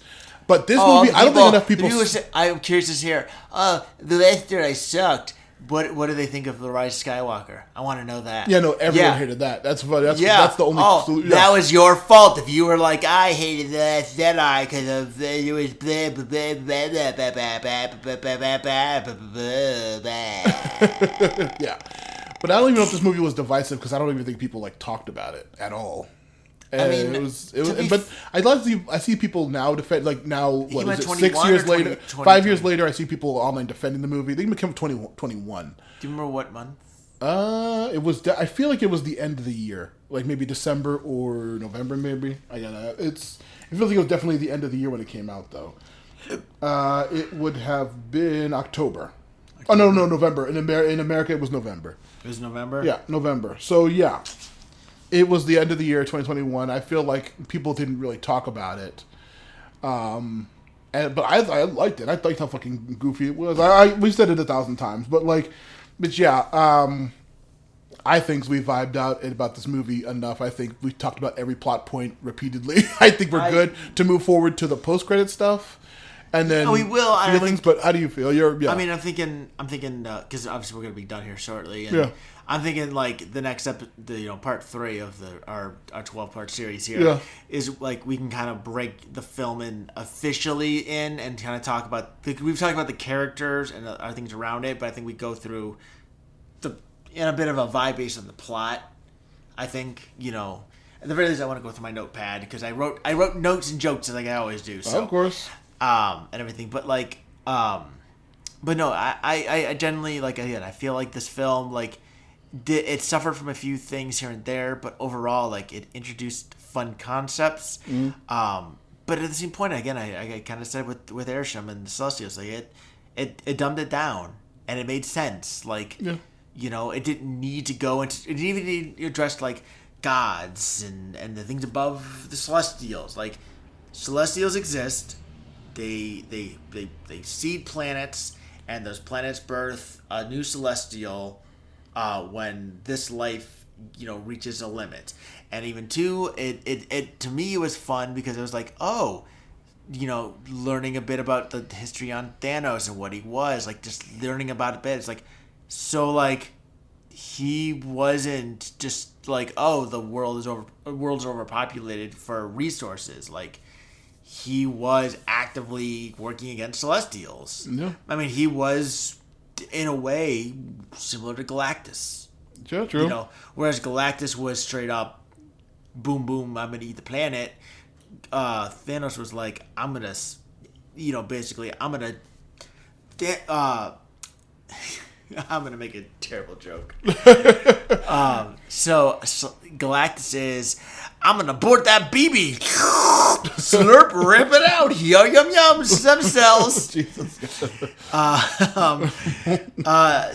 What's it called? Thanos was oh, I'm not gonna abort the baby. I'm just gonna, you know. I was used to be like, Ace's I'm mom gonna, held the baby in for like 2 years or whatever the fuck she I did. was gonna say, no, Weird story. here, have some sushi. Have some sushi. Oh, have some alcohol. Like, I'm just gonna, you look real intense right here. I'm just gonna push really hard. Oh, don't worry about that. That's not like cutting the blood off to your fetus. Like, that's what he was kind of doing. He was like, you know, he was trying to suffocate.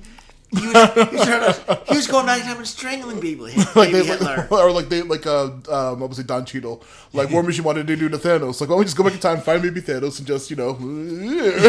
Like, yeah. And they're like, well, it's very dark, but that would just keep our timeline the same. So, yeah.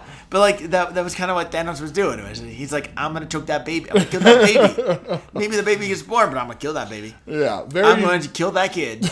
A nice note to end the podcast on. That was a reference to last night with our D&D games. Of course. God. I didn't say I wanted to kill the kid. Yeah, kill the kid. There you go. Not indirectly. So, yeah, that's the actors for the movie. We've literally gone over the movie entirely. I don't think we need to go over the movie specifically. But we will next time for Eds. And you can consolidate all your jokes into the opening sequence. And like, we'll take a 20-40 minute sequence of you just listing all the funny jokes between scenes you saw. Because we've got to, we're never going to get, we didn't even like think about the Marvels, which is a lot to deal with. So we'll deal with that when we get to it. I mean, but like I said, this movie, no spoilers for the final ranking because we could go over the rankings. Whatever you want to do your bits. We'll do the bits, so we won't rank it now. Well, I mean, I will say like, maybe if we don't go over like our whole normal list like we do, we could always like just be like, what number is this going to be? And honestly, I could read the list and skip where the Marvels is for myself. Are you good to that? But then that's also concluding the movie. Did you want to do like the thing I just said with like consolidating all your bits into a 20-40 minute segment at the beginning of the Marvels episode? We're still going to do that anyway.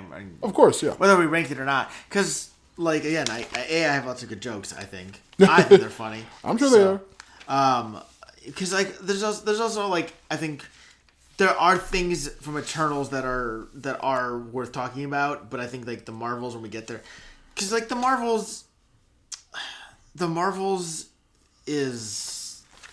It's a lot. It is a lot. That's all I will say. Like I said, no spoilers for everything about it, but my mom and my sister, who I watched it with, really did not like the movie. And that was because it was so much, and I'll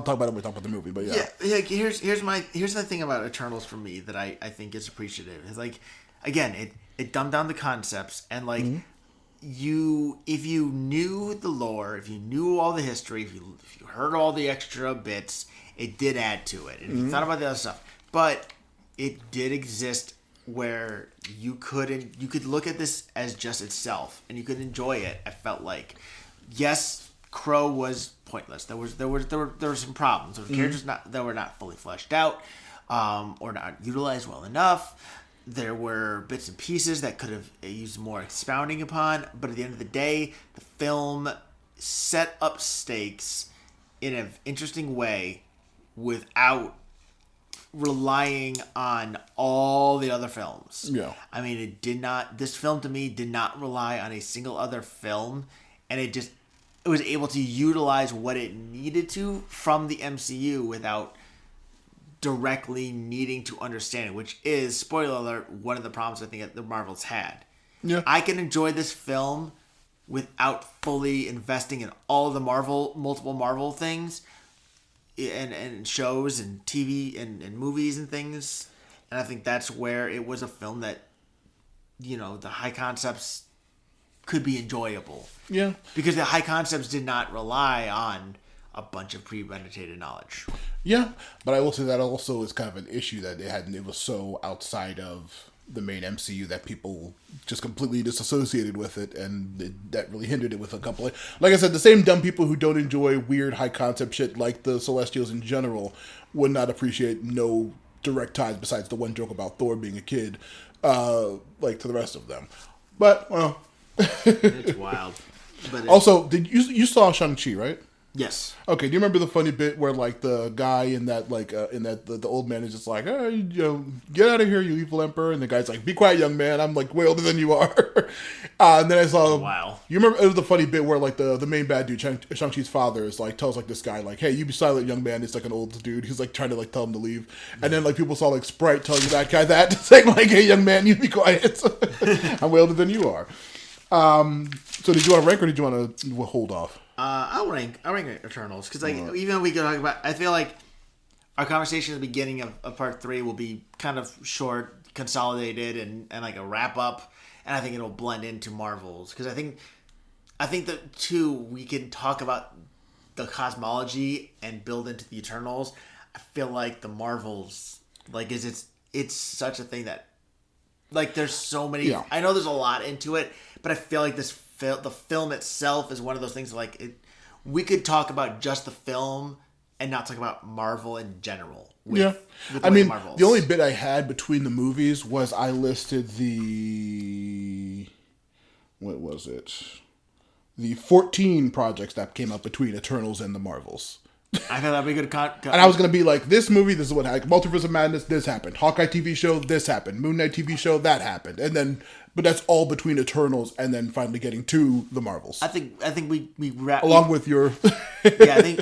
Actually, you know what? I'm gonna leave the movie summary of Eternals 100% up to you, Ed, for the next episode. Works for me. You can do all the talking for once. I'm tired. For once. Yeah, I'm too yappy. Or we're both too yappy. It's true. I do not talk much. Yeah. I'm rarely. Oh no, rarely. No, I'm like reading my notes directly all the time. So. So all right, I'm gonna go off my rankings here. So I'm gonna take the Marvels out of my ranking section here. Mm-hmm. So hopefully I don't give it away. To number 26, I'm gonna go from the bottom up. 26 is Jack and Jill. Number 25, Transformers: Age of Extinction. Do you have something tied right now? Because I have 27 movies on my list. I have 27, but I took out. Oh, no, I was just gonna not Marvels. Oh yeah, I guess I would spoil if I said yeah. It was gonna be difficult. Yeah, I took out. Number 25 was Extinction. Number 24 is the Snyder Cut. Number 23 is The Last Airbender. Number 22 is Resident Evil 2 Apocalypse. Number 21 is X-Men Apocalypse. Jesus Christ, all these Apocalypse movies. That was 21. Number 20 is Monster Hunter. Number 19 is Terror of Tiny Town, which I feel like has moved down my list. It should. I see. Here's the thing: is I know I've said it too. I think it's missing a lot of footage, and I think I have more fun thinking about what could be coming from it. And honestly, I mean, the main villain was incredible. Bat Haynes rules. Bat Haynes, incredible. Speaking of could be, number 18 is Percy Jackson, Lightning Thief. Number 17 is I Party with Victorious. I don't know why I'm talking like this. We're exhausted. Exhausted. Another 4-hour episode. Totally not 5 beers in. With like no food before you heard me start chomping down. 16 is Banana Splits. Number 15 is on here somewhere. Troll 2. Oh, wow. 14 is Bad Taste, the film that I think is one of the that and Snyder Cut are one of the biggest splits you and I have. Oh, yeah. 13 is Fantastic Dinosaurs of the Movies, Action Highlights from SFX Classics. You gotta say the whole title. Oh, yeah. Number 12 is a film that you hate me for making you watch, RCX. Oh, God. Number 11 is Digimon the Movie. Number 10 is Fantasy Island. That one still surprises me. Number 9 is Star Wars 3, Revenge of the Sith. Mm-hmm. Number 8 is Warcraft. And number 7 is The Eternals. Nice. It is a film that I generally enjoy. Like, faults and all. It gets slow at times, but like it's got the sex scene, it's got great characters, it's got good diversity in them. And it's again too, like it has the diversity. And I'm not someone who's like, oh, I don't want to hear about experiences that are not my experiences or some shit. Yeah. But I also appreciate at the same time that it does not, like, these characters exist as, like, them being diverse is normal. Like, it's not, oh, they just happen to be the black one and then the deaf one and then the kid one and the Hispanic one. Like, they just all exist. Oh, yeah. And everything. And, like, the fact, too, that not a single person, even Icarus, does not question the fact that Phastos is gay. Yeah. There is, like, his existence is never questioned. And that in the film does not, like, people talk about putting politics in films and politics in oh, it's too political. No, like, this film it says, the world we live in is not mono existence. Yeah. And everything. The problems of the world are not monotheistic. They are all of our problems. Yeah. And the Eternals does represent that. And every character, again, there's some that should be used more and some that we could probably get pulled back a little bit. Some that deserve so much more screen time. Some that got well underserved, but just in general, the film exists in such a good place. I appreciate the hell out of it. Number 6, Freddy vs. Jason. Number 5, Fast X.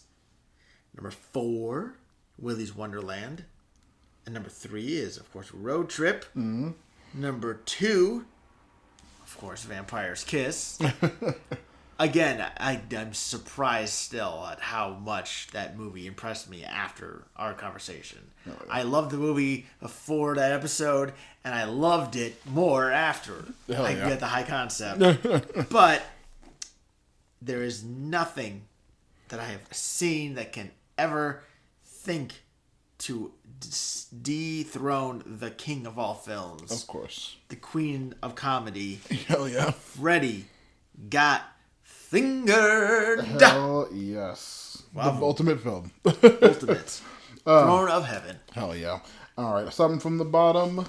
We have Last Airbender. What a piece of shit. Bad Taste. What a piece of shit. Monster Hunter. Marcy X. Deserving to be near the fucking bottom like it should on everybody's list. Ed. Terror of Tiny Town. That sucks. Jack and Jill. Slightly less racist and embarrassing Marcy X. Followed by Resident Evil 2. An embarrassing piece of shit. Banana Splits the Hug, mid. Percy Jackson. Hold on, real quick here. Yeah. You said that Jack and Jill is a less racist Marcy X. Yeah. Marcy X came out in the 2000s. So yeah. Like, I'm not dismissing it, but like, how does 10 years later Jack and Jill theoretically is more racist than Marcy X? No. Jack and Jill's less racist than Marcy X. Is it though? Yes, it is, because it only has one incredibly problematic scene, whereas the entire movie of Marcy X was problematic from second one with the fucking Eat the Beef song all the way to the end where Marcy makes a clothesline or whatever the fuck. It was embarrassing and terrible the entire time. Jack and Jill, like I said, only had one racist piece of shit scene. Also, again, I will remind you, I did not make you watch it with your family. Well, you shouldn't have. Well, you shouldn't have picked it in general. Also, your family must hate me. Yeah, that was terrible. We're all pissed at you, Ed. Mid Resident Evil, Banana Splits, Percy Jackson Lightning Thief. Have you seen season 2 yet of the? I haven't. I don't care. I want to see it. I Party with Victorious, and then we get to the fun shitty. This is where fun shitty starts. Justice League, Snyder Cut, Trolls 2, Fantasy Island, Transformers, Age of Extinction, X-Men Apocalypse, and the personal favorite, Fantastic Dinosaurs of the Movies, Action Highlights and Special Effects Classics, Warcraft, Star Wars 3. Where are numbers? Now I'm at 8. Okay, let's start starting at 10, Warcraft. Okay. Star Wars Revenge of the Sith is number 9. Road Trip is number 8. Fast X is number 7. Now, just for nostalgia points, number 6 is Digimon the movie. Personal favorite of mine, just because I love that movie and I can watch it any day of the week, any time of the week. Number 5 is Eternals. Damn. A legit, wonderful movie that I really, really love. I've seen it 3 times now. Once with just a DVD commentary, which I never do because I don't care about that shit normally. The director did an amazing job. This movie definitely deserves more love. I do think that it definitely needed more time, despite I've already mentioned several times it's 2.5 hour runtime. It needed more time because more story needed to happen, more time with these characters. It is high concept, even if it is like you said, dumbed down proportionally to what it could have been, with this weird ancient aliens plot of like this is the origin of the universe, or at least the planet Earth in the MCU. This should be a bigger deal. It needed more time. I wish it did incorporate. Like I said, we were talking about how you said it didn't incorporate Marvel other stuff with the outside characters and stuff like that. I wish it kind of would, because that would kind of make this world feel more tangible. Like, yes, this world that is an egg for a celestial being that's the size of a fucking space that can turn into travel through black holes is like in the same universe where like fucking Sam Wilson's Captain America now. So real quick here, Tiamat. So like everything has like a X the blank. Yeah. What is Tiamat supposed to have been? I can't remember what Tiamat's role would have been, but let's see. But also the fact that it's named Tiamat, like that's not nothing, because I know Tiamat is like the Dungeons and Dragons character. Well, it's not Dungeons. It's an ancient Babylonian god, right? Of like that's like the evil goddess of like ancient Babylon, like as opposed to it's the opposite evil of Bahamut, I believe. It's like from whatever religion that is supposed to be. The communicator was Tiamat's thing. So maybe that's why it was telling. Remember, like she said that she felt the celestial talking to her, telling her to stop it. I guess, or maybe possibly, I don't know. Huh. There's some kind of weird thing about that. Well, more stuff to get into next time. But yeah, Tiamat the Communicator was its title. Huh. But yeah, a fucking fantastic movie. I would love a 4 or 5 hour cut. I think it needs too much of a budget to be a TV series. But I would love to see more of these characters. I want to see everyone come back. I want to see these actors come back as these characters. I want to see them interact with more people. I want to see fucking somebody go to see a Kingo movie just randomly in a fucking X-Men or whatever the fuck happens in the future. Spider-Man, Peter and his friend go see a fucking movie and Kingo's the star of it or some shit like that. You know, I want to see them come back and I want to see them be relevant.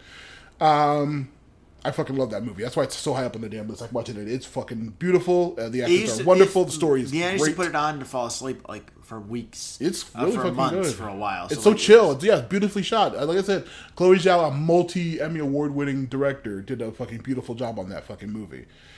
Next, Vampire's Kiss, a fucking fun Nick Cage time that's very open to a lot of interpretations for a director that didn't give a shit as much as we did, loving it. Next, Freddy vs. Jason, the ultimate wrestling movie between two murderers. It's really fun. It's the best fucking get drunk fun time with your bros ever. It's so goddamn fun. Number 2, Willy's Wonderland, a legit fantastic movie, both hilarious and brutal and very well done.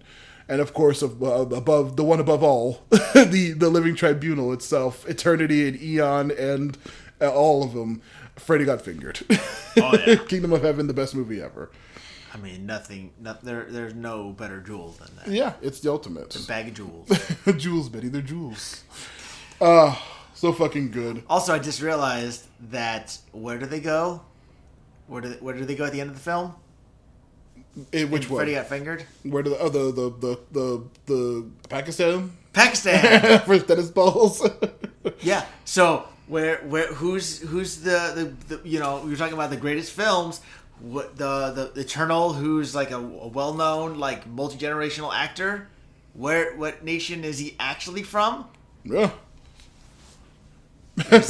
He's from space, technically. Who's the actor actually from? What, Pakistan, Kumail Nanjiani? Exactly. And to connect it to the other film that we technically did to have to do for this, what is one of the Marvels? Pakistani? Yeah, well, she's technically from Jersey. They have ancestry to Pakistan. Of course, yeah. So, what is the through point through these 3 films? Pakistan, I guess. That's our Freddy Got Fingered reference, baby. Pakistan. Yeah, what's her name? Should be sewing soccer balls instead of being a superhero. According to Rip Torn. Miss Marvel should be sewing soccer balls or whatever the fuck he said. I don't know. Like, I love Rip Torn, but you gotta wonder, like, if there's an afterlife. I want to believe he deserves to be in heaven because he's the best. I agree. But also, like, if you tell me he's in hell, I'm like, I can see it. Hey, he didn't make that. Oh, he probably did make that character because the character's so fucking goofy. Plugs. We're gonna hit 4 hours. Hey, we're at 4 hours. I didn't even notice. Oh shit! So I was getting ready to play the Dunkachino in Arabic to get us to 4 hours, but we're gonna just do plugs and get out of here. You got to start off the next episode by singing it yourself in Arabic. Oh yeah. Or even worse, hey, give me the lyrics and I'll sing it. Perfect. Oh boy. Pluggy woogies. I guess am I giving the next time as well, or the next movie, or are we just? I mean, no, we might as well hold off on it. We have a whole other episode at least planned, so that is very true. Yeah, at least 3 more. Yeah, like I said, someday we'll get to it. Like we joked at the beginning of the episode. You thought we were just like making a bad repeating joke about someday we'll get to it, but no, it's literally not going to be today that we're going to get to the movie. And we're going to continue. Another first. Like the Fantastic Dinosaurs took us 2 episodes. I mean, technically, we got this done in 8 hours. We got if we were doing one movie, it would be 8 hours, but we got more. No, we barely have touched Eternal. Like, if it was more movies, we would have gotten Eternals. We have not touched the Marvels. No, not at all. At all. Yeah, that's why I made this one. That's why I used my one time to do a double movie, Which is funny because, like, I mean, spoiler alert. Marvel's is not as good as the Eternals. No. Well, I mean, we made our feeling. We've alluded to our feelings enough. I'm sure they can figure it out. Yeah. So, but in theory, the Marvels is the more on brand. Yeah, for the podcast. Movie garbage. Yeah, that's true. But at the same time, I feel like a film that is misunderstood by the public and that we love, like I said, despite the flaws, is like makes the Eternals the perfect film for it. So I don't know which one is more. That's why I picked these. Remember, I said I picked these 2. One was the first critical failure of the MCU. Second one was the biggest financial failure of the MCU. But yeah, we'll get into more of that next time for another 4-hour episode compared to fucking first 12-hour episode of a podcast. It's literally half of an entire fucking day talking about this. But yeah, plugs. All right, I'll go first. So you can. The main thing is Father_Bohawk on Twitch. I am still doing the champion lock, where I am looking to make every Pokemon a champion. As of the date today, beginning of March, 2nd day of March technically, I have conquered Pokemon Blue, Pokemon Pearl, and Pokemon White, and added 6 Pokemon each time. And I'm getting ready on my 3rd attempt to get Emerald completed and add some Pokemon to that. I'm playing through every mainline game. I'm doing vanilla rule. It's a vanilla game, but it's once Pokemon's in the Hall of Fame, they can't be used anymore. So it's the strategy of, I mean, I could use Gyarados in every one I wanted, or theoretically, but once it's used once, it's not used again, and can't be used in any games. And do I want to get rid of Gyarados this early? No, I don't. So.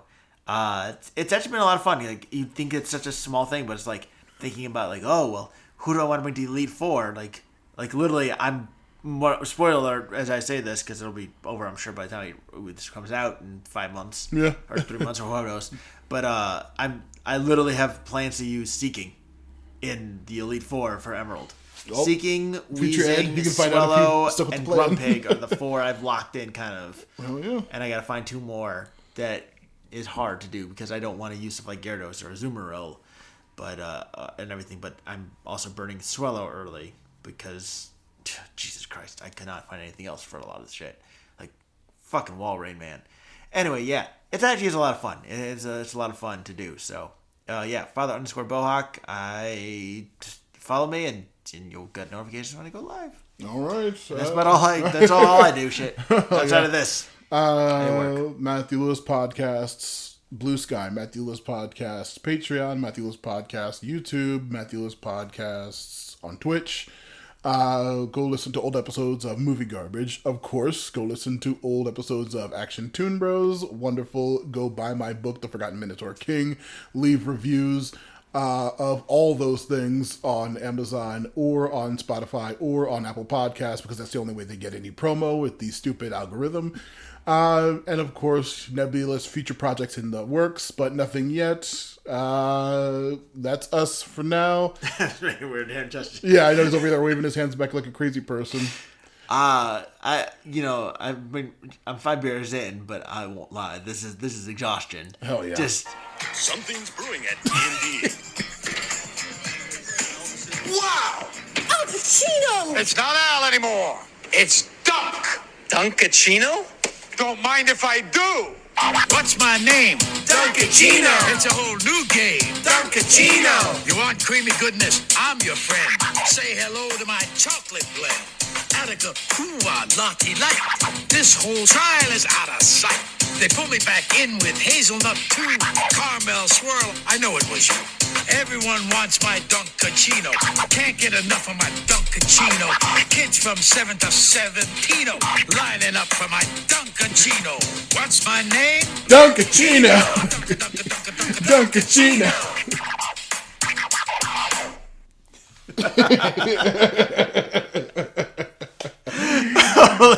Kavira's Gambit.